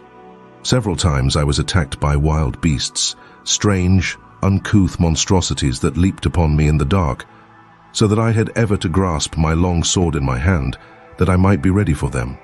Usually my strange, newly acquired telepathic power warned me in a empyal time. But once I was down with vicious fangs at my jugular, and a hairy face pressed close to mine before I knew that I was even threatened. What manner of thing was upon me, I did not know, but that it was large and heavy and many-legged I could feel. My hands were at its throat before the fangs had a chance to bury themselves in my neck, and slowly I forced the hairy face from me and closed my fingers vise-like upon its windpipe. Without sound we lay there, the beast exerting every effort to reach me with those awful fangs, and I straining to maintain my grip and choke the life from it as I kept it from my throat.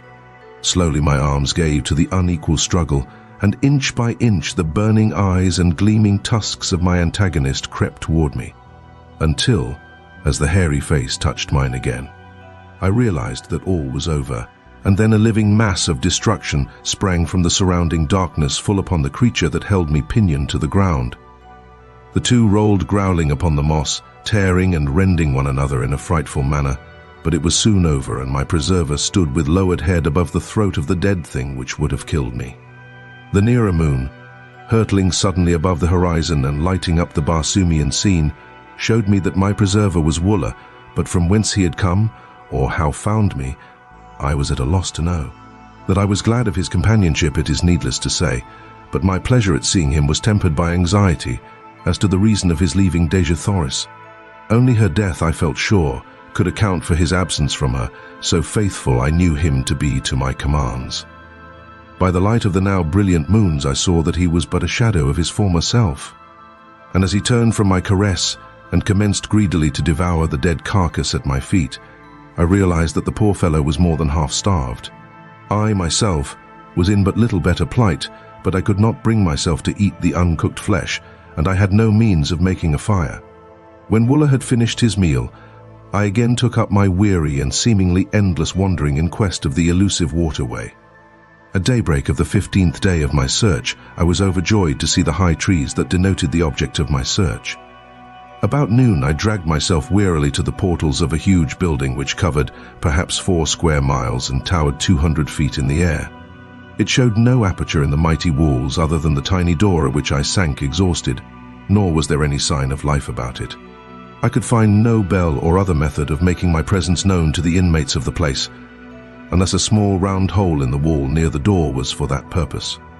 It was of about the bigness of a lead pencil, and thinking that it might be in the nature of a speaking tube, I put my mouth to it and was about to call into it when a voice issued from it asking me whom I might be, where from, and the nature of my errand. I explained that I had escaped from the Warhoons and was dying of starvation and exhaustion. You wear the metal of a green warrior and are followed by a callet, yet you are of the figure of a red man. In color, you are neither green nor red. In the name of the 9th ray, what manner of creature are you? I am a friend of the red men of Barsoom, and I am starving. In the name of humanity open to us, I replied. Presently the door commenced to recede before me until it had sunk into the wall 50 feet, then it stopped and slid easily to the left, exposing a short, narrow corridor of concrete, at the further end of which was another door, similar in every respect to the one I had just passed. No one was in sight, yet immediately we passed the first door it slid gently into place behind us and receded rapidly to its original position in the front wall of the building. As the door had slipped aside, I had noted its great thickness, fully 20 feet, and as it reached its place once more after closing behind us, great cylinders of steel had dropped from the ceiling behind it and fitted their lower ends into apertures countersunk in the floor. A second and third door receded before me and slipped to one side as the first, before I reached a large inner chamber where I found food and drink set out upon a great stone table. A voice directed me to satisfy my hunger and to feed my callet, and while I was thus engaged, my invisible host put me through a severe and searching cross-examination. "Your statements are most remarkable," said the voice on concluding its questioning, "but you are evidently speaking the truth, and it is equally evident that you are not of Barsoom. I can tell that by the conformation of your brain and the strange location of your internal organs and the shape and size of your heart." "Can you see through me?" I exclaimed. "Yes, I can see all but your thoughts, and were you a Barsoomian I could read those." Then a door opened at the far side of the chamber, and a strange, dried-up, little mummy of a man came toward me. He wore but a single article of clothing or adornment, a small collar of gold from which depended upon his chest a great ornament as large as a dinner plate, set solid with huge diamonds. Except for the exact center, which was occupied by a strange stone, an inch in diameter, that scintillated 9 different and distinct rays, the 7 colors of our earthly prism, and 2 beautiful rays, which to me were new and nameless. I cannot describe them any more than you could describe red to a blind man. I only know that they were beautiful in the extreme. The old man sat and talked with me for hours, and the strangest part of our intercourse was that I could read his every thought, while he could not fathom an iota from my mind unless I spoke. I did not apprise him of my ability to sense his mental operations, and thus I learned a great deal which proved of immense value to me later, and which I would never have known had he suspected my strange power. For the Martians have such perfect control of their mental machinery that they are able to direct their thoughts with absolute precision. The building in which I found myself contained the machinery which produces that artificial atmosphere which sustains life on Mars. The secret of the entire process hinges on the use of the 9th ray, one of the beautiful scintillations which I had noted emanating from the great stone in my host's diadem. This ray is separated from the other rays of the sun by means of finely adjusted instruments placed upon the roof of the huge building, 3/4 of which is used for reservoirs in which the 9th ray is stored. This product is then treated electrically, or rather certain proportions of refined electric vibrations are incorporated with it, and the result is then pumped to the 5 principal air centers of the planet where, as it is released, contact with the ether of space transforms it into atmosphere. There is always sufficient reserve of the 9th ray stored in the great building to maintain the present Martian atmosphere for 1,000 years. And the only fear, as my new friend told me, was that some accident might befall the pumping apparatus. He led me to an inner chamber where I beheld a battery of 20 radium pumps, any one of which was equal to the task of furnishing all Mars with the atmosphere compound. For 800 years, he told me, he had watched these pumps, which are used alternately a day each at a stretch, or a little over 24½ Earth hours. He has one assistant who divides the watch with him. Half a Martian year, about 344 of our days, each of these men spend alone in this huge isolated plant. Every red Martian is taught during earliest childhood the principles of the manufacture of atmosphere, but only 2 at one time ever hold the secret of ingress to the great building, which, built as it is with walls 150 feet thick, is absolutely unassailable, even the roof being guarded from assault by aircraft by glass covering 5 feet thick. The only fear they entertain of attack is from the green Martians or some demented red man. As all Barsoomians realize that the very existence of every form of life of Mars is dependent upon the uninterrupted working of this plant. One curious fact I discovered as I watched his thoughts was that the outer doors are manipulated by telepathic means. The locks are so finely adjusted that the doors are released by the action of a certain combination of thought waves. To experiment with my newfound toy, I thought to surprise him into revealing this combination, and so I asked him in a casual manner how he had managed to unlock the massive doors for me from the inner chambers of the building. As quick as a flash there leaped to his mind 9 Martian sounds, but as quickly faded as he answered that this was a secret he must not divulge. From then on, his manner toward me changed, as though he feared that he had been surprised into divulging his great secret, and I read suspicion and fear in his looks and thoughts, though his words were still fair. Before I retired for the night, he promised to give me a letter to a nearby agricultural officer who would help me on my way to Zodanga, which he said was the nearest Martian city. But be sure that you do not let them know you are bound for Helium, as they are at war with that country.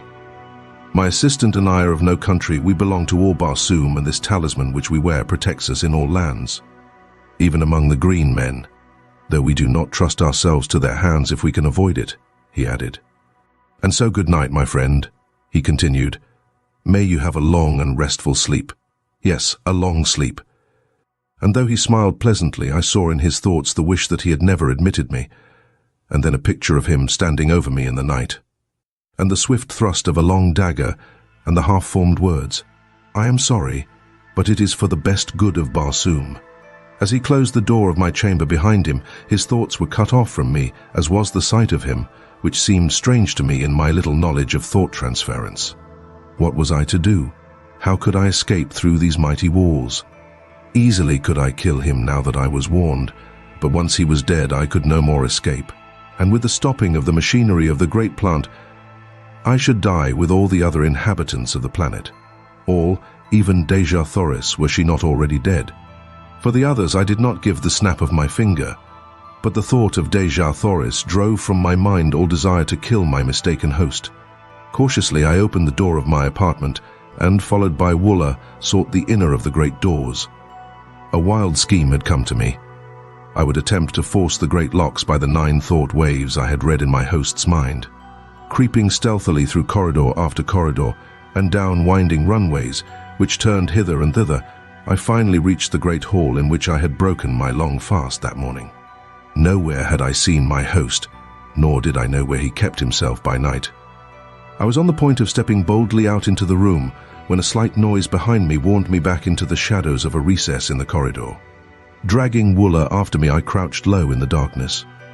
Presently the old man passed close by me, and as he entered the dimly lighted chamber which I had been about to pass through, I saw that he held a long, thin dagger in his hand, and that he was sharpening it upon a stone. In his mind was the decision to inspect the radium pumps, which would take about 30 minutes, and then return to my bedchamber and finish me. As he passed through the great hall and disappeared down the runway which led to the pump room, I stole stealthily from my hiding place and crossed to the great door, the inner of the 3 which stood between me and liberty. Concentrating my mind upon the massive lock, I hurled the 9 thought waves against it. In breathless expectancy I waited, when finally the great door moved softly toward me and slid quietly to one side. One after the other, the remaining mighty portals opened at my command, and Woola and I stepped forth into the darkness, free, but little better off than we had been before. Other than that, we had full stomachs. Hastening away from the shadows of the formidable pile, I made for the first crossroad, intending to strike the central turnpike as quickly as possible. This I reached about morning, and entering the first enclosure I came to, I searched for some evidences of a habitation. There were low rambling buildings of concrete barred with heavy impassable doors, and no amount of hammering and hallooing brought any response. Weary and exhausted from sleeplessness, I threw myself upon the ground, commanding Woola to stand guard. Some time later, I was awakened by his frightful growlings, and opened my eyes to see 3 red Martians standing a short distance from us and covering me with their rifles. I am unarmed and no enemy, I hastened to explain. I have been a prisoner among the green men, and am on my way to Zodanga. All I ask is food and rest for myself and my callet, and the proper directions for reaching my destination. They lowered their rifles and advanced pleasantly toward me, placing their right hands upon my left shoulder, after the manner of their custom of salute, and asking me many questions about myself and my wanderings. They then took me to the house of one of them, which was only a short distance away. The buildings I had been hammering at in the early morning were occupied only by stock and farm produce, the house proper standing among a grove of enormous trees, and, like all red Martian homes, had been raised at night some 40 or 50 feet from the ground on a large round metal shaft which slid up or down within a sleeve sunk in the ground, and was operated by a tiny radium engine in the entrance hall of the building. Instead of bothering with bolts and bars for their dwellings, the Red Martians simply run them up out of harm's way during the night. They also have private means for lowering or raising them from the ground without if they wish to go away and leave them. These brothers, with their wives and children, occupied 3 similar houses on this farm. They did no work themselves, being government officers in charge. The labor was performed by convicts, prisoners of war, delinquent debtors, and confirmed bachelors who were too poor to pay the high celibate tax which all Red Martian governments impose.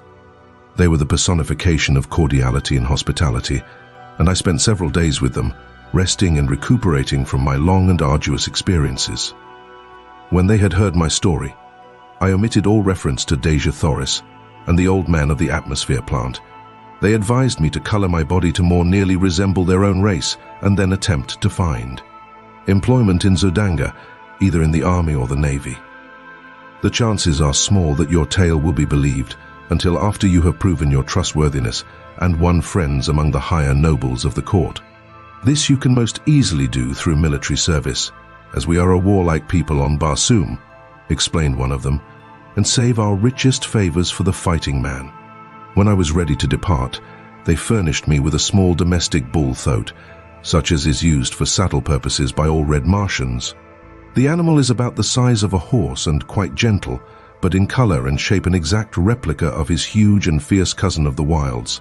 The brothers had supplied me with a reddish oil, with which I anointed my entire body, and one of them cut my hair, which had grown quite long, in the prevailing fashion of the time, square at the back and banged in front, so that I could have passed anywhere upon Barsoom as a full-fledged Red Martian. My metal and ornaments were also renewed in the style of a Zodangan gentleman, attached to the House of Pitor, which was the family name of my benefactors. They filled a little sack at my side with Zodangan money. The medium of exchange upon Mars is not dissimilar from our own, except that the coins are oval. Paper money is issued by individuals as they require it and redeemed twice yearly. If a man issues more than he can redeem, the government pays his creditors in full, and the debtor works out the amount upon the farms or in mines, which are all owned by the government.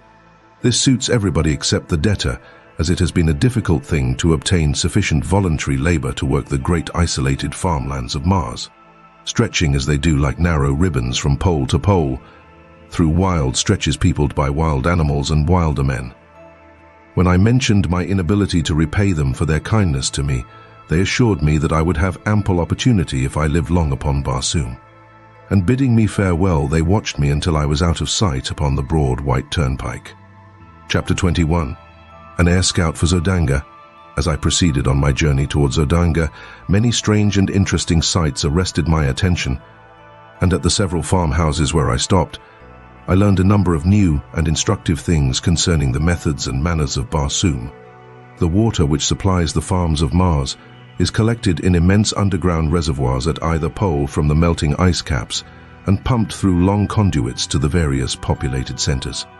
Along either side of these conduits, and extending their entire length, lie the cultivated districts.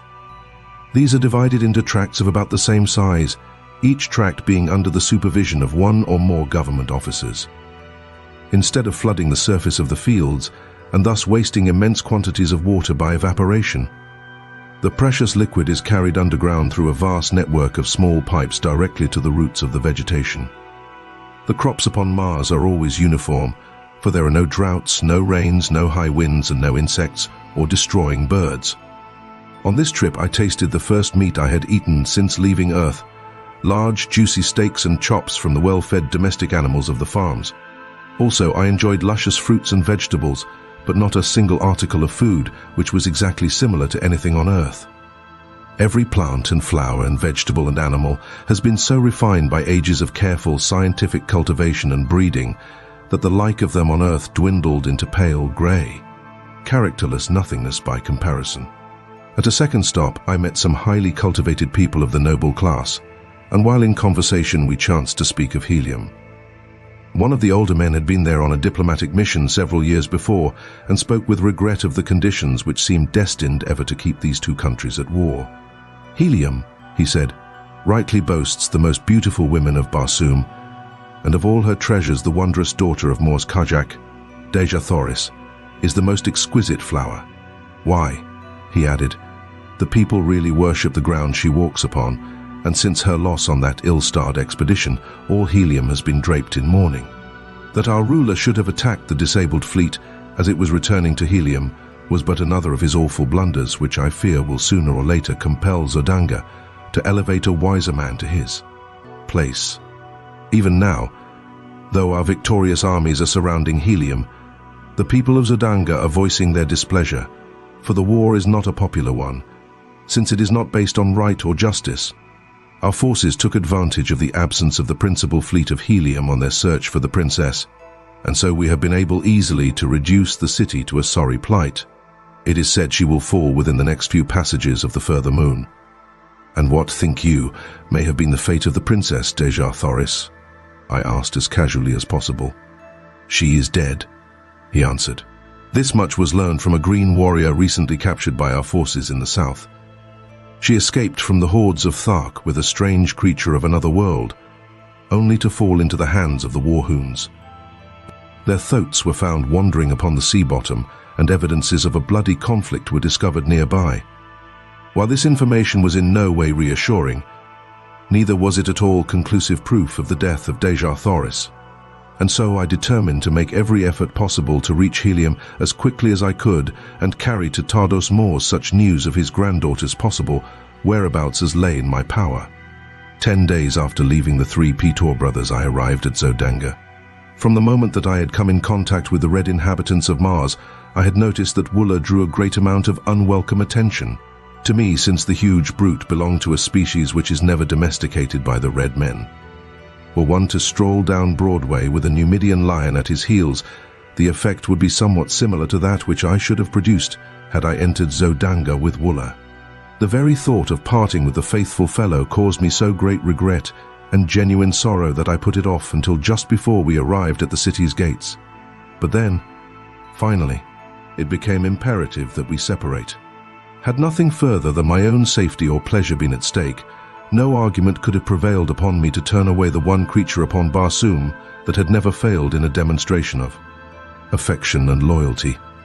But as I would willingly have offered my life in the service of her in search of whom I was about to challenge the unknown dangers of this, to me, mysterious city, I could not permit even Wooler's life to threaten the success of my venture, much less his momentary happiness, for I doubted not he soon would forget me. And so I bade the poor beast an affectionate farewell, promising him, however, that if I came through my adventure in safety, that in some way I should find the means to search him out. He seemed to understand me fully, and when I pointed back in the direction of Thark, he turned sorrowfully away.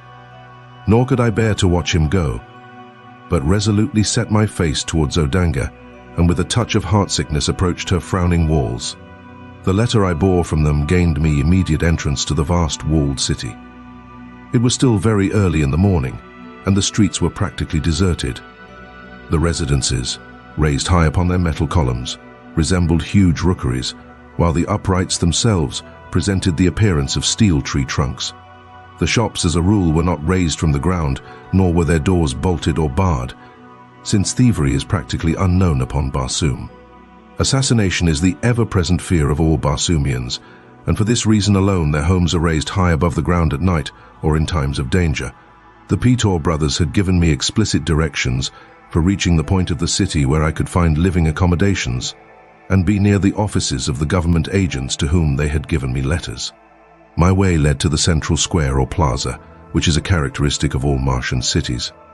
The plaza of Zodanga covers a square mile and is bounded by the palaces of the Jedak, the Jeds, and other members of the royalty and nobility of Zodanga, as well as by the principal public buildings, cafes, and shops. As I was crossing the great square, lost in wonder and admiration of the magnificent architecture and the gorgeous scarlet vegetation which carpeted the broad lawns, I discovered a red Martian walking briskly toward me from one of the avenues. He paid not the slightest attention to me, but as he came abreast I recognized him, and turning I placed my hand upon his shoulder, calling out, "Kawa, Kantos Khan." Like lightning he wheeled, and before I could so much as lower my hand, the point of his long sword was at my breast. "Who are you?" he growled, and then, as a backward leap carried me 50 feet from his sword, he dropped the point to the ground and exclaimed, laughing, "I do not need a better reply. There is but one man upon all Barsoom who can bounce about like a rubber ball. By the mother of the further moon, John Carter, how came you here, and have you become a Darseen that you can change your color at will? You gave me a bad half-minute, my friend," he continued, after I had briefly outlined my adventures since parting with him in the arena at Warhoon. Were my name and city known to the Zodangans, I would shortly be sitting on the banks of the lost Sea of Chorus with my revered and departed ancestors. I am here in the interest of Tardos Mors, Jeddak of Helium, to discover the whereabouts of Dejah Thoris, our princess. Sabthan, Prince of Zodanga, has her hidden in the city and has fallen madly in love with her. His father, then Kosis, Jeddak of Zodanga, has made her voluntary marriage to his son the price of peace between our countries. But Tardos Mors will not accede to the demands, and has sent word that he and his people would rather look upon the dead face of their princess than see her wed to any than her own choice.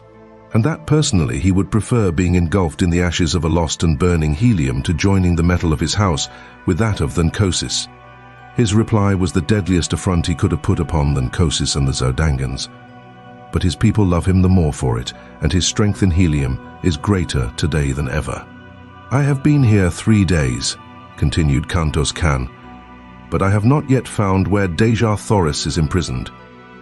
Today I joined the Zodangan Navy as an air scout, and I hope in this way to win the confidence of Sab, then the prince, who is commander of this division of the Navy, and thus learn the whereabouts of Dejah Thoris.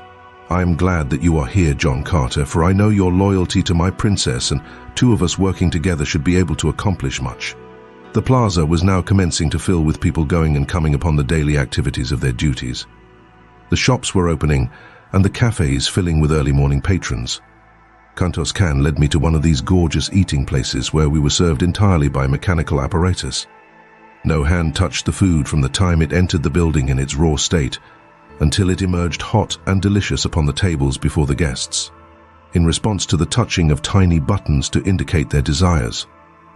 After our meal, Kantos Khan took me with him to the headquarters of the Air Scout Squadron, and introducing me to his superior asked that I be enrolled as a member of the Corps.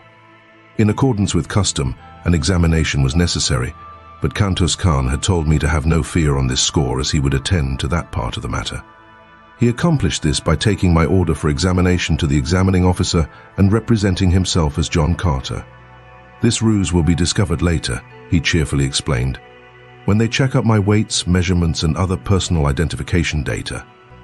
But it will be several months before this is done, and our mission should be accomplished or have failed long before that time." The next few days were spent by Kantos Khan in teaching me the intricacies of flying and of repairing the dainty little contrivances which the Martians use for this purpose. The body of the one-man aircraft is about 16 feet long, 2 feet wide, and 3 inches thick, tapering to a point at each end. The driver sits on top of this plane upon a seat constructed over the small, noiseless radium engine which propels it. The medium of buoyancy is contained within the thin metal walls of the body and consists of the 8th Barsoomian ray, or ray of propulsion, as it may be termed in view of its properties. This ray, like the 9th ray, is unknown on Earth, but the Martians have discovered that it is an inherent property of all light, no matter from what source it emanates. They have learned that it is the solar 8th ray which propels the light of the sun to the various planets, and that it is the individual 8th ray of each planet which reflects, or propels the light thus obtained out into space once more. The solar 8th ray would be absorbed by the surface of Barsoom, but the Barsoomian 8th ray, which tends to propel light from Mars into space, is constantly streaming out from the planet, constituting a force of repulsion of gravity, which when confined is able to lift enormous weights from the surface of the ground. It is this ray which has enabled them to so perfect aviation that battleships far outweighing anything known upon Earth sail as gracefully and lightly through the thin air of Barsoom as a toy balloon in the heavy atmosphere of Earth. During the early years of the discovery of this ray, many strange accidents occurred before the Martians learned to measure and control the wonderful power they had found. In one instance, some 900 years before, the first great battleship to be built with 8th ray reservoirs was stored with too great a quantity of the rays, and she had sailed up from Helium with 500 officers and men, never to return. Her power of repulsion for the planet was so great that it had carried her far into space, where she can be seen today by the aid of powerful telescopes. Hurtling through the heavens 10,000 miles from Mars, a tiny satellite that will thus encircle Barsoom to the end of time. The 4th day after my arrival at Zodanga, I made my first flight, and as a result of it, I won a promotion which included quarters in the palace of Nkosis. As I rose above the city, I circled several times, as I had seen Kantos Khan do, and then throwing my engine into top speed, I raced at terrific velocity toward the south, following one of the great waterways which enter Zodanga from that direction. I had traversed perhaps 200 miles in a little less than an hour when I descried far below me a party of 3 green warriors racing madly toward a small figure on foot which seemed to be trying to reach the confines of one of the walled fields. Dropping my machine rapidly toward them and circling to the rear of the warriors, I soon saw that the object of their pursuit was a red Martian wearing the metal of the scout squadron to which I was attached. A short distance away lay his tiny flyer, surrounded by the tools with which he had evidently been occupied in repairing some damage when surprised by the green warriors. They were now almost upon him, their flying mounts charging down on the relatively puny figure at terrific speed, while the warriors leaned low to the right with their great metal-shod spears. Each seemed striving to be the first to impale the poor Zodangan, and in another moment his fate would have been sealed had it not been for my timely arrival. Driving my fleet aircraft at high speed directly behind the warriors, I soon overtook them, and without diminishing my speed, I rammed the prow of my little flyer between the shoulders of the nearest. The impact, sufficient to have torn through inches of solid steel, hurled the fellow's headless body into the air over the head of his throat, where it fell sprawling upon the moss. The mounts of the other 2 warriors turned squealing in terror and bolted in opposite directions. Reducing my speed, I circled and came to the ground at the feet of the astonished Zodangan.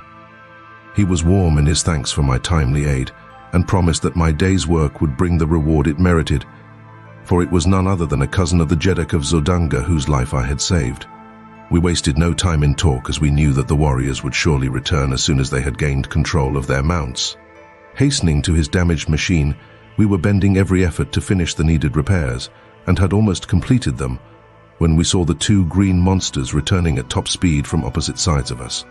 When they had approached within 100 yards, their throats again became unmanageable and absolutely refused to advance further toward the aircraft which had frightened them. The warriors finally dismounted and, hobbling their animals, advanced toward us on foot with drawn long swords. I advanced to meet the larger, telling the Zodangan to do the best he could with the other. Finishing my man with almost no effort, as had now from much practice become habitual with me, I hastened to return to my new acquaintance, whom I found indeed in desperate straits. He was wounded and down, with the huge foot of his antagonist upon his throat, and the great long sword raised to deal the final thrust. With a bound, I cleared the 50 feet intervening between us, and with outstretched point, drove my sword completely through the body of the green warrior.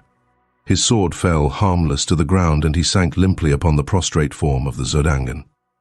A cursory examination of the latter revealed no mortal injuries, and after a brief rest, he asserted that he felt fit to attempt the return voyage. He would have to pilot his own craft, however, as these frail vessels are not intended to convey but a single person. Quickly completing the repairs, we rose together into the still, cloudless Martian sky, and at great speed and without further mishap returned to Zodanga. As we neared the city, we discovered a mighty concourse of civilians and troops assembled upon the plain before the city. The sky was black with naval vessels and private and public pleasure craft, flying long streamers of gay-colored silks, and banners and flags of odd and picturesque design.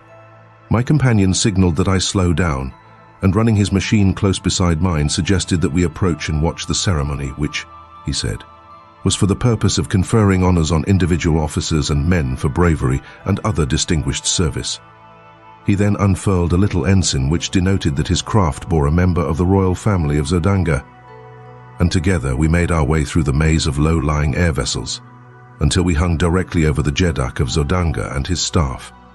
All were mounted upon the small domestic bull thoats of the red Martians, and their trappings and ornamentation bore such a quantity of gorgeously colored feathers that I could not but be struck with the startling resemblance the concourse bore to a band of the Red Indians of my own earth.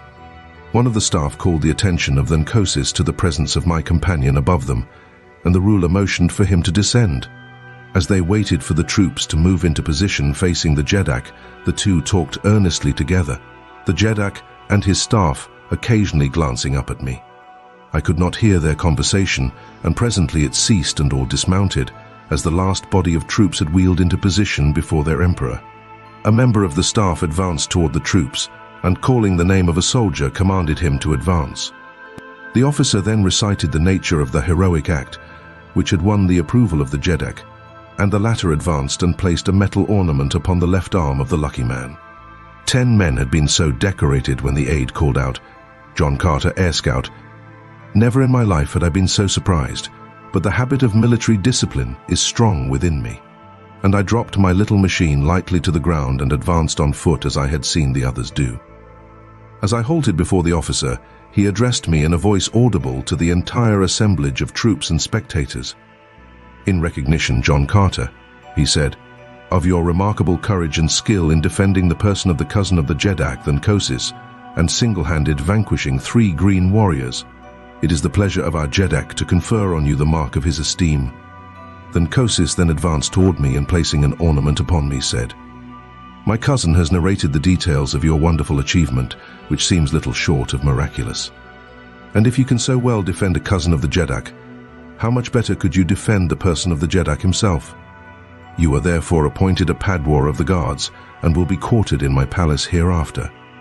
I thanked him, and at his direction joined the members of his staff.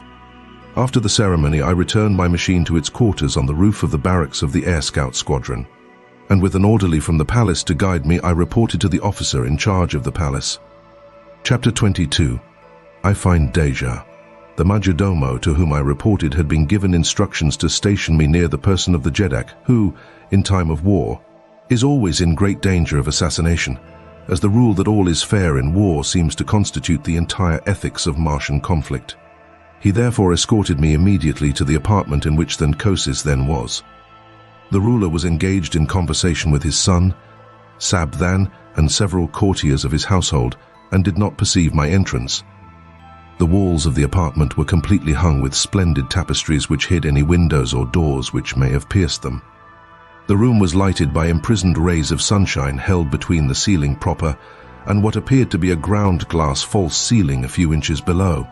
My guide drew aside one of the tapestries, disclosing a passage which encircled the room between the hangings and the walls of the chamber. Within this passage I was to remain, he said, so long as Tharks was in the apartment. When he left, I was to follow. My only duty was to guard the ruler and keep out of sight as much as possible. I would be relieved after a period of 4 hours. The majordomo then left me. The tapestries were of a strange weaving which gave the appearance of heavy solidity from one side. But from my hiding place, I could perceive all that took place within the room as readily as though there had been no curtain intervening. Scarcely had I gained my post than the tapestry at the opposite end of the chamber separated, and 4 soldiers of the guard entered, surrounding a female figure. As they approached Tharks, the soldiers fell to either side, and there, standing before the Jeddak, and not 10 feet from me, her beautiful face radiant with smiles, was Dejah Thoris. Sabthan, Prince of Zodanga, advanced to meet her, and hand in hand they approached close to the Jeddak. Tharks looked up in surprise, and, rising, saluted her. To what strange freak do I owe this visit from the Princess of Helium, who, 2 days ago, with rare consideration for my pride, assured me that she would prefer Talhajuz, the green Thark? To my son, Dejah Thoris only smiled the more, and with the roguish dimples playing at the corners of her mouth, she made answer.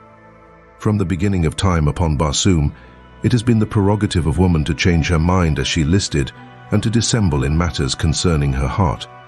That you will forgive, Tharks, as has your son.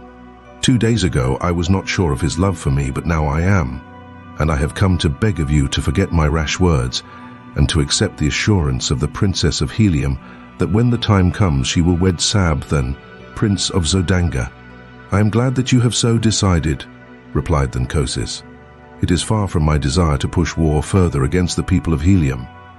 And Your promise shall be recorded, and a proclamation to my people issued forthwith." "It were better than Kosis," interrupted Dejah Thoris, "that the proclamation wait the ending of this war. It would look strange indeed to my people and to yours were the Princess of Helium to give herself to her country's enemy in the midst of hostilities." "Cannot the war be ended at once?" spoke Sabthan.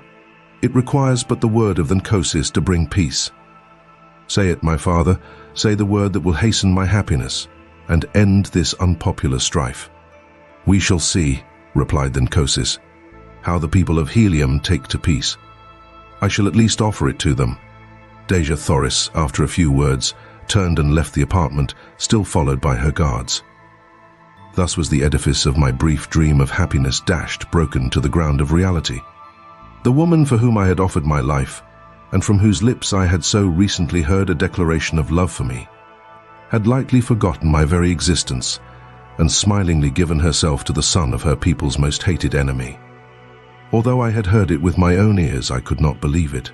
I must search out her apartments and force her to repeat the cruel truth to me alone before I would be convinced.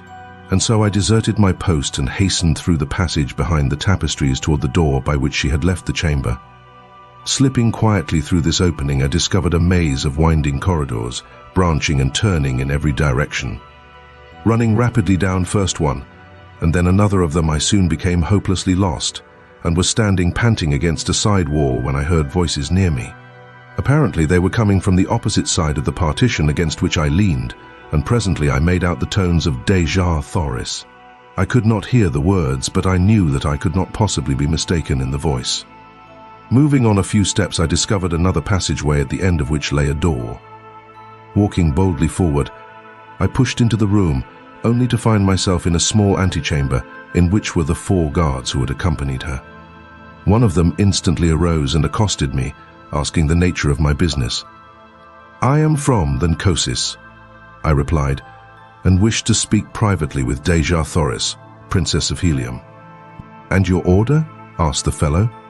I did not know what he meant, but replied that I was a member of the guard.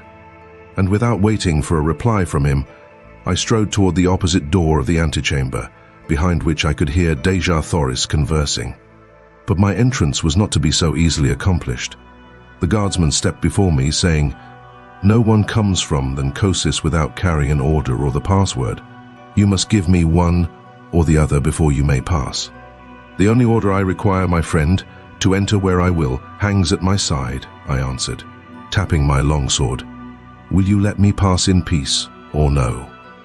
For reply, he whipped out his own sword, calling to the others to join him, and thus the 4 stood with drawn weapons, barring my further progress. "You are not here by the order of Tharks," cried the one who had first addressed me. "And not only shall you not enter the apartments of the Princess of Helium, but you shall go back to Tharks under guard to explain this unwarranted temerity. Throw down your sword. You cannot hope to overcome 4 of us," he added with a grim smile. My reply was a quick thrust which left me but 3 antagonists, and I can assure you that they were worthy of my mettle.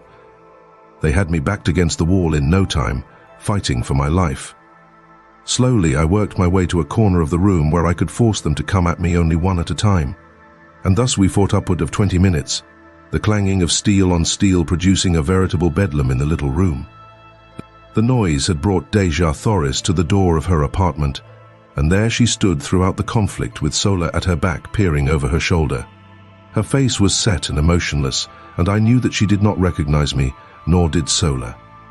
Finally, a lucky cut brought down a second guardsman, and then, with only 2 opposing me, I changed my tactics and rushed them down after the fashion of my fighting that had won me many a victory. The third fell within 10 seconds after the second, and the last lay dead upon the bloody floor a few moments later. They were brave men and noble fighters, and it grieved me that I had been forced to kill them. But I would have willingly depopulated all Barsoom could I have reached the side of my Dejah Thoris in no other way. Sheathing my bloody blade, I advanced toward my Martian princess, who still stood mutely gazing at me without sign of recognition. "Who are you, Zodanga?" she whispered. "Another enemy to harass me in my misery?" "I am a friend," I answered, "a once cherished friend." "No friend of Helium's princess wears that metal," she replied. "And yet the voice," I have heard it before. It is not. It cannot be. No, for he is dead. It is, though, my princess, none other than John Carter, I said. Do you not recognize, even through paint and strange metal, the heart of your chieftain? As I came close to her, she swayed toward me with outstretched hands, but as I reached to take her in my arms, she drew back with a shudder and a little moan of misery. Too late, she grieved. Oh, my chieftain that was, and whom I thought dead, had you but returned 1 little hour before. But now it is too late. What do you mean, Dejah Thoris? I cried. That you would not have promised yourself to the Zodangan prince had you known that I lived. Think you, John Carter, that I would give my heart to you yesterday and today to another? I thought that it lay buried with your ashes in the pits of Warhoon. And so today I have promised my body to another to save my people from the curse of a victorious Zodangan army. But I am not dead, my princess. I have come to claim you, and all Zodanga cannot prevent it. It is too late, John Carter. My promise is given, and on Barsoom that is final. The ceremonies which follow later are but meaningless formalities. They make the fact of marriage no more certain than does the funeral cortege of a Jedak again place the seal of death upon him. I am as good as married, John Carter. No longer may you call me your princess. No longer are you my chieftain. I know but little of your customs here upon Barsoom, Dejah Thoris, but I do know that I love you. And if you meant the last words you spoke to me that day, as the hordes of Warhoon were charging down upon us, no other man shall ever claim you as his bride. You meant them then, my princess, and you mean them still. Say that it is true. I meant them, John Carter, she whispered. I cannot repeat them now, for I have given myself to another. Ah, if you had only known our ways, my friend, she continued, half to herself. The promise would have been yours long months ago, and you could have claimed me before all others. It might have meant the fall of Helium, but I would have given my empire for my Tharkian chief. Then aloud she said, Do you remember the night when you offended me? You called me your princess without having asked my hand of me, and then you boasted that you had fought for me. You did not know, and I should not have been offended. I see that now. But there was no one to tell you what I could not, that upon Barsoom there are 2 kinds of women in the cities of the Red Men. The one they fight for that they may ask them in marriage, the other kind they fight for also, but never ask their hands. When a man has won a woman, he may address her as his princess, or in any of the several terms which signify possession. You had fought for me, but had never asked me in marriage. And so when you called me your princess, you see, she faltered. I was hurt, but even then, John Carter, I did not repulse you, as I should have done, until you made it doubly worse by taunting me with having won me through combat. I do not need ask your forgiveness now, Dejah Thoris, I cried. You must know that my fault was of ignorance of your Barsoomian customs. What I failed to do, through implicit belief that my petition would be presumptuous and unwelcome, I do now, Dejah Thoris. I ask you to be my wife, and by all the Virginian fighting blood that flows in my veins you shall be. No, John Carter, it is useless, she cried, hopelessly. I may never be yours while Sabthan lives. You have sealed his death warrant, my princess. Sabthan dies. Nor that either, she hastened to explain. I may not wed the man who slays my husband, even in self-defense. It is custom. We are ruled by custom upon Barsoom. It is useless, my friend. You must bear the sorrow with me. That at least we may share in common. That, and the memory of the brief days among the Tharks. You must go now, nor ever see me again. Goodbye, my chieftain, that was. Disheartened and dejected, I withdrew from the room, but I was not entirely discouraged, nor would I admit that Dejah Thoris was lost to me until the ceremony had actually been performed. As I wandered along the corridors, I was as absolutely lost in the mazes of winding passageways as I had been before I discovered Dejah Thoris's apartments.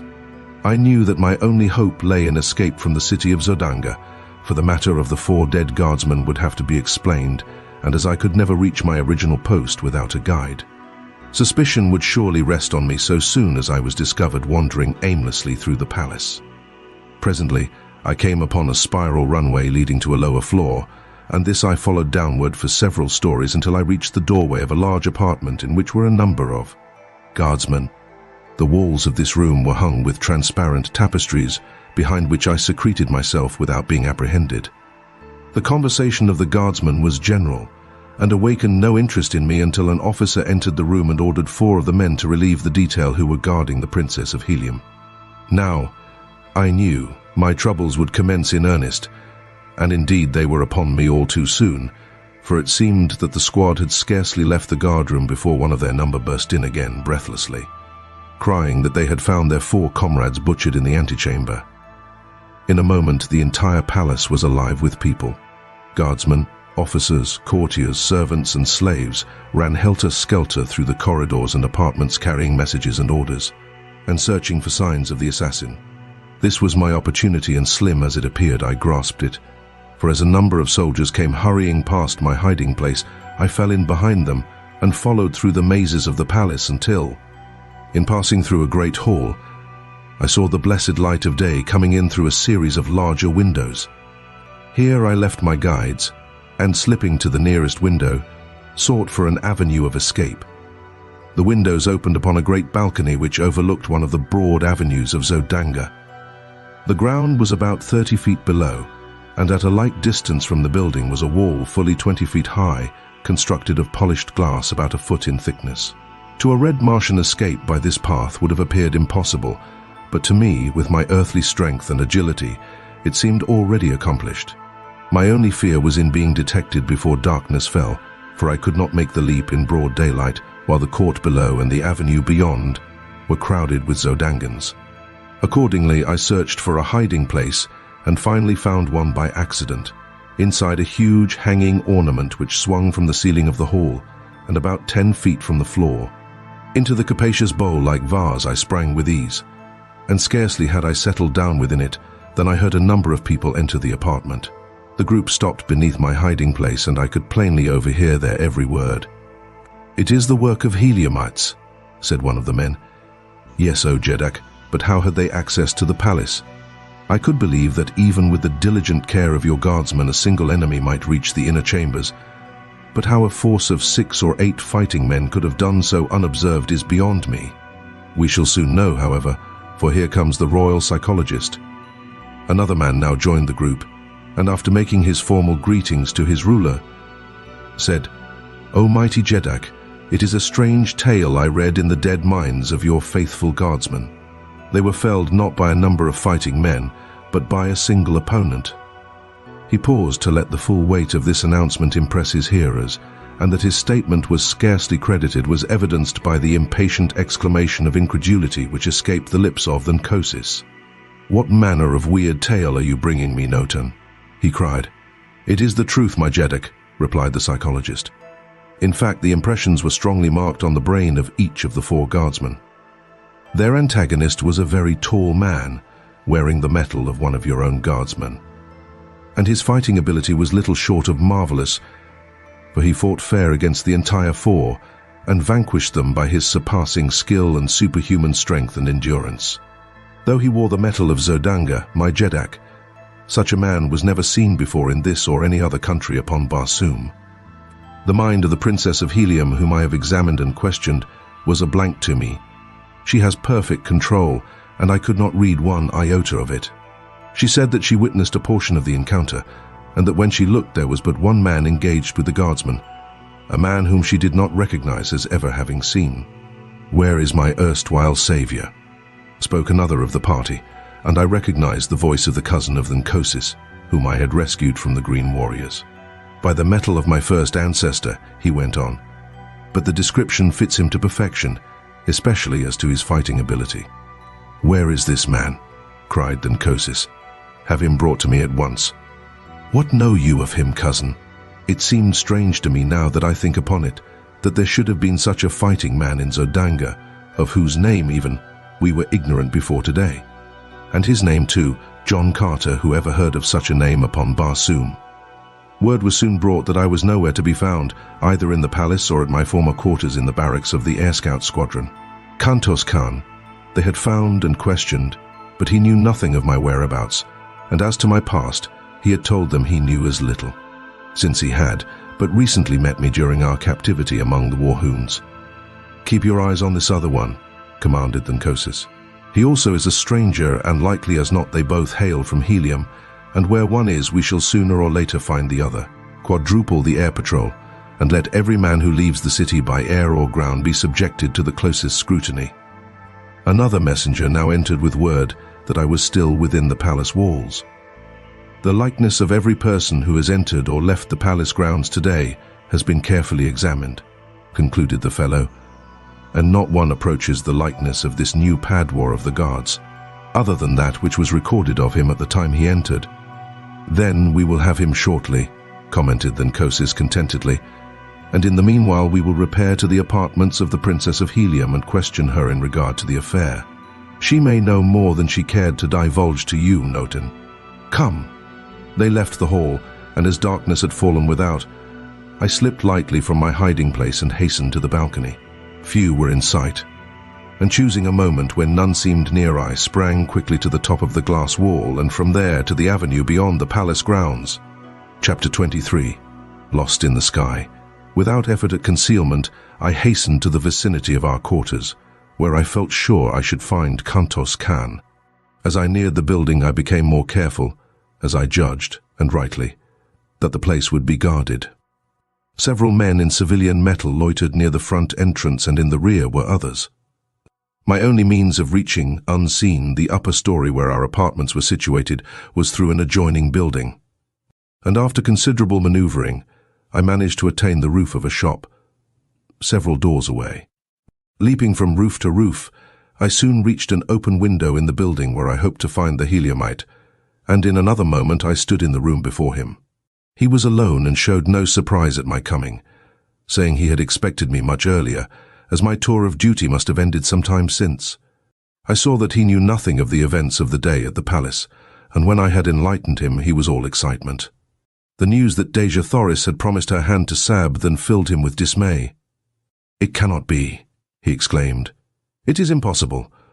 Why, no man in all Helium but would prefer death to the selling of our loved princess to the ruling house of Zodanga.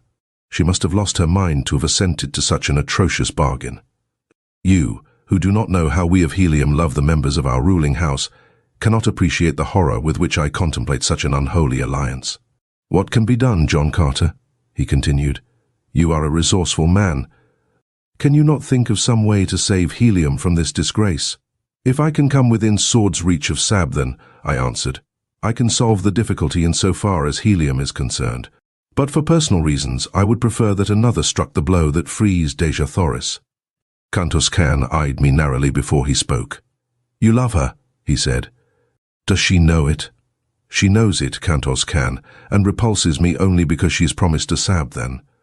The splendid fellow sprang to his feet, and grasping me by the shoulder raised his sword on high, exclaiming, "And had the choice been left to me, I could not have chosen a more fitting mate for the first princess of Barsoom.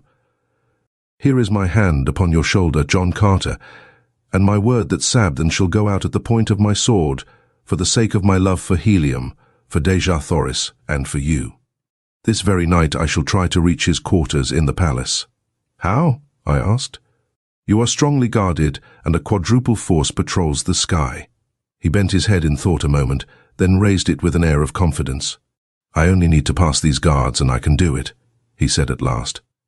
"I know a secret entrance to the palace through the pinnacle of the highest tower. I fell upon it by chance one day, as I was passing above the palace on patrol duty. In this work it is required that we investigate any unusual occurrence we may witness, and a face peering from the pinnacle of the high tower of the palace was, to me, most unusual. I therefore drew near and discovered that the possessor of the peering face was none other than Sab then. He was slightly put out at being detected, and commanded me to keep the matter to myself, explaining that the passage from the tower led directly to his apartments, and was known only to him. If I can reach the roof of the barracks and get my machine, I can be in Sabthan's quarters in 5 minutes. But how am I to escape from this building? Guarded as you say it is. How well are the machine sheds at the barracks guarded? I asked. There is usually but one man on duty there at night upon the roof. Go to the roof of this building, Kantos Khan, and wait me there. Without stopping to explain my plans, I retraced my way to the street and hastened to the barracks. I did not dare to enter the building, filled as it was with members of the Air Scout Squadron who, in common with all Zodanga, were on the lookout for me. The building was an enormous one, rearing its lofty head fully 1,000 feet into the air. But few buildings in Zodanga were higher than these barracks, though several topped it by a few hundred feet, the docks of the great battleships of the line standing some 1,500 feet from the ground, while the freight and passenger stations of the merchant squadrons rose nearly as high. It was a long climb up the face of the building, and one fraught with much danger, but there was no other way, and so I essayed the task. The fact that Barsoomian architecture is extremely ornate made the feat much simpler than I had anticipated.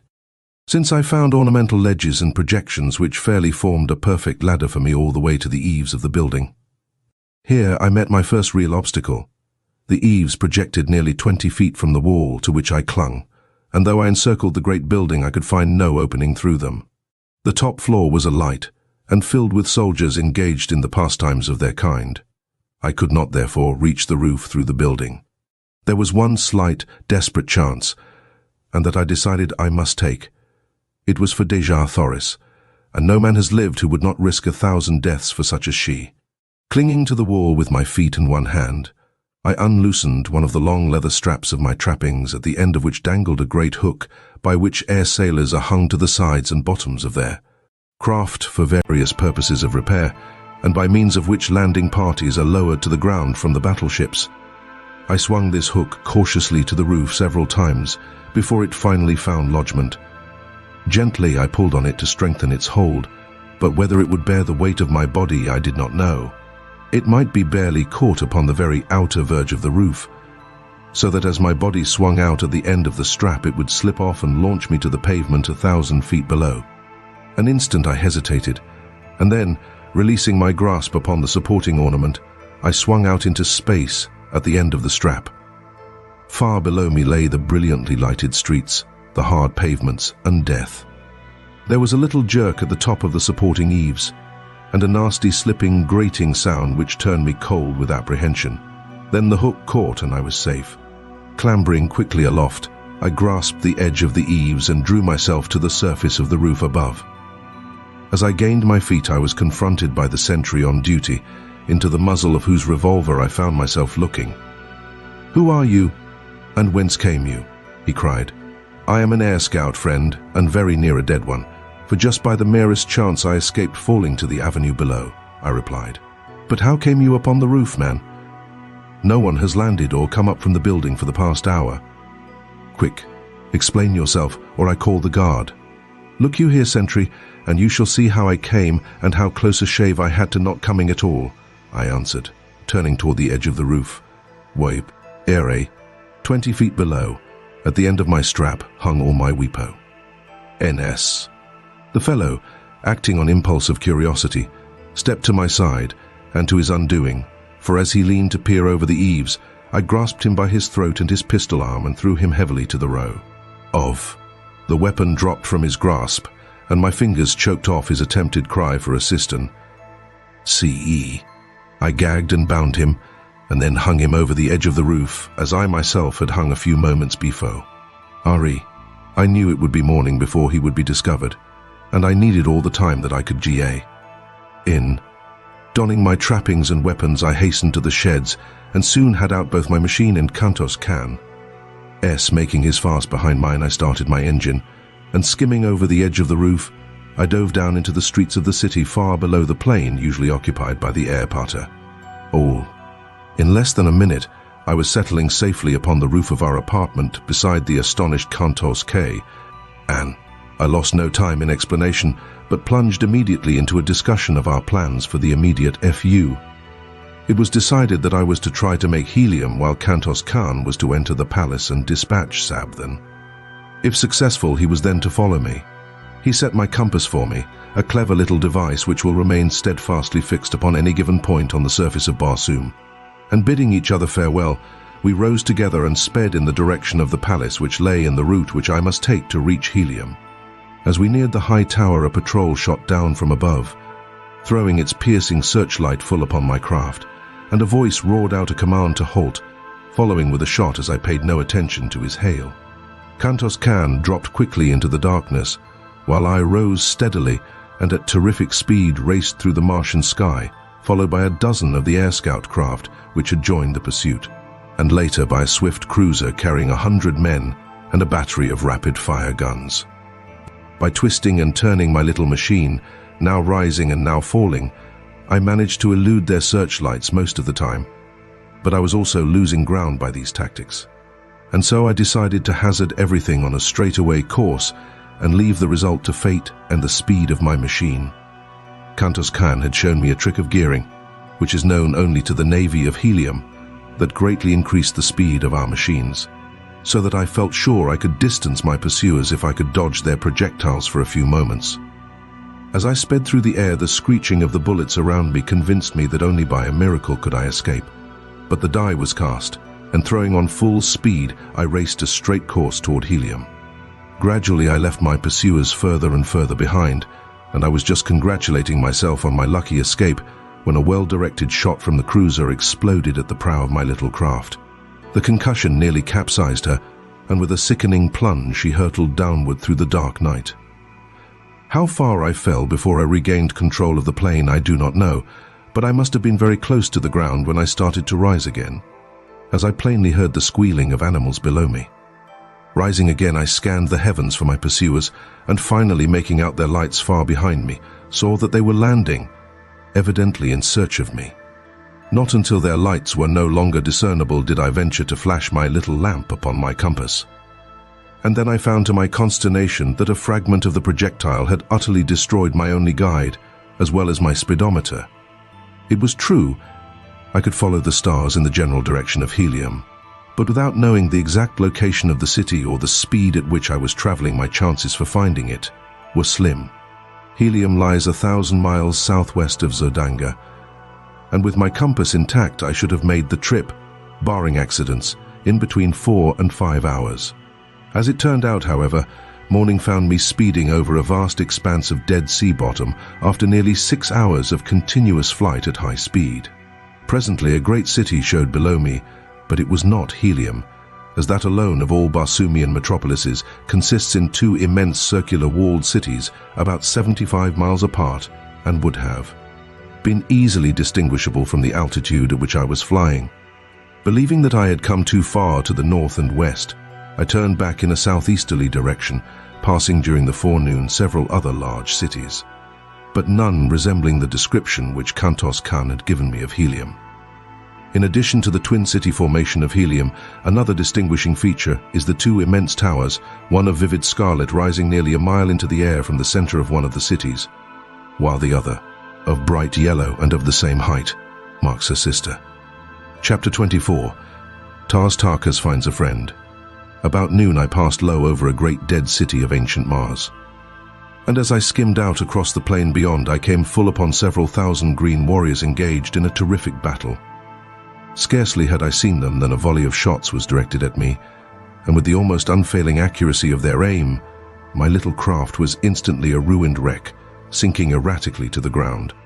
I fell almost directly in the center of the fierce combat, among warriors who had not seen my approach, so busily were they engaged in life and death struggles.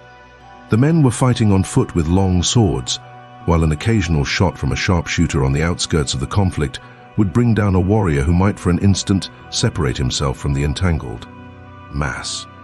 As my machine sank among them, I realized that it was fight or die, with good chances of dying in any event, and so I struck the ground with drawn long sword, ready to defend myself as I could. I fell beside a huge monster who was engaged with 3 antagonists, and as I glanced at his fierce face, filled with the light of battle, I recognized Tarkas the Thark. He did not see me, as I was a trifle behind him, and just then the 3 warriors opposing him, and whom I recognized as Warhoons, charged simultaneously. The mighty fellow made quick work of one of them, but in stepping back for another thrust, he fell over a dead body behind him, and was down and at the mercy of his foes in an instant. Quick as lightning they were upon him, and Tarkas would have been gathered to his fathers in short order had I not sprung before his prostrate form and engaged his adversaries. I had accounted for one of them when the mighty Thark regained his feet and quickly settled the other. He gave me one look, and a slight smile touched his grim lip as, touching my shoulder, he said, I would scarcely recognize you, John Carter, but there is no other mortal upon Barsoom who would have done what you have for me. I think I have learned that there is such a thing as friendship, my friend." He said no more, nor was there opportunity, for the Warhoons were closing in about us, and together we fought, shoulder to shoulder, during all that long, hot afternoon, until the tide of battle turned, and the remnant of the fierce Warhoon horde fell back upon their throats and fled into the gathering darkness. 10,000 men had been engaged in that titanic struggle, and upon the field of battle lay 3,000 dead. Neither side asked or gave quarter, nor did they attempt to take prisoners. On our return to the city after the battle, we had gone directly to Tarkas's quarters, where I was left alone while the chieftain attended the customary council which immediately follows an engagement. As I sat awaiting the return of the Green Warrior, I heard something move in an adjoining apartment. And as I glanced up, there rushed suddenly upon me a huge and hideous creature which bore me backward upon the pile of silks and furs upon which I had been reclining. It was Wooler, faithful, loving Wooler. He had found his way back to Thark and, as Tarkas later told me, had gone immediately to my former quarters, where he had taken up his pathetic and seemingly hopeless watch for my return. "Talhajus knows that you are here, John Carter," said Tarkas on his return from the Jedak's quarters. "Sarkoja saw and recognized you as we were returning. Talhajus has ordered me to bring you before him tonight. I have 10 thoats, John Carter. You may take your choice from among them, and I will accompany you to the nearest waterway that leads to Helium. Tarkas may be a cruel green warrior, but he can be a friend as well. Come, we must start." "And when you return, Tarkas?" I asked. "The wild Callets, possibly, or worse," he replied. "Unless I should chance to have the opportunity I have so long waited of battling with Talhajus. We will stay, Tarkas, and see Talhajus tonight. You shall not sacrifice yourself, and it may be that tonight you can have the chance you wait." He objected strenuously, saying that Talhajus often flew into wild fits of passion at the mere thought of the blow I had dealt him, and that if ever he laid his hands upon me, I would be subjected to the most horrible tortures. While we were eating, I repeated to Tarkas the story which Sola had told me that night upon the sea bottom during the march to Thark. He said but little, but the great muscles of his face worked in passion and in agony at recollection of the horrors which had been heaped upon the only thing he had ever loved in all his cold, cruel, terrible existence. He no longer demurred when I suggested that we go before Talhajus, only saying that he would like to speak to Sarkoja first. At his request, I accompanied him to her quarters, and the look of venomous hatred she cast upon me was almost adequate recompense for any future misfortunes this accidental return to Thark might bring. "Me, Sarkoja," said Tarkas. 40 years ago you were instrumental in bringing about the torture and death of a woman named Gozava. I have just discovered that the warrior who loved that woman has learned of your part in the transaction. He may not kill you, Sarkoja. It is not our custom, but there is nothing to prevent him tying one end of a strap about your neck and the other end to a wild thoat, merely to test your fitness to survive and help perpetuate our race. Having heard that he would do this on the morrow, I thought it only right to warn you, for I am a just man. The river Is is but a short pilgrimage, Sarkoja. Come, John Carter." The next morning Sarkoja was gone, nor was she ever seen after. In silence we hastened to the Jedak's palace, where we were immediately admitted to his presence. In fact, he could scarcely wait to see me and was standing erect upon his platform, glowering at the entrance as I came in. "Strap him to that pillar," he shrieked. "We shall see who it is dares strike the mighty Talhajus. Heat the irons. With my own hands I shall burn the eyes from his head, that he may not pollute my person with his vile gaze." "Chieftains of Thark," I cried, turning to the assembled council and ignoring Talhajus, "I have been a chief among you, and today I have fought for Thark shoulder to shoulder with her greatest warrior. You owe me at least a hearing. I have won that much today. You claim to be a just people." "Silence," roared Talhajus. "Gag the creature and bind him as I command." "Justice, Talhajus," exclaimed Lorquas Tumul. "Who are you to set aside the customs of ages among the Tharks?" "Yes, justice," echoed a dozen voices, and so, while Talhajus fumed and frothed, I continued. "You are a brave people and you love bravery, but where was your mighty Jedak during the fighting today? I did not see him in the thick of battle. He was not there. He rends defenseless women and little children in his lair. But how recently has one of you seen him fight with men? Why, even I, a midget beside him, felled him with a single blow of my fist. Is it of such that the Tharks fashioned their Jedaks? There stands beside me now a great Thark, a mighty warrior and a noble man. Chieftains, how sounds, Tarkas, Jedak of Thark? A roar of deep-toned applause greeted this suggestion. It but remains for this council to command, and Tarkas must prove his fitness to rule. Were he a brave man, he would invite Tarkas to combat, for he does not love him, but Tarkas is afraid. Tarkas, your Jedak, is a coward. With my bare hands I could kill him, and he knows it. After I ceased, there was tense silence, as all eyes were riveted upon Tarkas. He did not speak or move, but the blotchy green of his countenance turned livid, and the froth froze upon his lips. Tarkas, said Lorquas Tormel in a cold, hard voice, never in my long life have I seen a Jedak of the Tharks so humiliated. There could be but one answer to this arraignment. We waited, and still Tarkas stood as though petrified. Chieftains, continued Lorquas Tormel, shall the Jedak Tarkas prove his fitness to rule over Tarkas? There were 20 chieftains about the rostrum, and 20 swords flashed high in assent. There was no alternative. That decree was final, and so Tarkas drew his longsword and advanced to meet Tarkas. The combat was soon over, and with his foot upon the neck of the dead monster, Tarkas became Jedak among the Tharks. His first act was to make me a full-fledged chieftain with the rank I had won by my combats, the first few weeks of my captivity among them. Seeing the favorable disposition of the warriors toward Tarkas, as well as toward me, I grasped the opportunity to enlist them in my cause against Zodanga. I told Tarkas the story of my adventures, and in a few words had explained to him the thought I had in mind.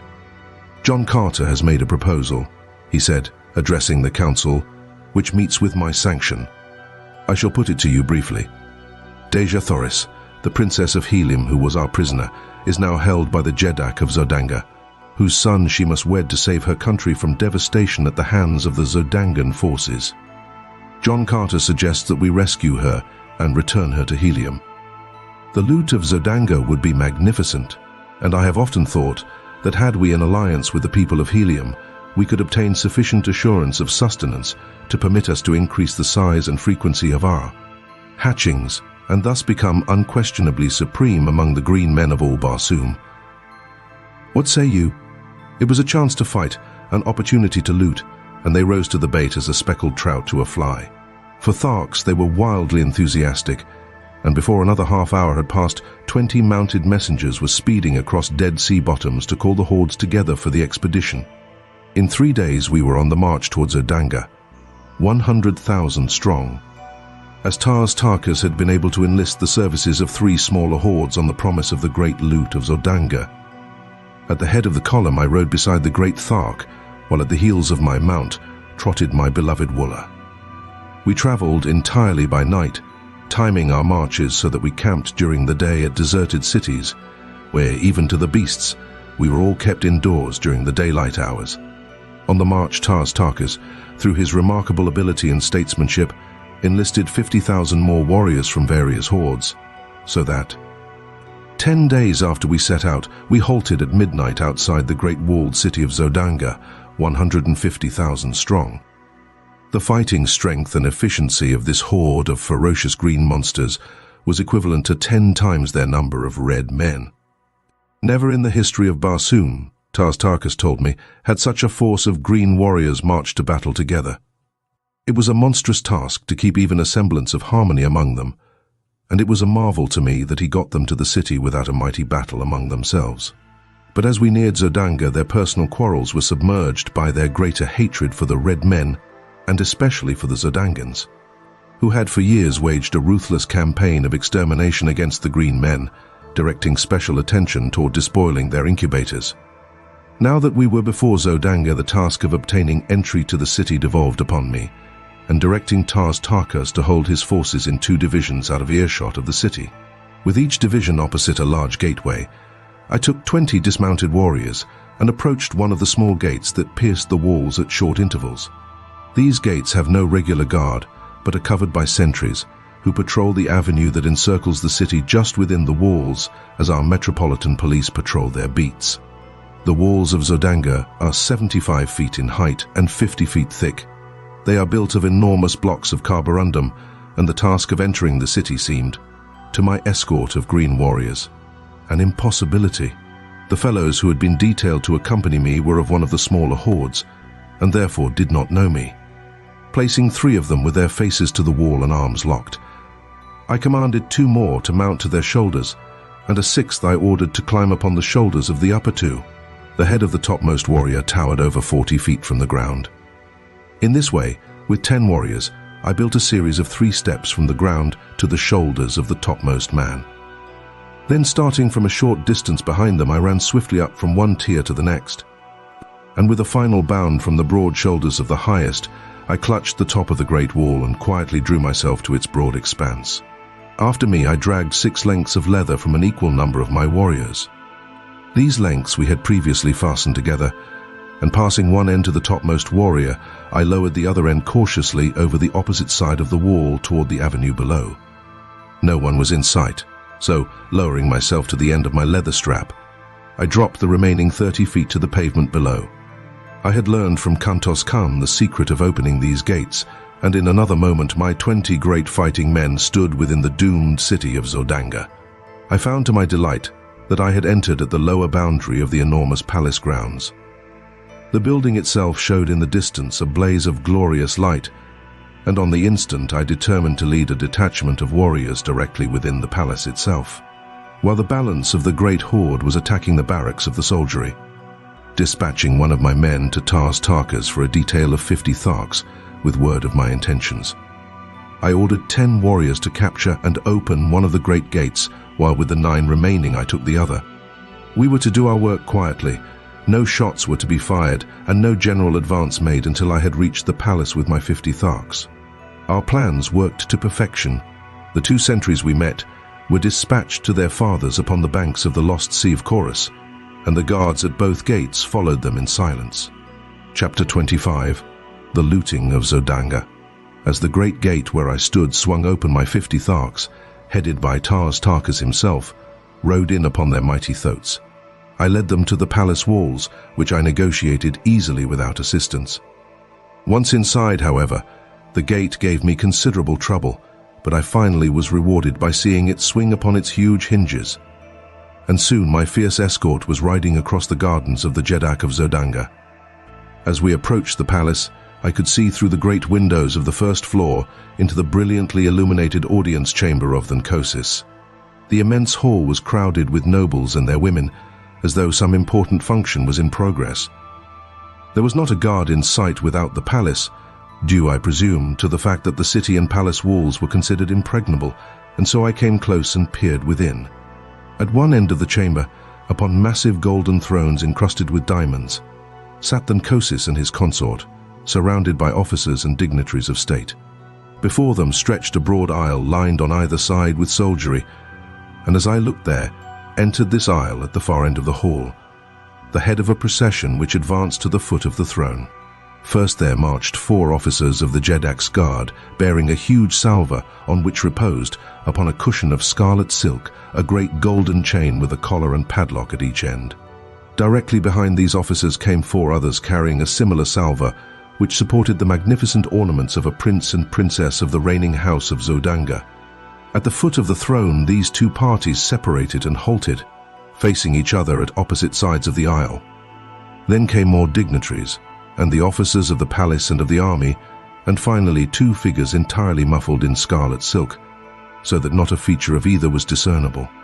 These 2 stopped at the foot of the throne, facing Tharks. When the balance of the procession had entered and assumed their stations, Tharks addressed the couple, standing before him.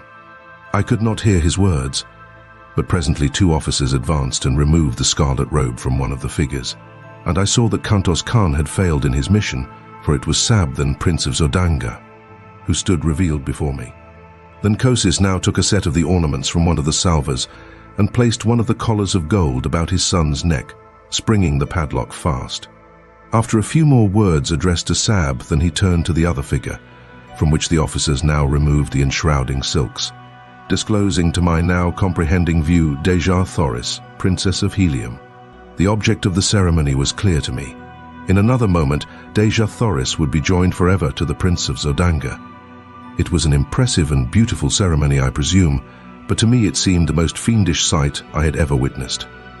And as the ornaments were adjusted upon her beautiful figure and her collar of gold swung open in the hands of Tharks, I raised my long sword above my head and, with the heavy hilt, I shattered the glass of the great window and sprang into the midst of the astonished assemblage. With a bound I was on the steps of the platform beside Tharks, and as he stood riveted with surprise, I brought my long sword down upon the golden chain that would have bound Dejah Thoris to another. In an instant all was confusion. 1,000 drawn swords menaced me from every quarter, and Sab then sprang upon me with a jeweled dagger he had drawn from his nuptial ornaments. I could have killed him as easily as I might a fly, but the age-old custom of Barsoom stayed my hand. And grasping his wrist, as the dagger flew toward my heart, I held him as though in a vise, and with my long sword pointed to the far end of the hall. "Zodanga has fallen," I cried. "Look!" All eyes turned in the direction I had indicated, and there, forging through the portals of the entranceway, rode Tarkas and his 50 warriors on their great thoats. A cry of alarm and amazement broke from the assemblage, but no word of fear, and in a moment the soldiers and nobles of Zodanga were hurling themselves upon the advancing Tharks. Thrusting Sab then headlong from the platform, I drew Dejah Thoris to my side. Behind the throne was a narrow doorway, and in this Tharks now stood facing me, with drawn long sword. In an instant we were engaged, and I found no mean antagonist. As we circled upon the broad platform, I saw Sab then rushing up the steps to aid his father, but, as he raised his hand to strike, Dejah Thoris sprang before him, and then my sword found the spot that made Sab the Jedak of Zodanga. As his father rolled dead upon the floor, the new Jedak tore himself free from Dejah Thoris's grasp, and again we faced each other. He was soon joined by a quartet of officers, and with my back against a golden throne, I fought once again for Dejah Thoris. I was hard-pressed to defend myself, and yet not strike down Sab and, with him, my last chance to win the woman I loved. My blade was swinging with the rapidity of lightning as I sought to parry the thrusts and cuts of my opponents. 2 I had disarmed, and 1 was down, when several more rushed to the aid of their new ruler, and to avenge the death of the old. As they advanced, there were cries of, "The woman! The woman! Strike her down! It is her plot! Kill her! Kill her!" Calling to Dejah Thoris to get behind me, I worked my way toward the little doorway back of the throne, but the officers realized my intentions, and 3 of them sprang in behind me and blocked my chances for gaining a position where I could have defended Dejah Thoris against an army of swordsmen. The Tharks were having their hands full in the center of the room, and I began to realize that nothing short of a miracle could save Dejah Thoris and myself. When I saw Tarkas surging through the crowd of pygmies that swarmed about him, with one swing of his mighty longsword, he laid a dozen corpses at his feet, and so he hewed a pathway before him until in another moment he stood upon the platform beside me, dealing death and destruction right and left. The bravery of the Zodangans was awe-inspiring. Not one attempted to escape, and when the fighting ceased, it was because only Tharks remained alive in the great hall, other than Dejah Thoris and myself. Sab then lay dead beside his father, and the corpses of the flower of Zodangan nobility and chivalry covered the floor of the bloody shambles. My first thought when the battle was over was for Kantos Khan, and leaving Dejah Thoris in charge of Tarkas, I took a dozen warriors and hastened to the dungeons beneath the palace. The jailers had all left to join the fighters in the throne room, so we searched the labyrinthine prison without opposition. I called Kantos Khan's name aloud in each new corridor and compartment, and finally I was rewarded by hearing a faint response. Guided by the sound, we soon found him helpless in a dark recess. He was overjoyed at seeing me, and to know the meaning of the fight, faint echoes of which had reached his prison cell. He told me that the air patrol had captured him before he reached the high tower of the palace, so that he had not even seen Sab then. We discovered that it would be futile to attempt to cut away the bars and chains which held him prisoner, so At his suggestion, I returned to search the bodies on the floor above for keys to open the padlocks of his cell and of his chains. Fortunately, among the first I examined, I found his jailer, and soon we had Kantos Khan with us in the throne room. The sounds of heavy firing, mingled with shouts and cries, came to us from the city's streets, and Tarkas hastened away to direct the fighting without. Kantos Khan accompanied him to act as guide, the Green Warriors commencing a thorough search of the palace for other Zodangans and for loot, and Dejah Thoris and I were left alone. She had sunk into one of the golden thrones, and as I turned to her, she greeted me with a wan smile. "Was there ever such a man?" she exclaimed. "I know that Barsoom has never before seen your like. Can it be that all Earth men are as you? Alone, a stranger, hunted, threatened, persecuted. You have done in a few short months what in all the past ages of Barsoom no man has ever done. Joined together the wild hordes of the sea bottoms and brought them to fight as allies of a red Martian people." "The answer is easy, Dejah Thoris," I replied, smiling. "It was not I who did it, it was love. Love for Dejah Thoris, a power that would work greater miracles than this you have seen." A pretty flush overspread her face, and she answered, "You may say that now, John Carter, and I may listen, for I am free." "And more still I have to say, ere it is again too late," I returned. "I have done many strange things in my life, many things that wiser men would not have dared. But never in my wildest fancies have I dreamed of winning a Dejah Thoris for myself, for never had I dreamed that in all the universe dwelt such a woman as the Princess of Helium. That you are a princess does not abash me, but that you is enough to make me doubt my sanity as I ask you, my princess, to be mine. He does not need to be abashed who so well knew the answer to his plea before the plea were made," she replied, rising and placing her dear hands upon my shoulders. And so I took her in my arms and kissed her. And thus, in the midst of a city of wild conflict, filled with the alarms of war, with death and destruction reaping their terrible harvest around her, did Dejah Thoris, Princess of Helium, true daughter of Mars, the god of war, promise herself in marriage to John Carter, gentleman of Virginia. Chapter 26. Through Carnage to Joy. Sometime later, Tarkas and Kantos Khan returned to report that Zodanga had been completely reduced. Her forces were entirely destroyed or captured, and no further resistance was to be expected from within. Several battleships had escaped, but there were thousands of war and merchant vessels under guard of Thark warriors. The lesser hordes had commenced looting and quarreling among themselves, so it was decided that we collect what warriors we could, man as many vessels as possible with Zodangan prisoners, and make for Helium without further loss of time. 5 hours later, we sailed from the roofs of the dock buildings with a fleet of 250 battleships carrying nearly 100,000 green warriors, followed by a fleet of transports with our thoats. Behind us, we left the stricken city in the fierce and brutal clutches of some 40,000 green warriors of the lesser hordes. They were looting, murdering, and fighting amongst themselves. In 100 places they had applied the torch, and columns of dense smoke were rising above the city as though to blot out from the eye of heaven the horrid sights beneath.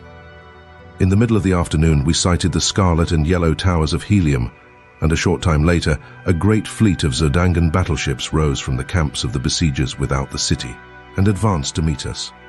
The banners of Helium had been strung from stem to stern of each of our mighty craft, but the Zodangans did not need this sign to realize that we were enemies, for our green Martian warriors had opened fire upon them almost as they left the ground.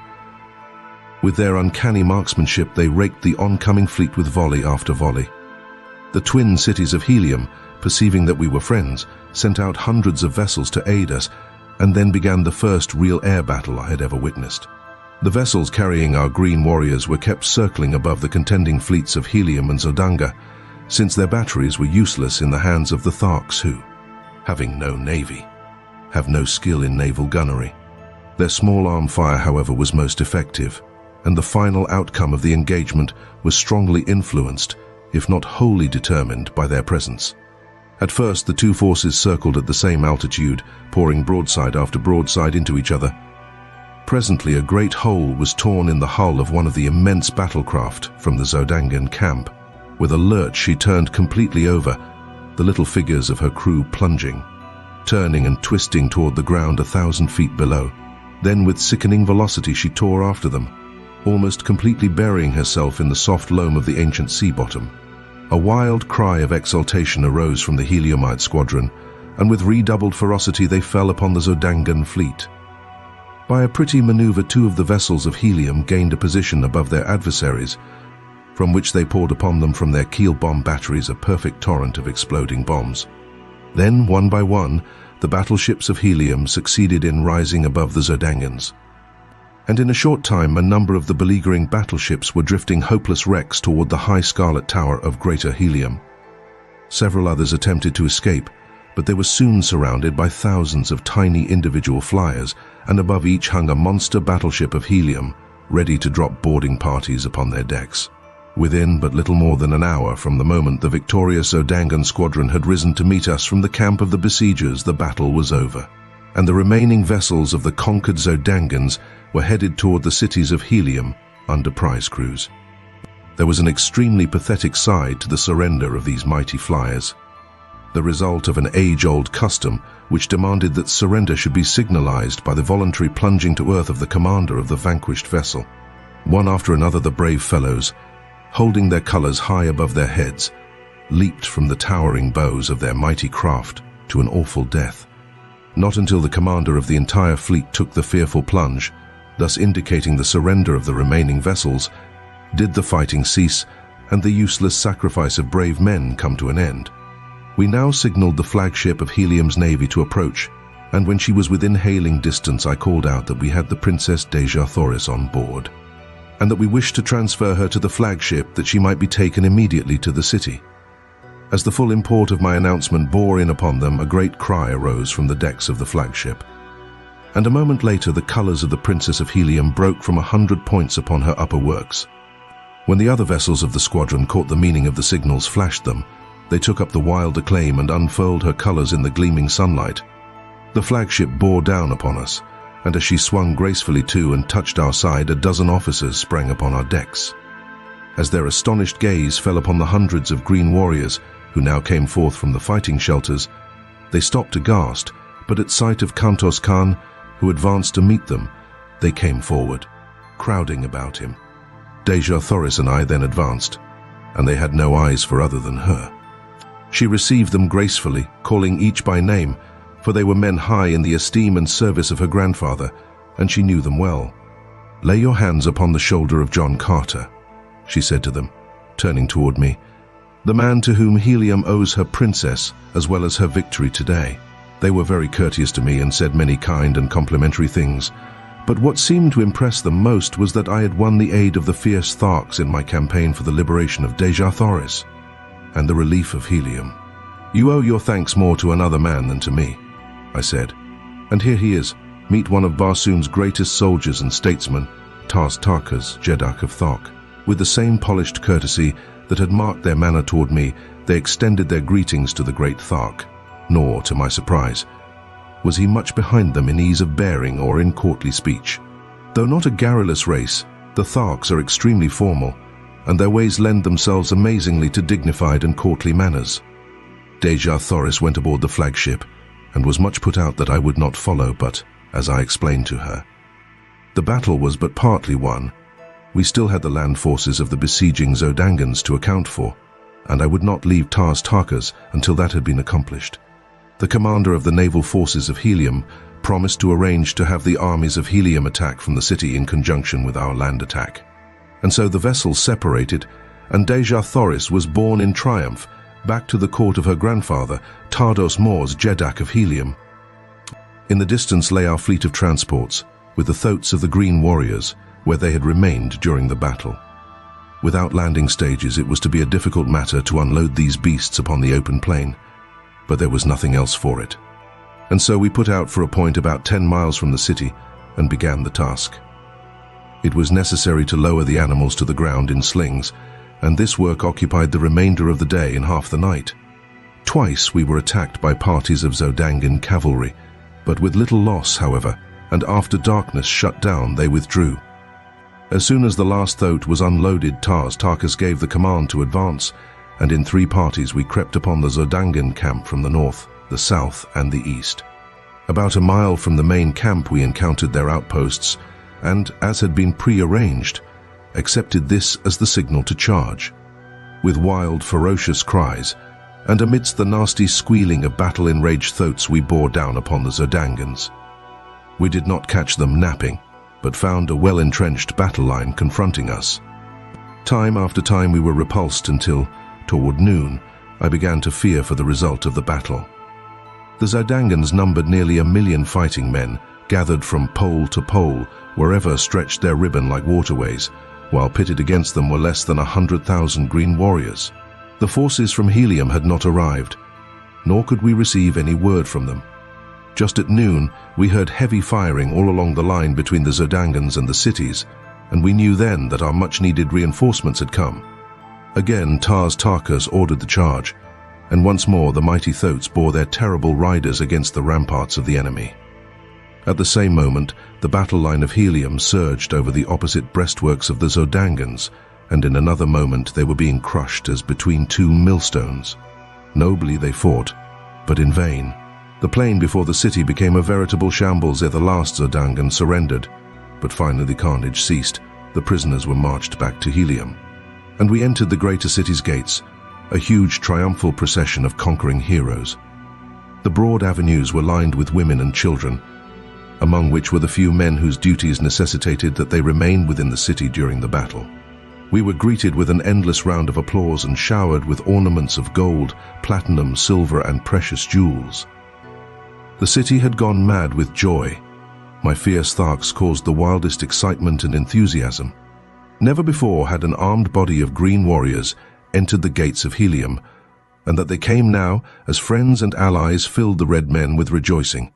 That my poor services to Dejah Thoris had become known to the Heliumites was evidenced by the loud crying of my name, and by the loads of ornaments that were fastened upon me and my huge thoat as we passed up the avenues to the palace. For even in the face of the ferocious appearance of Woola, the populace pressed close about me. As we approached this magnificent pile, we were met by a party of officers who greeted us warmly and requested that Tarkas and his Jeds with the Jedaks and Jeds of his wild allies, together with myself, dismount and accompany them to receive from Tardos Mors an expression of his gratitude for our services.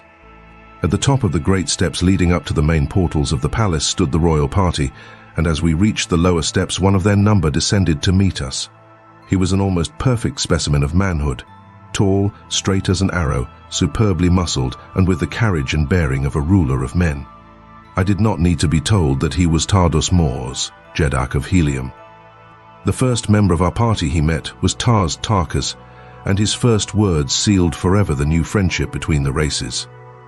"That Tardos Mors," he said earnestly, "may meet the greatest living warrior of Barsoom is a priceless honor, but that he may lay his hand on the shoulder of a friend and ally is a far greater boon." "Jedak of Helium," returned Tarkas, "it has remained for a man of another world to teach the green warriors of Barsoom the meaning of friendship. To him we owe the fact that the hordes of Thark can. Understand you, that they can appreciate and reciprocate the sentiments so graciously expressed." Tardos Mors then greeted each of the green Jedaks and Jeds, and to each spoke words of friendship and appreciation. As he approached me, he laid both hands upon my shoulders. "Welcome, my son," he said, "that you are granted gladly, and without one word of opposition, the most precious jewel in all Helium, yes, on all Barsoom, is sufficient earnest of my esteem." We were then presented to Mors Kajak, Jed of Lesser Helium, and father of Dejah Thoris. He had followed close behind Tardos Mors, and seemed even more affected by the meeting than had his father. He tried a dozen times to express his gratitude to me, but his voice choked with emotion and he could not speak. And yet he had, as I was to later learn, a reputation for ferocity and fearlessness as a fighter that was remarkable even upon warlike Barsoom.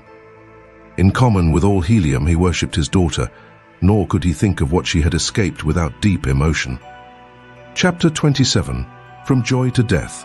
For 10 days the hordes of Thark and their wild allies were feasted and entertained, and then, loaded with costly presents and escorted by 10,000 soldiers of Helium commanded by Mors Kajak, they started on the return journey to their own lands. The Jed of Lesser Helium with a small party of nobles accompanied them all the way to Thark to cement more closely the new bonds of peace and friendship. Sola also accompanied Tarkas, her father, who before all his chieftains had acknowledged her as his daughter. 3 weeks later, Mors Kajak and his officers, accompanied by Tarkas and Sola, returned upon a battleship that had been dispatched to Thark to fetch them in time for the ceremony which made Dejah Thoris and John Carter one. For 9 years I served in the councils and fought in the armies of Helium as a prince of the House of Tardos Mors. The people seemed never to tire of heaping honors upon me, and no day passed that did not bring some new proof of their love for my princess, the incomparable Dejah Thoris. In a golden incubator upon the roof of our palace lay a snow-white egg. For nearly 5 years, 10 soldiers of the Jedak's Guard had constantly stood over it. And not a day passed when I was in the city that Dejah Thoris and I did not stand hand in hand before our little shrine planning for the future, when the delicate shell should break. Vivid in my memory is the picture of the last night, as we sat there talking in low tones of the strange romance which had woven our lives together, and of this wonder which was coming to augment our happiness and fulfill our hopes. In the distance we saw the bright white light of an approaching airship, but we attached no special significance to so common a sight. Like a bolt of lightning, it raced toward Helium until its very speed bespoke the unusual. Flashing the signals which proclaimed it a dispatch bearer for the Jedak, it circled impatiently awaiting the tardy patrol boat which must convoy it to the palace docks. 10 minutes after it touched at the palace, a message called me to the council chamber, which I found filling with the members of that body. On the raised platform of the throne was Tardos Mors, pacing back and forth with tense-drawn face. When all were in their seats, he turned toward us. "This morning," he said, "word reached the several governments of Barsoom that the keeper of the atmosphere plant had made no wireless report for 2 days. Nor had almost ceaseless calls upon him from a score of capitals elicited a sign of response. The ambassadors of the other nations asked us to take the matter in hand and hasten the assistant keeper to the plant. All day 1,000 cruisers have been searching for him until just now one of them returns bearing his dead body, which was found in the pits beneath his house, horribly mutilated by some assassin. I do not need to tell you what this means to Barsoom. It would take months to penetrate those mighty walls. In fact, the work has already commenced, and there would be little to fear were the engine of the pumping plant to run as it should, and as they all have for hundreds of years. But the worst, we fear, has happened. The instruments show a rapidly decreasing air pressure on all parts of Barsoom. The engine has stopped. My gentlemen," he concluded, "we have at best 3 days to live." There was absolute silence for several minutes, and then a young noble arose, and with his drawn sword held high above his head addressed Tardos Mors. "The men of Helium have prided themselves that they have ever shown Barsoom how a nation of red men should live. Now is our opportunity to show them how they should die. Let us go about our duties, as though 1,000 useful years still lay before us." The chamber rang with applause, and as there was nothing better to do than to allay the fears of the people by our example, we went our ways with smiles upon our faces and sorrow gnawing at our hearts.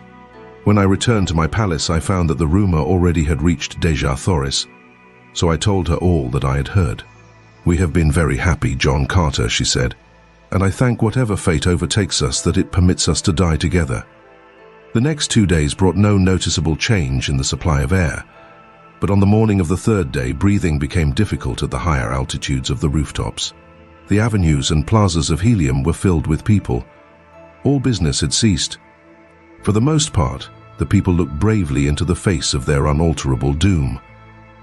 Here and there, however, men and women gave way to quiet grief. Toward the middle of the day, many of the weaker commenced to succumb, and within an hour the people of Barsoom were sinking by thousands into the unconsciousness which precedes death by asphyxiation. Dejah Thoris and I, with the other members of the royal family, had collected in a sunken garden within an inner courtyard of the palace. We conversed in low tones, when we conversed at all, as the awe of the grim shadow of death crept over us. Even Wooler seemed to feel the weight of the impending calamity, for he pressed close to Dejah Thoris and to me, whining pitifully. The little incubator had been brought from the roof of our palace at request of Dejah Thoris, and she sat gazing longingly upon the unknown little life that now she would never know. As it was becoming perceptibly difficult to breathe, Tardos Mors arose, saying, Let us bid each other farewell. The days of the greatness of Barsoom are over. Tomorrow's sun will look down upon a dead world, which through all eternity must go swinging through the heavens, peopled not even by memories. It is the end. He stooped and kissed the women of his family, and laid his strong hand upon the shoulders of the men. As I turned sadly from him, my eyes fell upon Dejah Thoris. Her head was drooping upon her breast. To all appearances, she was lifeless. With a cry, I sprang to her and raised her in my arms. Her eyes opened and looked into mine. "Kiss me, John Carter," she murmured. "I love you. I love you. It is cruel that we must be torn apart, who were just starting upon a life of love and happiness." As I pressed her dear lips to mine, the old feeling of unconquerable power and authority rose in me. The fighting blood of Virginia sprang to life in my veins. "It shall not be, my princess," I cried. There must be some way, and John Carter, who has fought his way through a strange world for love of you, will find it." And with my words there crept above the threshold of my conscious mind a series of 9 long-forgotten sounds. Like a flash of lightning in the darkness, their full purport dawned upon me, the key to the 3 great doors of the atmosphere plant. Turning suddenly toward Tardos Moors, as I still clasped my dying love to my breast, I cried, "A flyer, Jeddak! Quick, order your swiftest flyer to the palace top. I can save Barsoom yet." He did not wait to question, but in an instant a guard was racing to the nearest dock, and though the air was thin and almost gone at the rooftop, they managed to launch the fastest one-man air scout machine that the skill of Barsoom had ever produced. Kissing Dejah Thoris a dozen times and commanding Wooler, who would have followed me, to remain and guard her, I bounded with my old agility and strength to the high ramparts of the palace. And in another moment, I was headed toward the goal of the hopes of all Barsoom. I had to fly low to get sufficient air to breathe, but I took a straight course across an old sea bottom, and so had to rise only a few feet above the ground. I traveled with awful velocity, for my errand was a race against time with death. The face of Dejah Thoris hung always before me. As I turned for a last look as I left the palace garden, I had seen her stagger and sink upon the ground beside the little incubator. That she had dropped into the last coma which would end in death.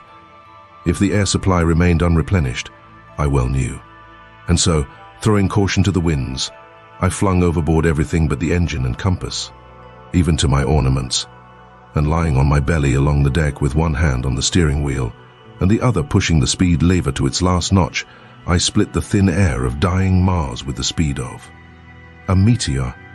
An hour before dark, the great walls of the atmosphere plant loomed suddenly before me, and with a sickening thud, I plunged to the ground before the small door which was withholding the spark of life from the inhabitants of an entire planet. Beside the door, a great crew of men had been laboring to pierce the wall, but they had scarcely scratched the flint-like surface. And now most of them lay in the last sleep from which not even air would awaken them. Conditions seemed much worse here than at Helium, and it was with difficulty that I breathed at all. There were a few men still conscious, and to one of these I spoke. "If I can open these doors, is there a man who can start the engines?" I asked. "I can," he replied. "If you open quickly. I can last but a few moments more." But it is useless.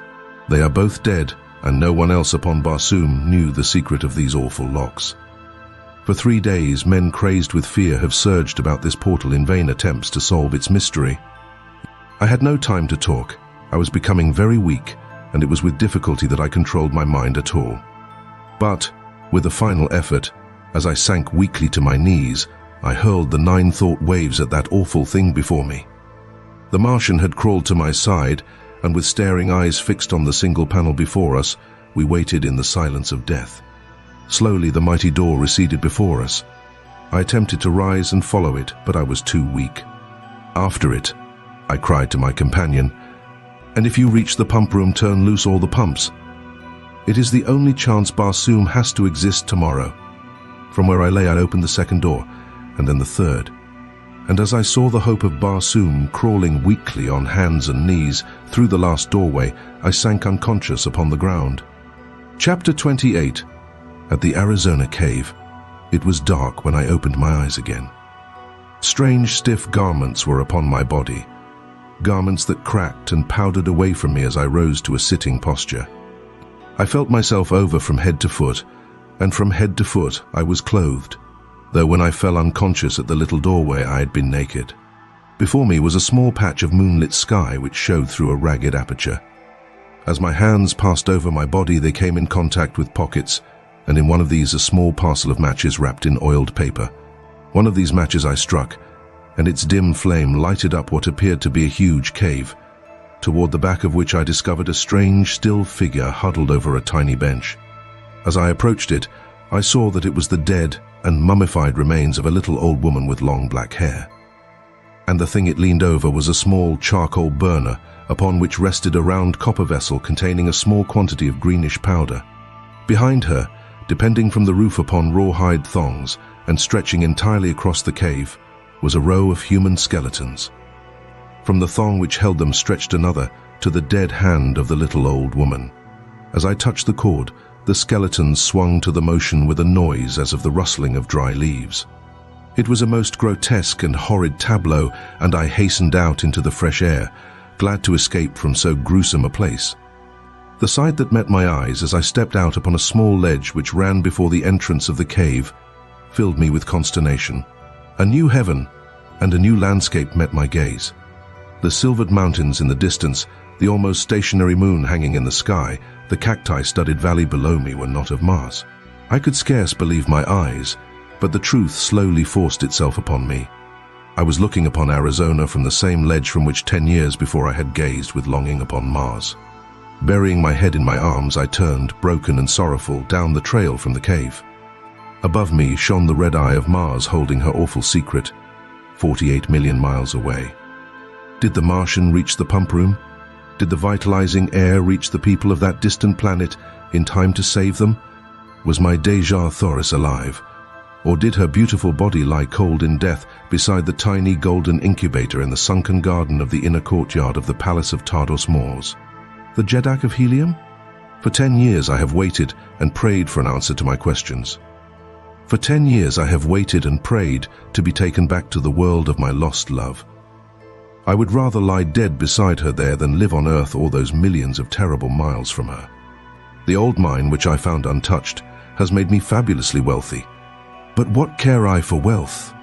As I sit here tonight in my little study overlooking the Hudson, just 20 years have elapsed since I first opened my eyes upon Mars. I can see her shining in the sky through the little window by my desk, and tonight she seems calling to me again as she has not called before since that long dead night, and I think I can see, across that awful abyss of space, a beautiful black-haired woman standing in the garden of a palace, and at her side is a little boy who puts his arm around her as she points into the sky toward the planet Earth, while at their feet is a huge and hideous creature with a heart of gold. I believe that they are waiting there for me, and something tells me that I shall soon know. And so, we conclude our journey through the mesmerizing world of Barsoom. John Carter's adventures have captivated generations, reminding us of the power of perseverance, the thrill of exploration, and the enduring strength of the human spirit. As we bid farewell to the Red Planet, may we carry the spirit of adventure in our hearts and always strive to reach for the stars. Thank you for joining us at Storytime Haven, where every story sparks imagination and wonder. Until next time, keep dreaming big, and may your adventures be as exciting as John Carter's.